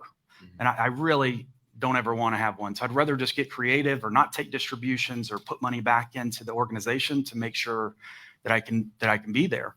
What we're looking at is a category of annual growth revenue within different nexus. Like instead of like printed or home decor wall art signs, we're taking the same equipment, but looking at corporate signage, corporate gifting, because those are substantially higher. So like globally, it's $541 million annually for printed wall art decor, and that could encompass vinyl, canvas, anything but like portraits. When I look at corporate signage, this is needed: ADA signs with Grail, wayfinders, corporate logos, things of that nature. And so I've been building a website called Business Decor, and that is going to be very similar to like Vistaprint, where you can create your own from scratch, use one of our templates, or upload your own design. And these are like necessary things for businesses. And looking at it today, there's a lot of businesses, unfortunately, that are going under. But what's happening? mergers, acquisitions groups are buying these up. They're going to need rebranding. They're going to need signs, right? And so this is a sign to make some forced changes while also keeping a very low capital expense on the front end. So it feeds the entire ecosystem. Mm-hmm. That's awesome. So when you first launched Redline initially, how did you start getting the traffic into the funnels originally, at the very beginning? So customer acquisition, this is what we use landing pages for, funnels, click funnels. And this was like brand new customers back when Facebook really worked at scale. They loved us for a little while. Yeah, and exclusions actually work with exclusions. But then we started to encompass it into continuity campaigns. I bought $2Tuesday.com, and it turned into an SMS play because my products they're not consumable. They don't need it all the time. What can I do to constantly be kind of top of mind? And so get people excited about, on Tuesdays, they're going to receive a text message at 11 a.m. Central Standard. And if we didn't send it out, we would get thousands of emails and texts like, what's going on? And so kind of building landing pages into low ticket ascension and then post-purchase offers on the back end. And now it's something that every week they get excited. It feeds pixels for omni-channel remarketing. And so many just additional touch points that businesses tend to forget because it takes the entire ecosystem for it to continue to compound. Yeah. I'm imagining your customers' walls are just wrapped in steel. Is that what happened? Did he buying over and over and over again? Or how many does the average person actually buy it? It's crazy, man. It's literally mosaics. Like they're running out of wall space. So we started scaling shirts. We were doing like 100,000 shirts in a single month because they can at least put that in a drawer. And so my concern was they're going to run out of wall space. And so we went and bought more equipment for windows and for flooring and things of that nature. So yeah, literally wrapping their houses in steel. Yes. That's amazing. Do you know, one of the big things we talk about in the funnel world is like lifetime value of a customer. Like someone comes in and they're buying a free book, but if I know they're going to upgrade to ClickFunnels and other coaching, they have a lifetime value. Do you know, what is your lifetime value of a customer? Do you guys track that or look at that? I'm curious. It's been challenging with hyper growth. Last year, we did over 1 million orders. And so it's been very challenging and customer acquisition is not what it was historically. But then we started to pivot into more philanthropy and humanitarian efforts as give back. So it's challenging to know exactly what that answer is, but I don't honestly know. It would be hard to track that much data and that much numbers to be able to see. That's so cool. Okay, so my last question for you. So you've got 200,000, a lot beginning entrepreneurs, first time here coming in. They're seeing someone like you who's where they want to be long term, right? And maybe they don't want to build a business that big, but they're starting this journey and they've got the nerves and anxiety and all that kind of stuff. What would you tell people like this who, you've been on this road, you've gotten the success, you've run the trophies, the awards. Yeah. If someone's getting started, what would you tell them? Get started today. I don't even know what camera I'm looking at. But so you don't have to. One, I'm a high school dropout. Okay, so joined the military right after my 17th birthday, and honestly, I've never taken a course from yours. I've never. I don't have a mentor. I know you did a post about that. Right here. My best advice is just to get started today. And if you don't know, I could have shortcutted so many different things by either hiring you directly or taking a bunch of courses and so many other things that you can shortcut it. But don't let that be the reason why I'm going to wait until this point. I'm going to wait until I get my degree. I'm going to wait. Just get started. Literally jump in and you're going to figure it out, sink or swim. You're going to figure it out. So cool. Well, thank you so much for being here, for flying to Boise and hanging out. I love your story. Grateful for you and all you've done and all you're doing. So thank you. Let's give Colin a huge round of applause.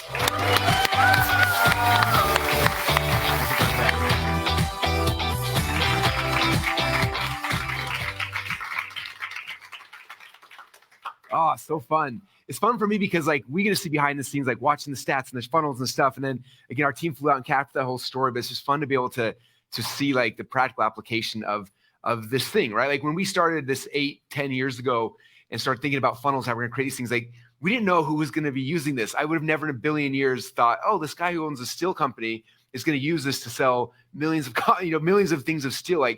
It's just been so fascinating as we watched over the last 8 years, seeing how many industries, how many people have used this principle to grow their businesses and grow their companies. So it's been super cool.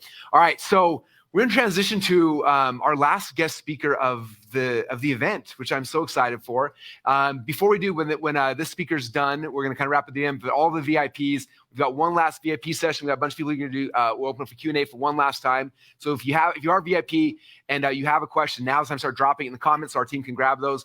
Like I said, after we're done with our last guest speaker, we'll end for the day, and then VIPs will have our last session together, and then we'll have a nap. I'm really happy you guys are excited for a nap. This week has been insane and fun, and I'm grateful for all you all, but I'm excited to go home and to go take a nap after this is all. So keep dropping those. So our next guest speaker is someone who, I'm not gonna lie, this is like such an honor to have this person here for so many reasons. He would normally have been here in the room, but he's probably having a baby any second now. So he's streaming in from the hospital. I'm just kidding, he's not really, but he wasn't able to come today because of that. But on top of that, he's like, I'm gonna come, I'm gonna stream it, I want to be part of that. He's someone who I actually started watching when I was like, I don't know, 15 or 16 years old. I'm kind of a marketing nerd. And I would literally go at night and I would watch infomercials. If you read the .com Secrets book, I talk about that. I watch like Don the Priest infomercial, other people's. And one of the guys' infomercial I used to watch is Dean Grazioisi. And I would watch his infomercials, and I was like such a dork. I would take notes on like what he was doing and how he was doing it, what the call to action was. And like, I remember watching him over the years. And then fast forward a decade later or so, I got invited to this little, it was called the Rock the Casbah event. It's a charity event that Richard Branson put on. And I'm in this event, and my wife and I were in shirt and tie. There's like famous people in the room, like Sharon Stone was sitting there, Paula Abdul, and we're like, we made it. We're with famous people, and it was the coolest thing. And then they did this big celebrity auction, and they're auctioning off all sorts of things. And the last thing on the auction was you could get your name on the side of a plane. And I was like, oh, that would be cool. And I'd never like been in an auction before, so it was brand new to me. And so they opened the auction like $5,000. And I was like, $5,000, like, oh, and like they get it to me. I'm like, oh, this is awesome. And all of a sudden someone else raised their hand, like 10,000. I looked over and it was Dean. I was like, that's Dean. Oh my gosh. And then I was like, well, I can't let him think that I'm like a wuss or something. So then like, who's got 10? Who's got 15? I'm like, 15. I'm like, oh. And then like the next one goes up and Dean's like 20. I'm like, oh. And then I'm like, 25. And then Klut's like hitting me like, what are you doing? I'm like, I don't know. Like, I got to impress this guy. Like, this is so embarrassing. And then Dean did like 30, then 35, 40, 45. And then Dean did 50. And Klut's like grabbing my leg, like hitting me like, stop right now. And I'm like, oh. So I stopped at 50. I was just like, what just happened? And then Dean won the plane.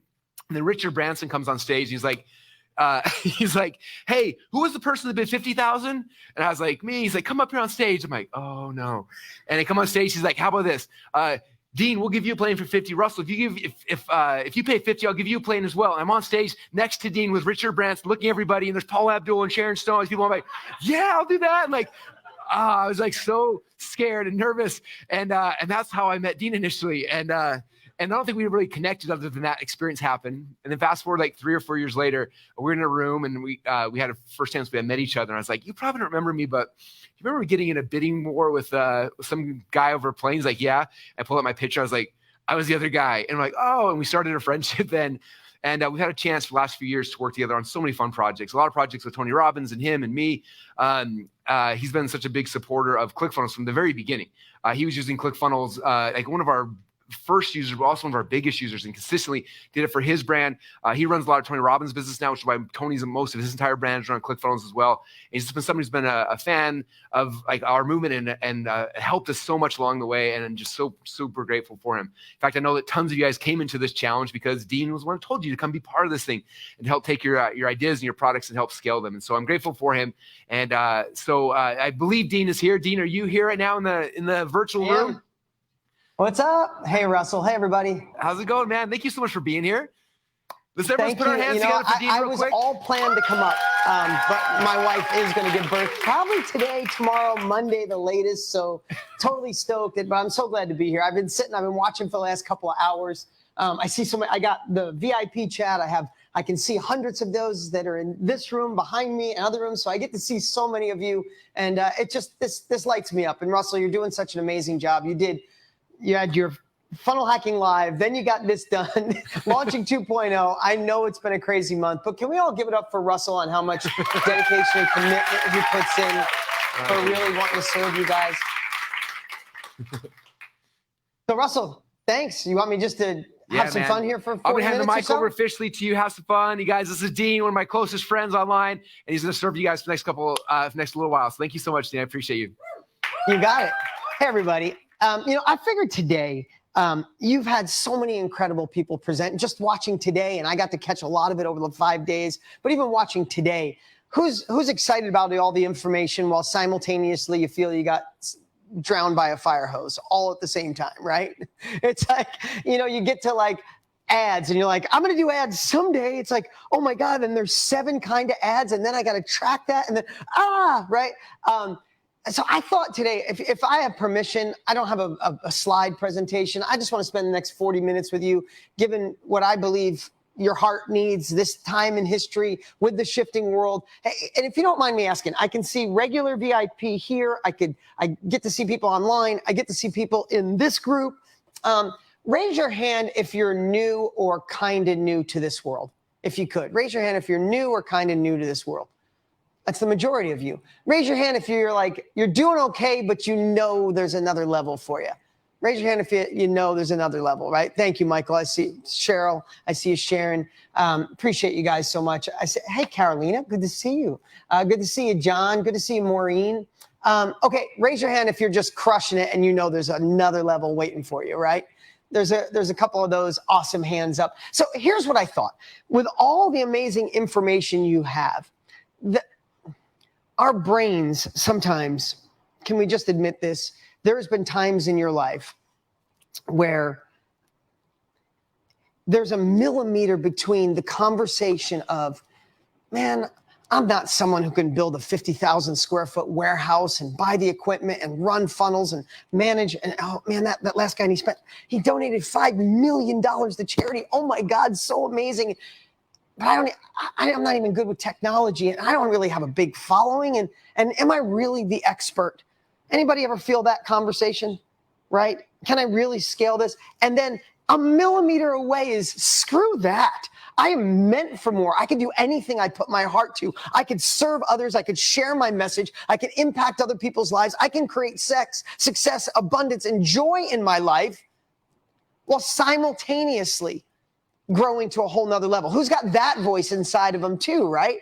It's like and they live right next to each other, don't they? Don't you love, I love challenges for things like this because you're around a bunch of people that, outside this room, people think you're crazy for trying this. You might have someone in your life right now like, what the hell are you sitting on that video? What are you sitting on your screen for 6 days for? What are you doing, right? So I want to tell you, and I didn't plan today. I literally watched today so I could get in my heart. You said the majority of you, 80% at least the screens that I could see say you're new or kind of new. So that's why I'm going to shift to what I want to share with you today that I think can really simplify some things. And the way I love to teach, share, and the way I think about it, because I've been doing this for 26 years. What you guys are just starting or already in, or you're doing well and want to go to another level, every day of my life for 26 years, I've been in this exact business, not another business, this one, right? And I still fall back on what I want to share with you today. And I love the thought process of going upstream, right? If you could solve something upstream, then you never have the problem downstream. Isn't that true? Like my dad a decade ago, it might be 15 years ago now, got diagnosed with diabetes. Not the kind that he has to take insulin, right? The other diabetes. I get confused which is which, right? But when he got diagnosed and they gave him all this kind of medicine, him and I just researched, me obsessively, but we researched and found a way to, thank you, type 2, to shift his diet, to shift his exercise. When he went to bed, like we came up with all this stuff, all these strategies. What did we do? We went upstream. And then guess what happened within 3 months? 6 months later, really. He's never been on diabetes medicine since because he went upstream and changed everything about his life. Subtle little shifts that made so the end product was no more diabetes, or at least not worrying about it anymore, right? So as I listen and watch all this amazing information Russell has shared with you guys, that's where my brain goes. What can I do to serve you guys today to go upstream a little so you don't get overwhelmed by all the different pieces? Because listen, if you're really honest, who in here has been really excited about something in your life before? Really excited. I can do this. I know I can. And then all of a sudden you turn back around 6, 8 months, a year later, and you're not doing it. Anybody, can you be honest and raise your hand and say, and what is it usually? It's like one extra thing that overwhelms you and you go, oh man, I can't figure out that technology. I'll get back to it. And you don't. Or, I don't know how to, do I do ads? Or no, should I get on TikTok? No, I think my people are on LinkedIn. No, I should build a following. No, I should do funny dance ads. No, that's kind of silly. I should do long ads on YouTube and they'll go viral. No, that's all young kids doing that. And you get in your head and you start thinking, and you never know that moment that you opt out. Like, it's not a moment. You don't wake up one day and go, I'm opting out. I'm not going after my dreams. I'm just going to stick with the life I have and I should be happy. Like, there's never usually that moment. It's just enough one day that you go, I don't know if I can go this next level. I don't know if I can break into this, and you slowly drift away. So what I hope to do today is I want to go through turning selling into service.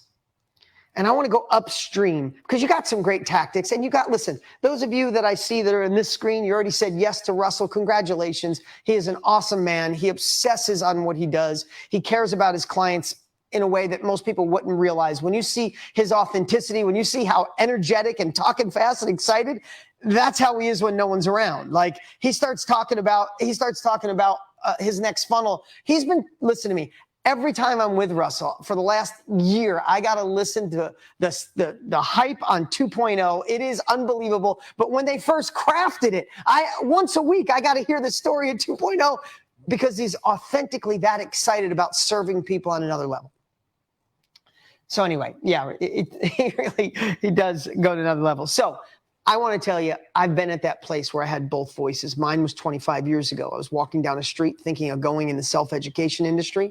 I was in the collision business. I had an auto sales, a used car dealership. I had tow trucks and I had apartments. And now all of a sudden I was going to build a course and build an infomercial because there was no internet. And I remember that story walking down the street by my grandmother's house. And one side was, you're not Tony Robbins. You don't have a following. Who would listen to you? You didn't go to college. You're going to build an infomercial? What? And do product and service? You're a fool. And believe me, I had plenty of people in my life tell me I was a fool. And plus, back then, it was about $250,000 to get started of money I didn't have because you had to do an infomercial and all that stuff. But on the other side, like I told you earlier, was this voice that said, you're meant for more. You'll die if you don't tap into this thing that's calling you to serve, calling you to push forward, calling you to impact more, to have more success, to have more freedom, right? I just know that voice so well. And I just want to encourage you. I don't think any of us want to be at the end of our lives and listen to that voice that tells us to play small, that we should have settled, that we're happy that we settled. We never will. At the end of our lives, I believe if we don't go all in, if we don't push ourselves, if we don't take uncomfortable action, if we don't move courageously forward, right? What's courage? Courage isn't moving forward in the absence of fear. Courage is moving forward even though you're scared to death, right? I just believe at the end of our lives, if we don't at least try, get out of the stands with someone else's name on your jersey and get in the game, I just think we'll have massive regret. So I just want to commend all of you for being a part of this challenge, still being here today. A lot of people are talking a game that they want more, want to do more, but they're not here. They're doing something else. You guys are committed here on a Saturday. So I mean this with all my heart. I applaud you for being here. I know it's scary for 80% of you raising your hands that you're new or kind of new. I know it's scary, but the only thing that can stop you is if you stop. The last thing I'll do, and then I'll get into what I want to actually teach today, but I geeked out on Og Mandino's book again. I read it a decade ago, and I read it again, 4 times in the last 40 days. The World's Greatest Salesman, right? And in scroll number 3, he said, the only word, there you go, Andrea, the only word in the English language that guarantees your success. You guys know it? I know. I will persist until I succeed. Right? I will persist until the only word that guarantees your success is persistence. And when you combine it with modeling someone who's already been there by being a part of ClickFunnels, by being a part of next level training and education and learn people who've walked the path, when you learn from people who've already been there and you persist until you succeed, there's no way you can fail. If you ever look back and it didn't work, it's only because you stopped persisting. You gave up on you. You let imposter syndrome seep in and go, I'm not good enough. And you fell back to who you used to be. But if who you used to be is who you wanted to be, you wouldn't be here today. Sorry, had to just get that out of the way because I think we just persist until we succeed, but don't do it alone and you're not. That's why you're here. Okay. Secondly, if I'm going to stick on Og Mandino's book, I might as well use his reference of scroll number 2 is I want to talk a little bit today. It might sound hokey to some of you. You might sound this a little crazy, but What if the foundation of selling was love? What if the foundation, what if you could be the greatest salesperson in the world, salesman in the world, saleswoman in the world, and not referencing Og Mandino's book. I've been selling every day for 32 years, actually, 27 years, 25 years in this industry. And I've always felt this way, especially more in the last 5 years. What if the foundation of next level success in sales and marketing was love, was service, falling in love with your clients, falling in love with your product, falling in love with the outcome you could get the people who say yes to you. When you fall in love with other people's outcomes, you never sell a day in your life ever again, and you'll get better than anyone around you. I don't know if you guys have, some of you know me. It's nice to meet some of you that are brand new and not knowing who I am. And some of you know, when I sell, my heart is filled, especially in the last decade of my life, because we work so hard on our products and services, just like you will, that you feel bad if someone says no, right? Because what if they don't get your product? They might buy from somebody who doesn't care as much as me, right? When Tony and I are selling Project Next or something that we're working on, it's like, I know the years worth of work that went in it, and people don't say yes, then, oh my God, they might say yes to something else, or worse yet, they suffer in silence and do nothing.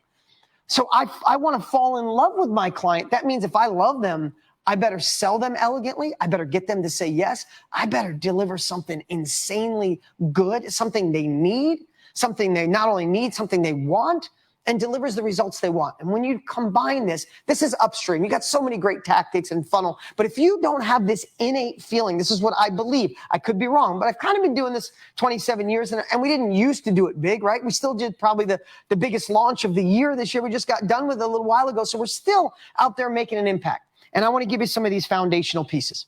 So this next 40 minutes, 35 minutes, I wanted you to take selling and turn it into next level service in your mind. Everybody, the number one question people always ask me, oh my God, I see what you guys did. How do you sell so well on stage? How do you sell so well on camera? I'd love to give you that, this comes before this, and who better than Russell to teach you the webinar blueprint and all the things, that perfect webinar and all the pieces Russell teaches. But combine that with falling in love of serving, and it changes the game. Because listen, especially 80% of you, it looked like raised your hands. Sales is the oxygen for every successful company. We know that, right? If you want to grow, there's only two ways to grow. Raise money. That's not my gig. I don't know if I'm more of a bootstrap person. Probably most of you are too. Russell is. You either raise money, or what's the only other way to get money?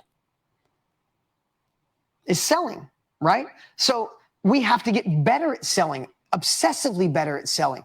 Like wherever you are, no matter how good you are, you got to obsess on it twice as much. That's just my goal. Now, that's one thing. The second thing to share about is, have these last 2 years been crazy uncertain, right? If this isn't uncertain times, I mean, this is the definition of uncertain times. 2 years worth of COVID, to mask or not mask, to vax to not vax, close down, shut down. It was fake. It was real. Oh my God. We got politicians trying to tell us we're way further apart and we don't agree, when I think 85% of us are the same, and we care about ourselves. We care about a bigger purpose. We care about our families. I think we are way more alike than we're separate, even though the media wants to tell us we should hate each other. Right? So you got 2 years of that crazy divisiveness and separation, and then pack on 42-year high inflation, and then stock market going this way, interest rates going up, recession inevitable, right? So talk about uncertainty. So here's what I want to tell you. I've been through it twice while I was in this industry, and I innovated my way and thrived both times. Both times. And I just want to share something before I get into what I want to teach today. Is I think it's our obligation in times like this, when people need us, is to step up our service, to double down on feeling responsible for delivering incredible value, to give more than you thought you were going to do. Because simultaneously, when you do that, it kind of triggers that same thing of like, I feel bad if I don't get your money, rather than I feel bad to sell. So I'm just going to ask you to change the story again. And those of you already crushed it and you're here today, you probably already know this, but I still remind myself of this 12 times a year at least. Because if I forget it's about love, if I forget it's about service, if I forget it's about meeting people where they are, then I turn into a salesperson. And then you can turn into just churning out the same old stuff, and you wonder why your marketing's not working. You wonder why your sales page stopped working, because you lost the love. You lost the care, right? Okay, so here's what I want to share. This is a little story that those of you who know me probably have seen this before, but I think this is such a great example of selling is service. And you should write that down. Selling is service. It's not kind of like service. It is service. And if it's not, then you got to step up what it is you're delivering. We teach people in the last 4 years, Tony and I, right? Similar to what Russell does in our own way. That's why we support each other. We're not competitors. Russell and I support each other in a big way. I use ClickFunnels. He uses some of the stuff I do, right? But I thought this was a great example of someone. If you pull this up, pull the slide up for a second. This girl's name is Jamie Falahi. And like many of you that maybe raised your hand, that you're venturing in, maybe you already have a course, a workshop, a coaching program, some kind of digital product or course. You can take that down, Mike. Some kind of digital product or course, and something maybe you're going to create, you've already created, you want to sell it. Jamie got enrolled with us, and she had a son that had eczema. Really bad. And she hated that it was always steroids and doctors, and eczema can be way worse than people think. And she just went through so much. Finally, she got fed up, and she went to naturopaths and went to all these different doctors, medical doctors, naturopaths, read multiple books, tried stuff at home remedies, tried different creams. And she finally found a way to naturally cure her son. And then she said, hey, I want to be in this digital I want to help other moms. Service, love. I want to help other moms. But guess what happened to her? Same thing with that millimeter conversation. She got enrolled with us, got excited.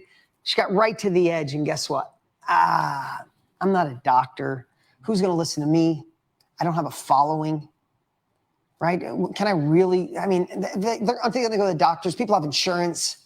All of a sudden, all that talk that all of us find some days. But luckily, she was on a screen like this with me in this room, and I picked her out, and by accident, I just happened to talk to her, and I told her, how much of a disservice would you be doing to moms with kids with eczema right now that are suffering in silence, that don't know some of the things that you discovered? And we had this great conversation. And I also told her, even though you can help them, you also have to do the things like what ClickFunnels helps you. You still have to build an irresistible offer, good copy, good sales page, because you might have a good service, but if people don't know about your good service, they never buy. We'll talk about that in a minute.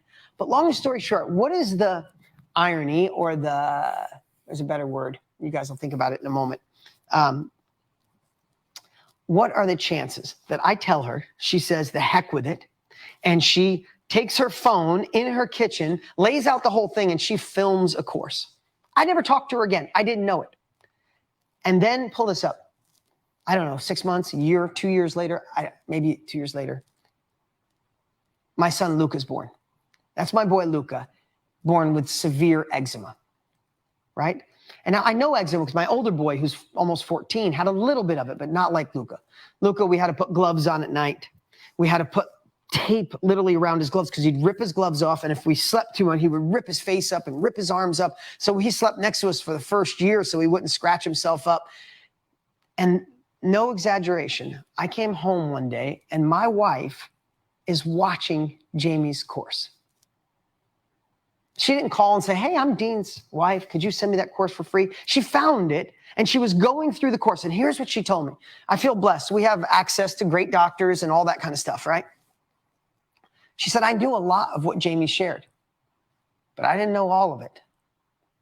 And because Jamie served, because she overcame her fear, because she overcame thinking, I'm not a nurse, I'm not a doctor who would listen to me, I don't have a following, my husband thinks I'm crazy for doing this. Because she took uncomfortable action, because I had the chance to talk with her and change that thought process of stop thinking I have to build this and try to sell it and convince people to, I get to serve people now. She built this course and it impacted me. Now I know she's made other sales and done her thing, but me, my life, like talk about full circle, serendipity. Is that the word? Maybe, right? It went full circle, and watch it. And here's my little boy and my wife. He's even a little bit older than that now. His eczema is about 95% gone. He gets flare-ups. And the reason I wanted to share that is because, and you can pull that down, Mike. I know so many of you get this. And if it feels redundant or feels too low caliber today, I beg you to think differently, because I'm always trying to think how to go upstream. If you anchor in your heart that I am obligated to share my message, I am obligated to share my product, my service, my mess that became my message, my course, my mastermind, my workshop, my product that physically shipped to them. I know it can impact people. I know they need it. When you shift and feel like you are serving and you're obligated, you look at everything differently. If you're right now at 10 employees, 20 employees, 100 employees, you'll look at that completely different, because you won't look like, did we make sales today? Is how many people did we serve? And are we doing everything in our power to actually serve the people that need it? And Russell said it the best. If you're not obsessing on your sales and marketing, you're missing the boat. Because so many times, so here's what I'll say, and I'll leave that one. I want to go to this next piece. If you don't absolutely love your product, if it's not ready yet, you get to build something you love. But if you don't absolutely love your product, your service, change that. That's what I'm going to encourage you to do. Change that. Fall in love with it, because then you can funnel hack, you can test, A/B test everything you do. It'll feel amazing to get those sales in a different way than anything I can ever explain to you. So fall in love with your client. Fall in love with your delivery. Fall in love with their results. And then use all the strategies, Russell, and everything you learned over the last couple of days. But go upstream, anchor that in, changes everything, especially in this shifting economy. Okay, that's the first secret. Selling is service. Number 2, the science versus the art of marketing. Science versus art. Now, everybody can look at this differently. This is just the term in my head, is the science versus art. You need the science, right? I said this before, but are you going to do Facebook ads, Instagram, YouTube, long form, short form, 60 seconds, sideways, straight, vertical, horizontal? Am I going to try to go viral? Should I just do TikTok? Or no, maybe I should do LinkedIn. That's where my people live. Or you have all these other options. To me, that's the science. That's a delivery system. And most people will get overwhelmed with the delivery system. In my head, science equals delivery system. If this was 100 years ago, it might have been horse and carriage. Longer than that, could have been carrier pigeon, right? When I first started in this industry, Russell said he watched my infomercial when he was 15. I didn't do an infomercial because I wanted to be on an infomercial. There was no other delivery systems. There wasn't Instagram or Facebook or YouTube. It didn't exist. The internet didn't exist when I started. How crazy is that? There was AOL dial-up that would take you 5 minutes just to send an email. Remember the modem screaming? Those of you that are my age, you remember the modem screaming in your house just to send out an email? So my delivery system when I started was an infomercial and direct mail. And back then there was yellow pages and the classified ads and door hangers, right? Delivery systems will change throughout time. Those of you who are super young, if you're in this as long as I am, 25 years from now, you won't be marketing on Instagram. It'll be something completely different. You might be marketing in virtual reality or a million other things. We don't know where it's going. But I know this, what never changes is the art. The art. This is the upstream thing I really wanted to share with you guys today, because the same conversations to get people to take an action when someone was standing in the Roman Empire in the piazza, standing on a stump or a big rock, the same things coming out of that person's mouth then are the same things from 100 years ago to 50 years ago to 20 years ago to 2 minutes ago. Art of messaging, the art of persuasion, the art of influence, the art of caring, the art of love, the art of service, that is timeless. And if you master that, listen, if you want to know my secret, it's the art. The truth is, if you said to me, please go make an ad on Facebook right now, please go make an ad on Facebook. I don't care if you gave me $1 million. I have no idea. I don't even know my Facebook password. So how the hell do we do what we do is because I've obsessed on what I love is the art. I love living inside people's hearts, in their minds, in their souls. So I want to go over, I broke this down. I try to think of what are 5 things, right? Because I'm not going for 2 hours today. I'm trying to do this whole thing in 45 minutes or so. What I wanted to do is say, what are the things when I look at the art, park the science, go learn that from somebody else, take a tutorial, learn from Russell, learn all the things. That's delivery systems, or get someone else to help you with delivery systems.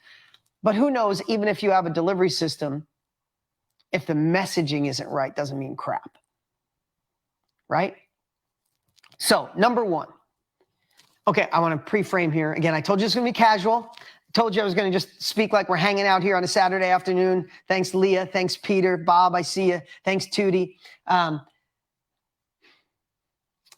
going to add a word to everything I'm sharing. And I want to go upstream here for a minute again, but I should say end. Whose conversations at dinner with a spouse, a friend, loved ones, whose conversations at dinner are completely different today than they were just 6 months ago? Who in here has talked about inflation?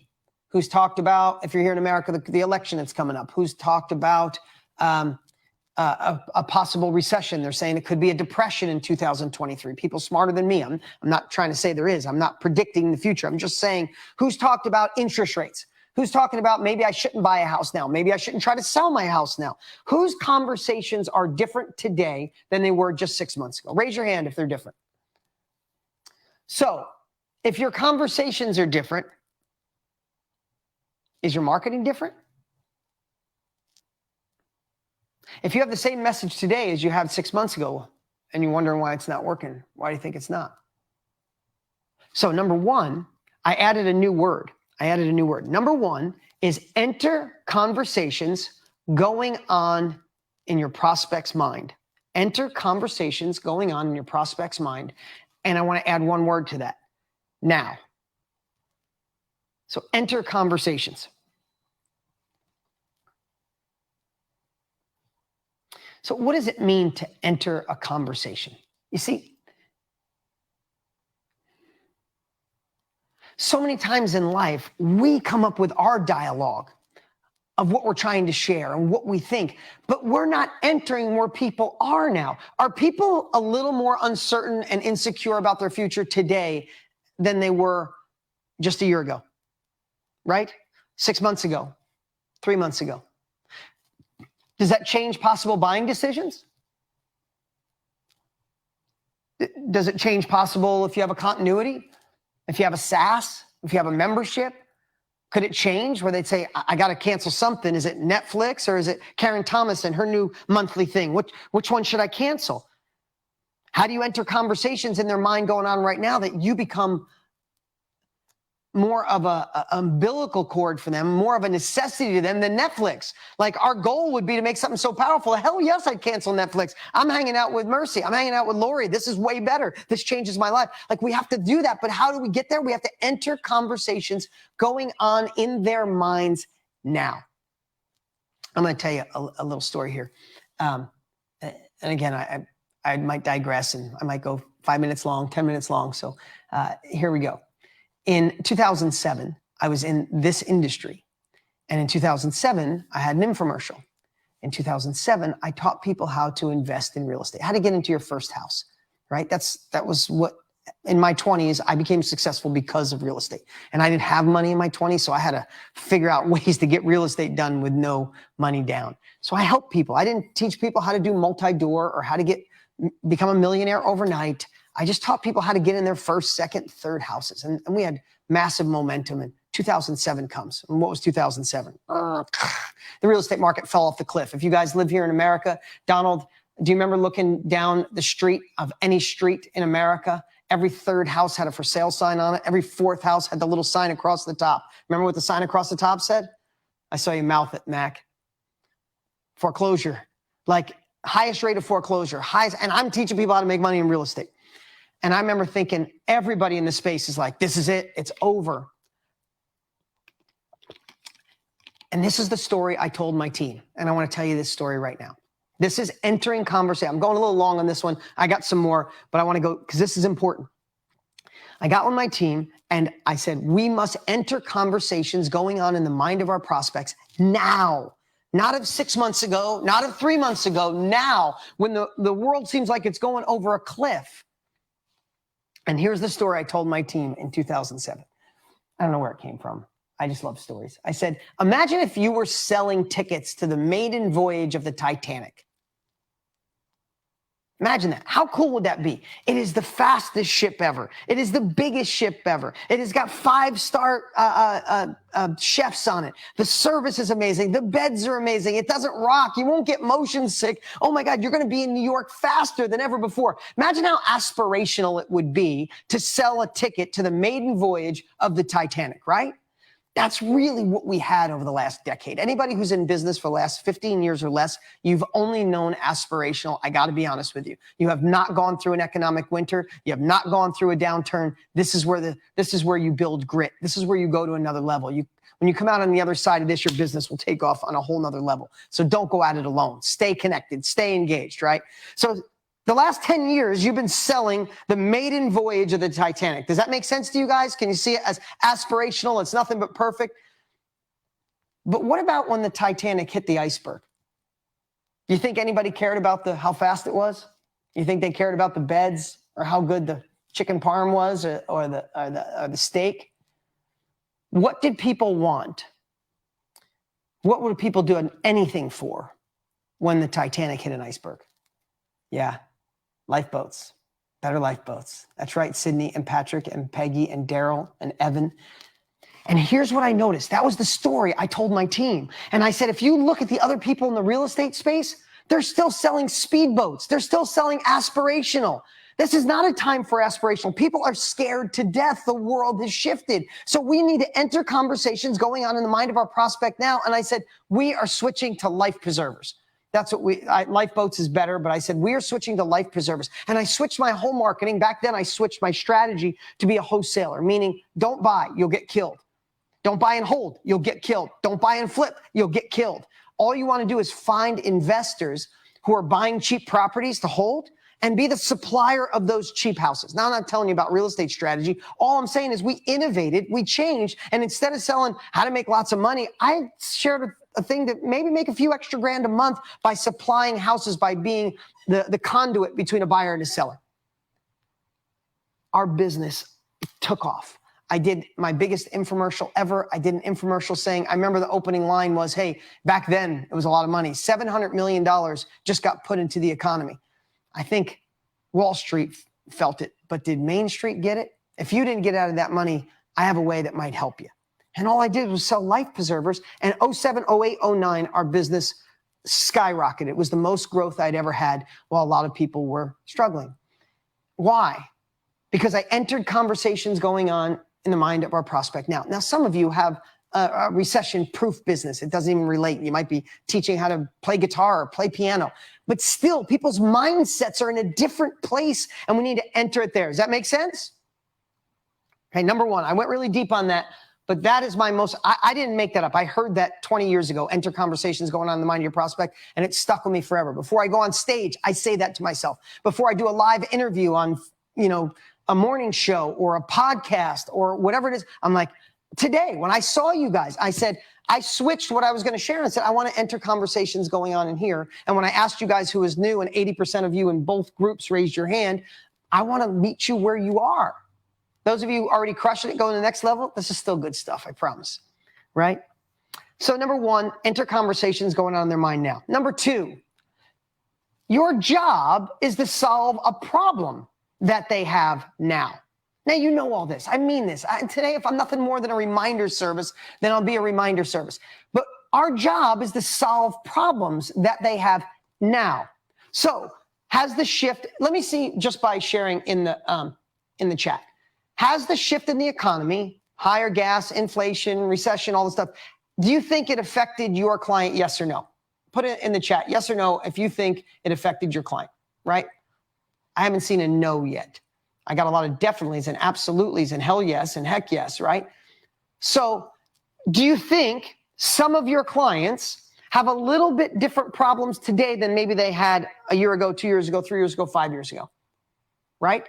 Of course. So we need to solve the problems they have today. And it might be the same outcome, the same solution, the same product you have, but you have to address it in a different way to let them see, oh, this can work for me now during this shift in the world. Make sense? Do you see what I'm talking about? Going upstream and anchoring this in, then all the other stuff. This will be the cadence of how you think through it. Number 3. I'm not going to pretend that I'm sharing something you've never heard. Again, I just want to remind you of it in a different way. Number 3 is share a path to their goals now, right? If you think about that,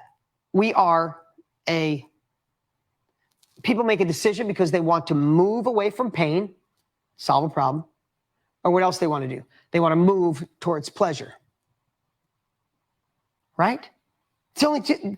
People make decisions. We get overwhelmed with why people make decisions. It's 2 things: to move away from pain or move towards pleasure. That's it.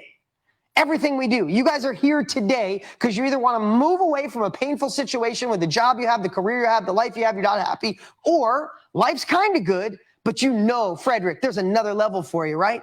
And I'm here because life's good, nothing's bad, but man, I can do more, be more. I'm meant to impact the world in a bigger way. So you're either here, you are here today because you're moving away from pain, or you want to move towards pleasure, and we all want to do both. And if we don't forget that we need to solve their problems now or share the path to reach their goals now, then we miss the boat. We get in our own head, and that brings me to number 4, is what do they want now versus what do they need now? What do they want now versus what they need now? Do you know how many entrepreneurs I've talked to that had a great idea, and sometimes they're driving an Uber? Sometimes they're doing something else because they got so stuck in their head that their clients or their prospects needed what they created. Do people make decisions on things they need to do?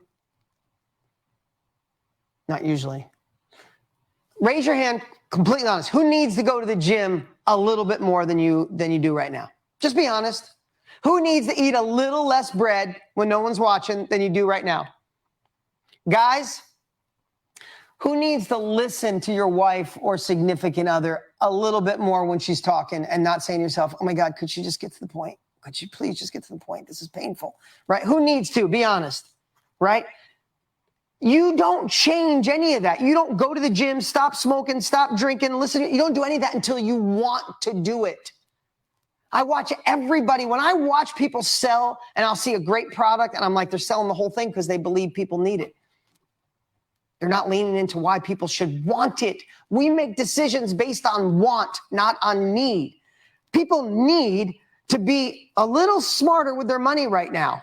People need to probably wait another 6 months and invest in the market. I don't know, whatever. People need to do a lot of things, but they won't do it until they want to. So the greatest thing I've ever learned is sell people what they want and deliver them what they need. Listen, we have, Tony Robbins and I have a course. We teach people how to start and be in this industry, right? We know people want to launch a course, a product, a mastermind, a workshop, just what you're here for, right? But guess what we know people need? A different mindset. So, well, our first module, the whole thing is Tony Robbins climbing into someone's mind and make sure they are unstoppable. But if I would say, hey, I'm going to sell you a course and we're going to teach you a better mindset, you're like, I don't want a better mindset. I just want to make money. I don't want this BS. I want you and Tony. I don't want to go jump up and down and say yes. I don't want that shit. Just give me the money, right? So we have to offer people what they, Evan, I see you laughing at me, right? Am I right though? Like we have to sell people what they want. I want to make money. I want to go to another level. I want freedom. But if I don't climb inside their mindset and get rid of all the crap in here, you're going to have imposter syndrome. And I couldn't do it because everybody will think I'm silly, right? We have to crush imposter syndrome. We have to crush self-doubt. We have to get people to feel empowered. They didn't think they need that, but we know they do. So know the difference. Stop selling the need, sell the want, and then sneak in what they really need. Let me ask you something. Who in here teaches people how to be healthier or going to teach people how to be healthier, lose weight, get in better shape? Raise your hand if you're going to do that, right? Okay, those that raise your hand. If you just taught them how to count calories, will it work? Ever in the history of the world. Don't you have to teach them to change their thoughts about themselves? Focus on solutions, have a compelling future, get rid of stinking thinking, crush old beliefs? Of course. But if you said, hey, get my program, and I'm going to show you how to get rid of that stinking thinking. I'm going to show you how to focus on solutions. I'm going to show you that life is meant for you, not to you. I'd be like, get out of my face. Just tell me how to lose the weight. Because we get sucked into need. Stop trying to sell what they need, sell them what they want, and give them what they need. That's when you can fill your heart. That's love. I know they're coming to me because I sold them what they want, but I'm going to give them what they actually need to get the results they want. You guys got that? Okay, the last one. You can pull this up. You can pull this slide up, Mike, so if you guys want to take a picture of it. The last one is, hear this one. People buy from you when they feel understood, not when they understand you. People buy from you when they feel understood, not when they understand you. Okay, you can be honest about this. Have you ever seen a speaker that when they speak, they can have had huge success in their life, right? Huge success in their life.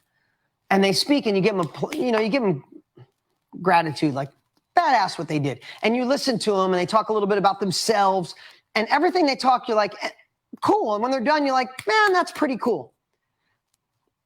And then do you ever have another speaker that speaks and you're like, holy crap.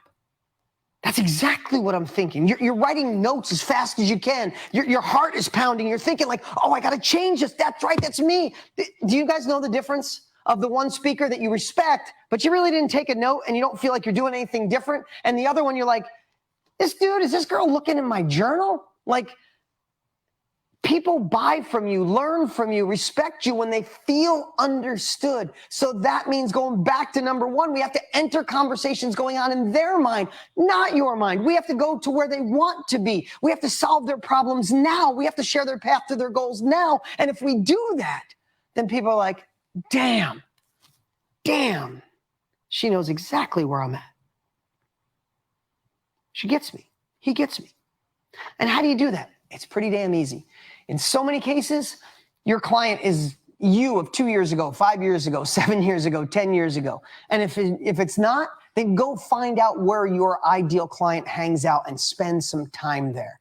Find the Facebook group, ask questions, see what they're saying, see what their struggles are, see what their desires are, see what their conversations are, see what they're worried about, see what their dreams are, see what their goals are, find out what they want. That is how I've been relevant for 26 years because I truly love my client. I truly love my product. I truly enter conversations. I want to solve problems, give them a path to their goals. I want to give them what they want and what they need. And I want people to feel understood. That's one of my biggest secrets I've ever shared. I could have shared one of my winning funnels today, but you got Russell Brunson. You got the best in the world at funnels. You got all these amazing people for the last 5 days sharing. But anchor this in upstream, things will change forever. Okay, number one was sales as service, right? Number two, science versus art. Park the science, go deep on the art, fall in love with your client, live in their head. The last piece is to create an irresistible offer. Creating an irresistible offer. Now, this is why I chose this today.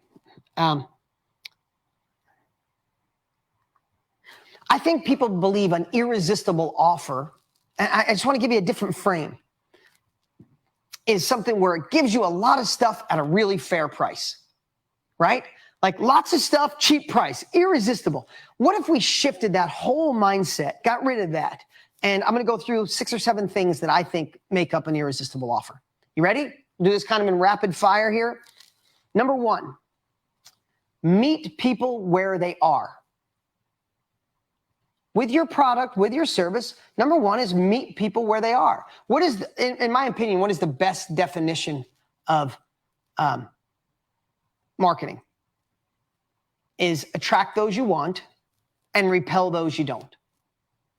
When you meet people where they are, what that really means is that you know exactly who your client is and you're meeting them at that point. right? If you have a high-level mastermind teaching funnels, badass next-level funnels, or you're teaching paid ads through YouTube, and you get a newbie and you put him in that room, oh, how does that feel? Like, son of a bitch, I don't even know my niche yet. I didn't get my course totally up yet, and now I'm learning about YouTube ads and Facebook ads. What does your brain feel like it's doing? Like it's going to explode. And though it can be amazing information, if you don't meet them where they are, they will refund, they will opt out, and they will go to someone else because you are at the wrong place. Or if someone's already doing $100,000 a month and you get them in the room and say, let's dial in your niche and decide who you should work with. Like, dial in my niche. I just want to get to $200,000. Give me a marketing strategy. Tell me how to write a better hook. Should I do a quiz funnel? Should I do free preview events? Come on, I need something bigger. If you don't meet people where they are, you're going to think your product sucks. It doesn't. You just didn't meet them. You didn't identify your ideal client and then meet them where they are. That to me is part of an irresistible offer. Make sense? And here's the cool part. The world is so big. You have so much access to people, which Tony and I didn't when we started. We had to do infomercials. Is that you can target your ideal client and you don't have to sell somebody who's a little above it or a little below it because there's plenty of people in your swimming lane. So number one, meet people where they are. Number two, do what it takes in your offer to make it irresistible, to build their confidence and push them to take action. You are obligated to push them to take action. Anybody my age, most of you, when I was a kid, there was the cartoons on Capitol Hill, and they used to say knowledge is power. It was the little cartoon. I forget the name of them. Something. It was a little jingle that would go on between like Popeye and Bugs Bunny when I was a kid, and they'd say knowledge is power. But is it? What's Schoolhouse Rock? That's Richard. That's what I'm talking about. Thank you guys. And knowledge is power. Is that true? There you go. Action is power. Knowledge plus action equals power. Knowledge plus action equals results, right? So we have to not just deliver education, do whatever you know how to do to prop up their confidence. And I love this word. You should write this down. When I build a course in today's world, when I build a coaching program, when I write a book, I am looking to make people feel disturbed with their own inaction. You should write that down. I literally am thinking through the lens. This is all upstream stuff. I am literally looking through the lens of how do I disturb them if they don't actually do this? How do I make it so irresistible to keep moving forward, to write the copy, to send the video, to film their first live, to do their first webinar? How do I make it so? How do I grease the runway and build their confidence so much that they're disturbed if they don't? They won't sleep at night. You think through that? Wow, you wonder why people devour your course, why they recommend and refer you to anybody else, and why a lot of people build something and most people don't go through it, right?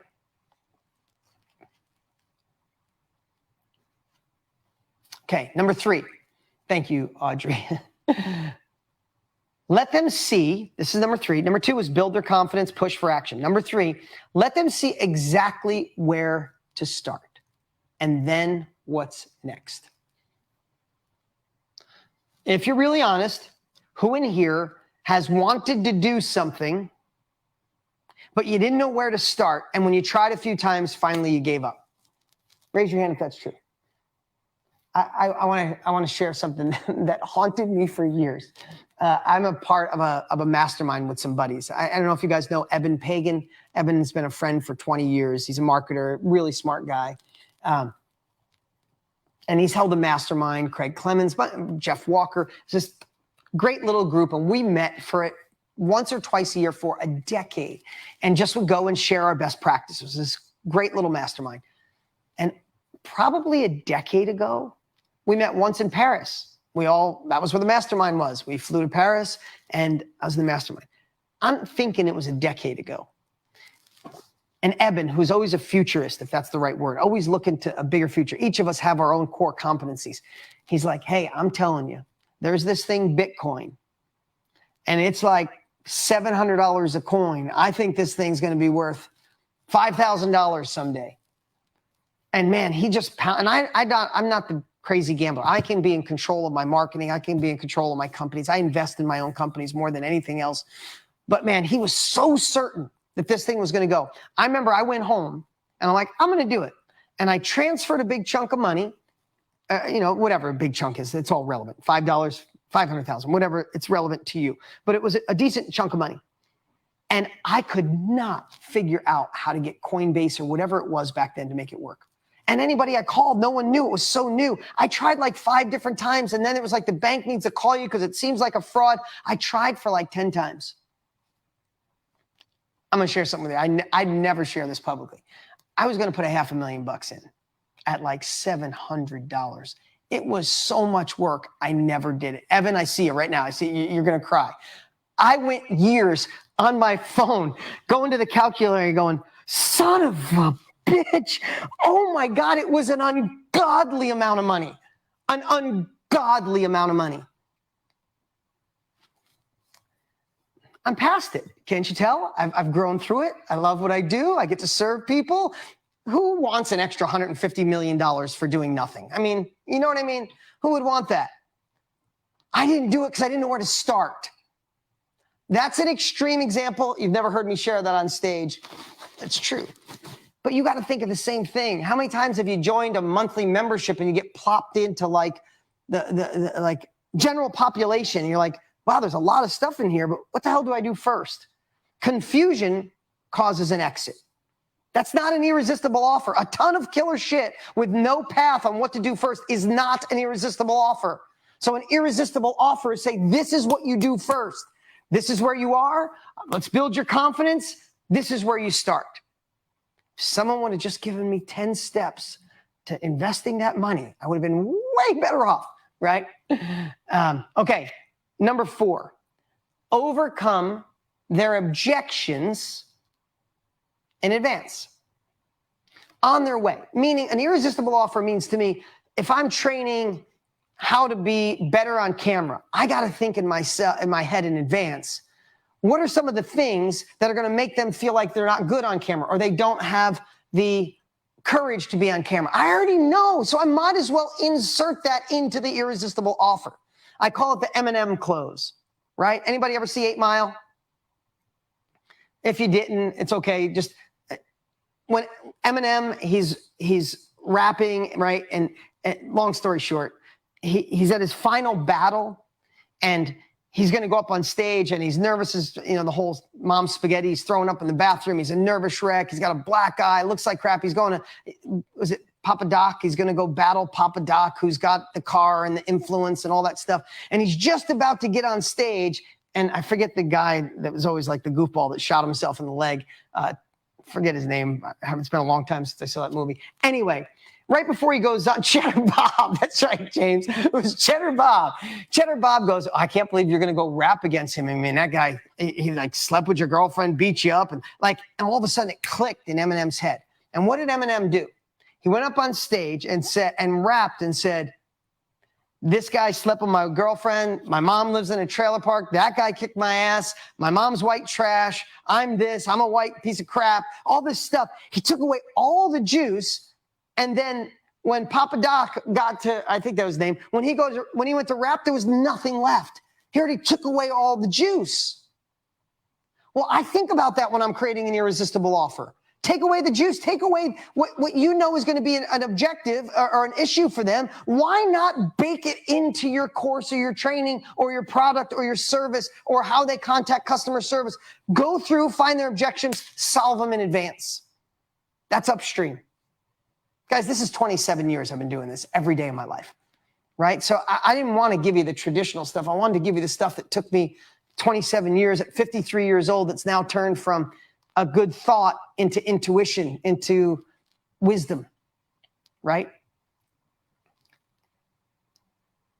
Number 5 is just simple. Yes, give them what they want and what they need. Number 6, then after you do all that stuff, create the value and the price that's hard to say no to.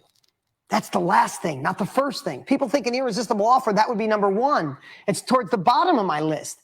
Then you create value. Then you create a price that is hard to say no to.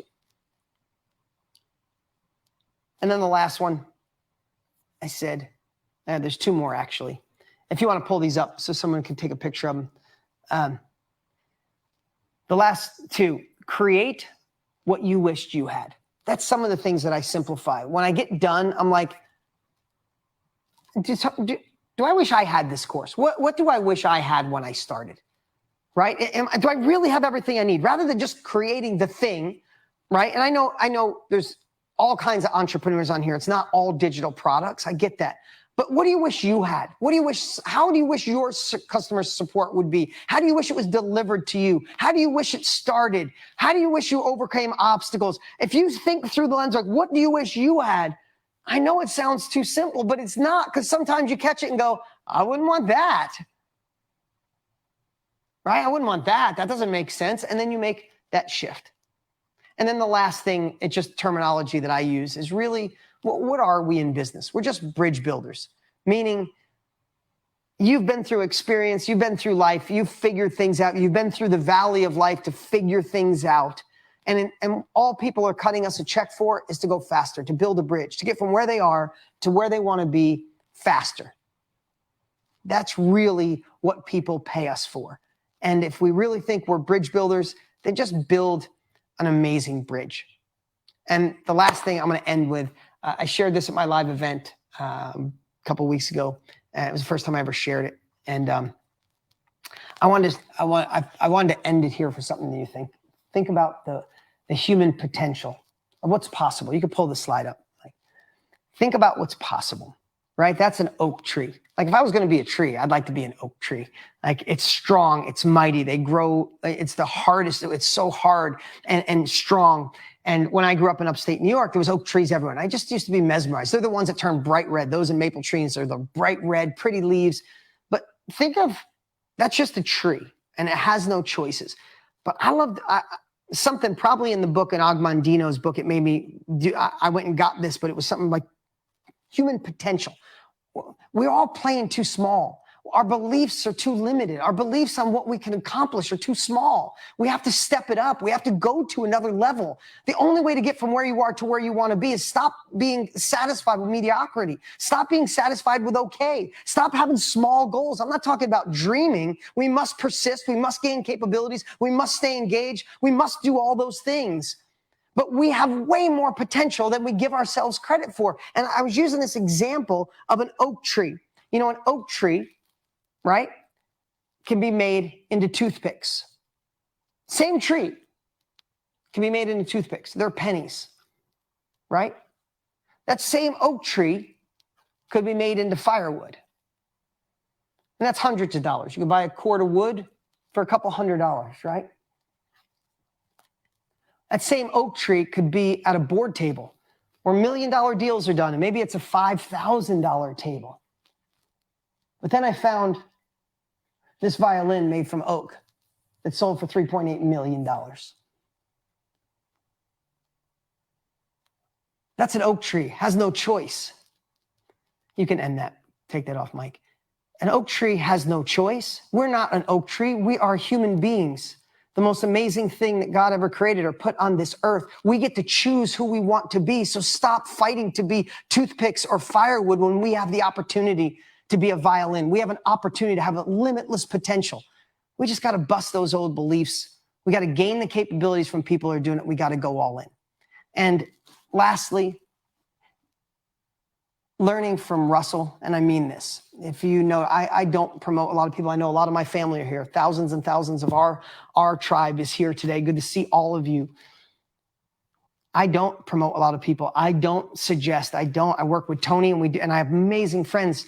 But I know how much Russell cares.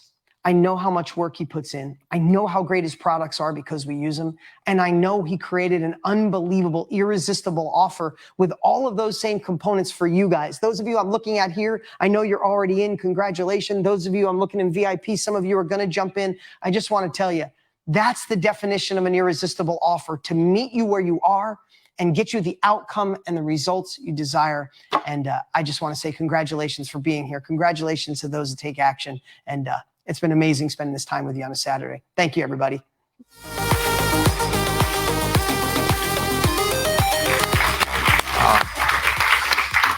Thank you, Dean, so much. So great to have you. And that was amazing. So many good things.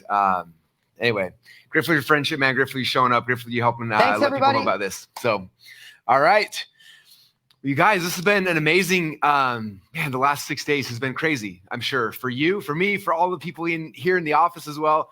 We've had so much fun serving you guys. I think the last thing is like, after you go through an experience like this, is like, what's next, right?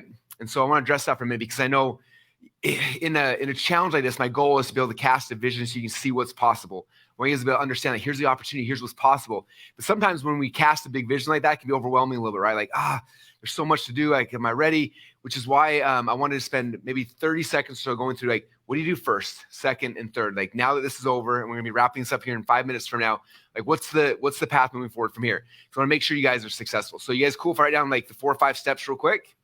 Okay, the first step, for those who got started, obviously you have access. If you don't, the link once again is funnelbuilder.com/ who knows what it is? Do it now, right? So that's the first thing, is making sure you have access. That opens up the gate for the next 12 months. We have a chance to be able to work together during this journey. Number 2, I recommend like taking a break. Do what I'm going to do, which is going to go home and spend time with my wife and my kids and and just relax. Like, you've gone through a lot. Like, your brain's probably absorbing a whole bunch of stuff. Your conscious mind's been absorbing all these things. I would take a day or 2 off just to relax and let it like kind of sink into your subconscious mind. Because if we keep like just jamming things in there, eventually it's going to get overwhelmed. I don't want that. So I kind of relax from it, take a day, take 2 days, and just kind of stop and think and relax and like just kind of visualize like what you want for yourself and for your life, right? So number 2 is take a break. Okay. Number 3 then is like on Monday or Tuesday, whenever you're like, hey, I'm coming back in, I'm gonna get started. The first thing to do is log inside the members area. Inside the members area, we have what's called a quick start path. Okay. And this quick start path, the goal of it is to get you to understand like what's possible, like what are all different things. Okay. The quick start path, when you guys go through there, you have a chance to go through the trainings from the 3-day event we did, the 2 Comma Club live event. And this is the event we did to help people to figure out how to get through the 2 Comma Club. And it's going to show you guys, here's the value ladder. Here's what's happening each step of the value ladder. It's going to give you a very clear, very big understanding of all the different funnel types. And then from there, your job is not to go pick 1,000 funnel types. After you go through the quick start, which might take you a week or 2 weeks to go through it and listen to it and understand it and internalize it. And from there, then it's coming back and picking 1. Okay, I don't want you focusing on 3 funnels or 10 or 12. I know we have a million ideas, but like picking 1. So for some of you guys, it's gonna be a book funnel or maybe a webinar funnel or a high ticket funnel. It doesn't matter. They all work. Like, Russell, what's the best one? It doesn't matter. Like, just pick one of them and then focus on it, right? In the members area, you have trainings for all the different ones and you don't have to go through all of them. It'll be overwhelming and it's not important. The key is just to pick 1. Okay, so after you watch the quick start, from there you have a good understanding of all of them. This, okay, this is the one. This is the one I think for me is going to be the key. Or for the client I'm going to go after, this is the one that's going to be the key. And then go and master that one, learn it, understand it, study it, and then go build it. And then the first one you build is not going to be very good. So then build another one, and start getting used to this process, right? This is this whole Mr. Miyagi, wax on, wax off thing. But you're going to focus on one funnel type. You're going to plug into the community, all the different funnel builders who are in that community, and ask them questions and get their feedback. And all this will be sharing and helping together. Right? We have an entire team that's in there in the members areas as well, coaching and helping. Like, you guys had a chance who've been jumping on the implementation calls. You met a lot of them who are here every single day, full-time jobs just to serve you guys and make sure that you're not left alone. Okay. And then go out and figure out a funnel and master it. And then the next philosophy that we have inside the ClickFunnels community, we call it your 1 funnel away. Okay. And I want you guys to understand, like, you're literally 1 funnel away from success. It's not 20, 50, a million. Like, it's just, you gotta have 1. And it's not always going to be the first one or the second or the third, but it's going to be 1. But you can't get the first one out there until you have to go do it. Right. And if the first one flops, that's okay. It happens to the best of us. Happened to me. My first couple dozen flopped, but I didn't stop. I did another one, and eventually, like, I started getting better. I started getting better at the copy, and started getting better making the funnels. And like, eventually I got so good that I couldn't miss. Eventually I started having success and then more success, right? If you take that over the next, 30 days, 60 days, 90 days, 6 months, a year, in a year from now, which is about the time the Funnel Hacking Live will be happening, you guys will have funnels that are working. You have leads coming into your business or the businesses of your clients. You have sales coming through, right? A lot of you guys came into this world like, I'm a beginner, I'm a newbie, I don't know anything. Right now, you guys are all funnel builders. You went from beginner nobody to like an identity of I'm a funnel builder, right? The next step is like, now I'm a funnel builder who's having success. I'm a 2 Comma Club winner. I am, right? Myron talked a lot about that. And so that's the journey I want to take you guys on today and throughout the next year of your lives. We're so grateful that you plugged into this challenge. I hope you got ideas. I hope that you had a chance to see just the vision of what's possible for you in your life. I want to thank all of the speakers. We have so many amazing speakers who came and served you guys this week. I want to thank them. so great. I also want to thank my team. My team's been working hourly days and nights, from the events teams to the cameras, audio, videos, editing videos at 2 or 3 in the morning to get them all back to you as fast as they could. I want to thank all of them for all their support and effort. And I want to thank we have an amazing audience of people here who help promote this event to get people here. I want to thank everyone who promoted this event. Again, over 200,000 people registered to be here. I want to thank everyone who helped be part of that in any way. I'm so grateful for all you guys. With that said, again, I want you guys to have an amazing weekend, relax, have some fun, and then we get to work again early next week. For VIPs, we'll be started probably at 10 to 15 minutes. So open the countdown clock. We're going to make sure, get a couple of speakers up here, and we'll do Q&As for probably 30 minutes or so, and then we'll wrap it for the day. But with that, so thank you guys so much for being part of this challenge. We love you, appreciate you. We cannot wait to serve you. And VIPs, we'll see you back here in about 10 or 15 minutes. Thanks, everybody.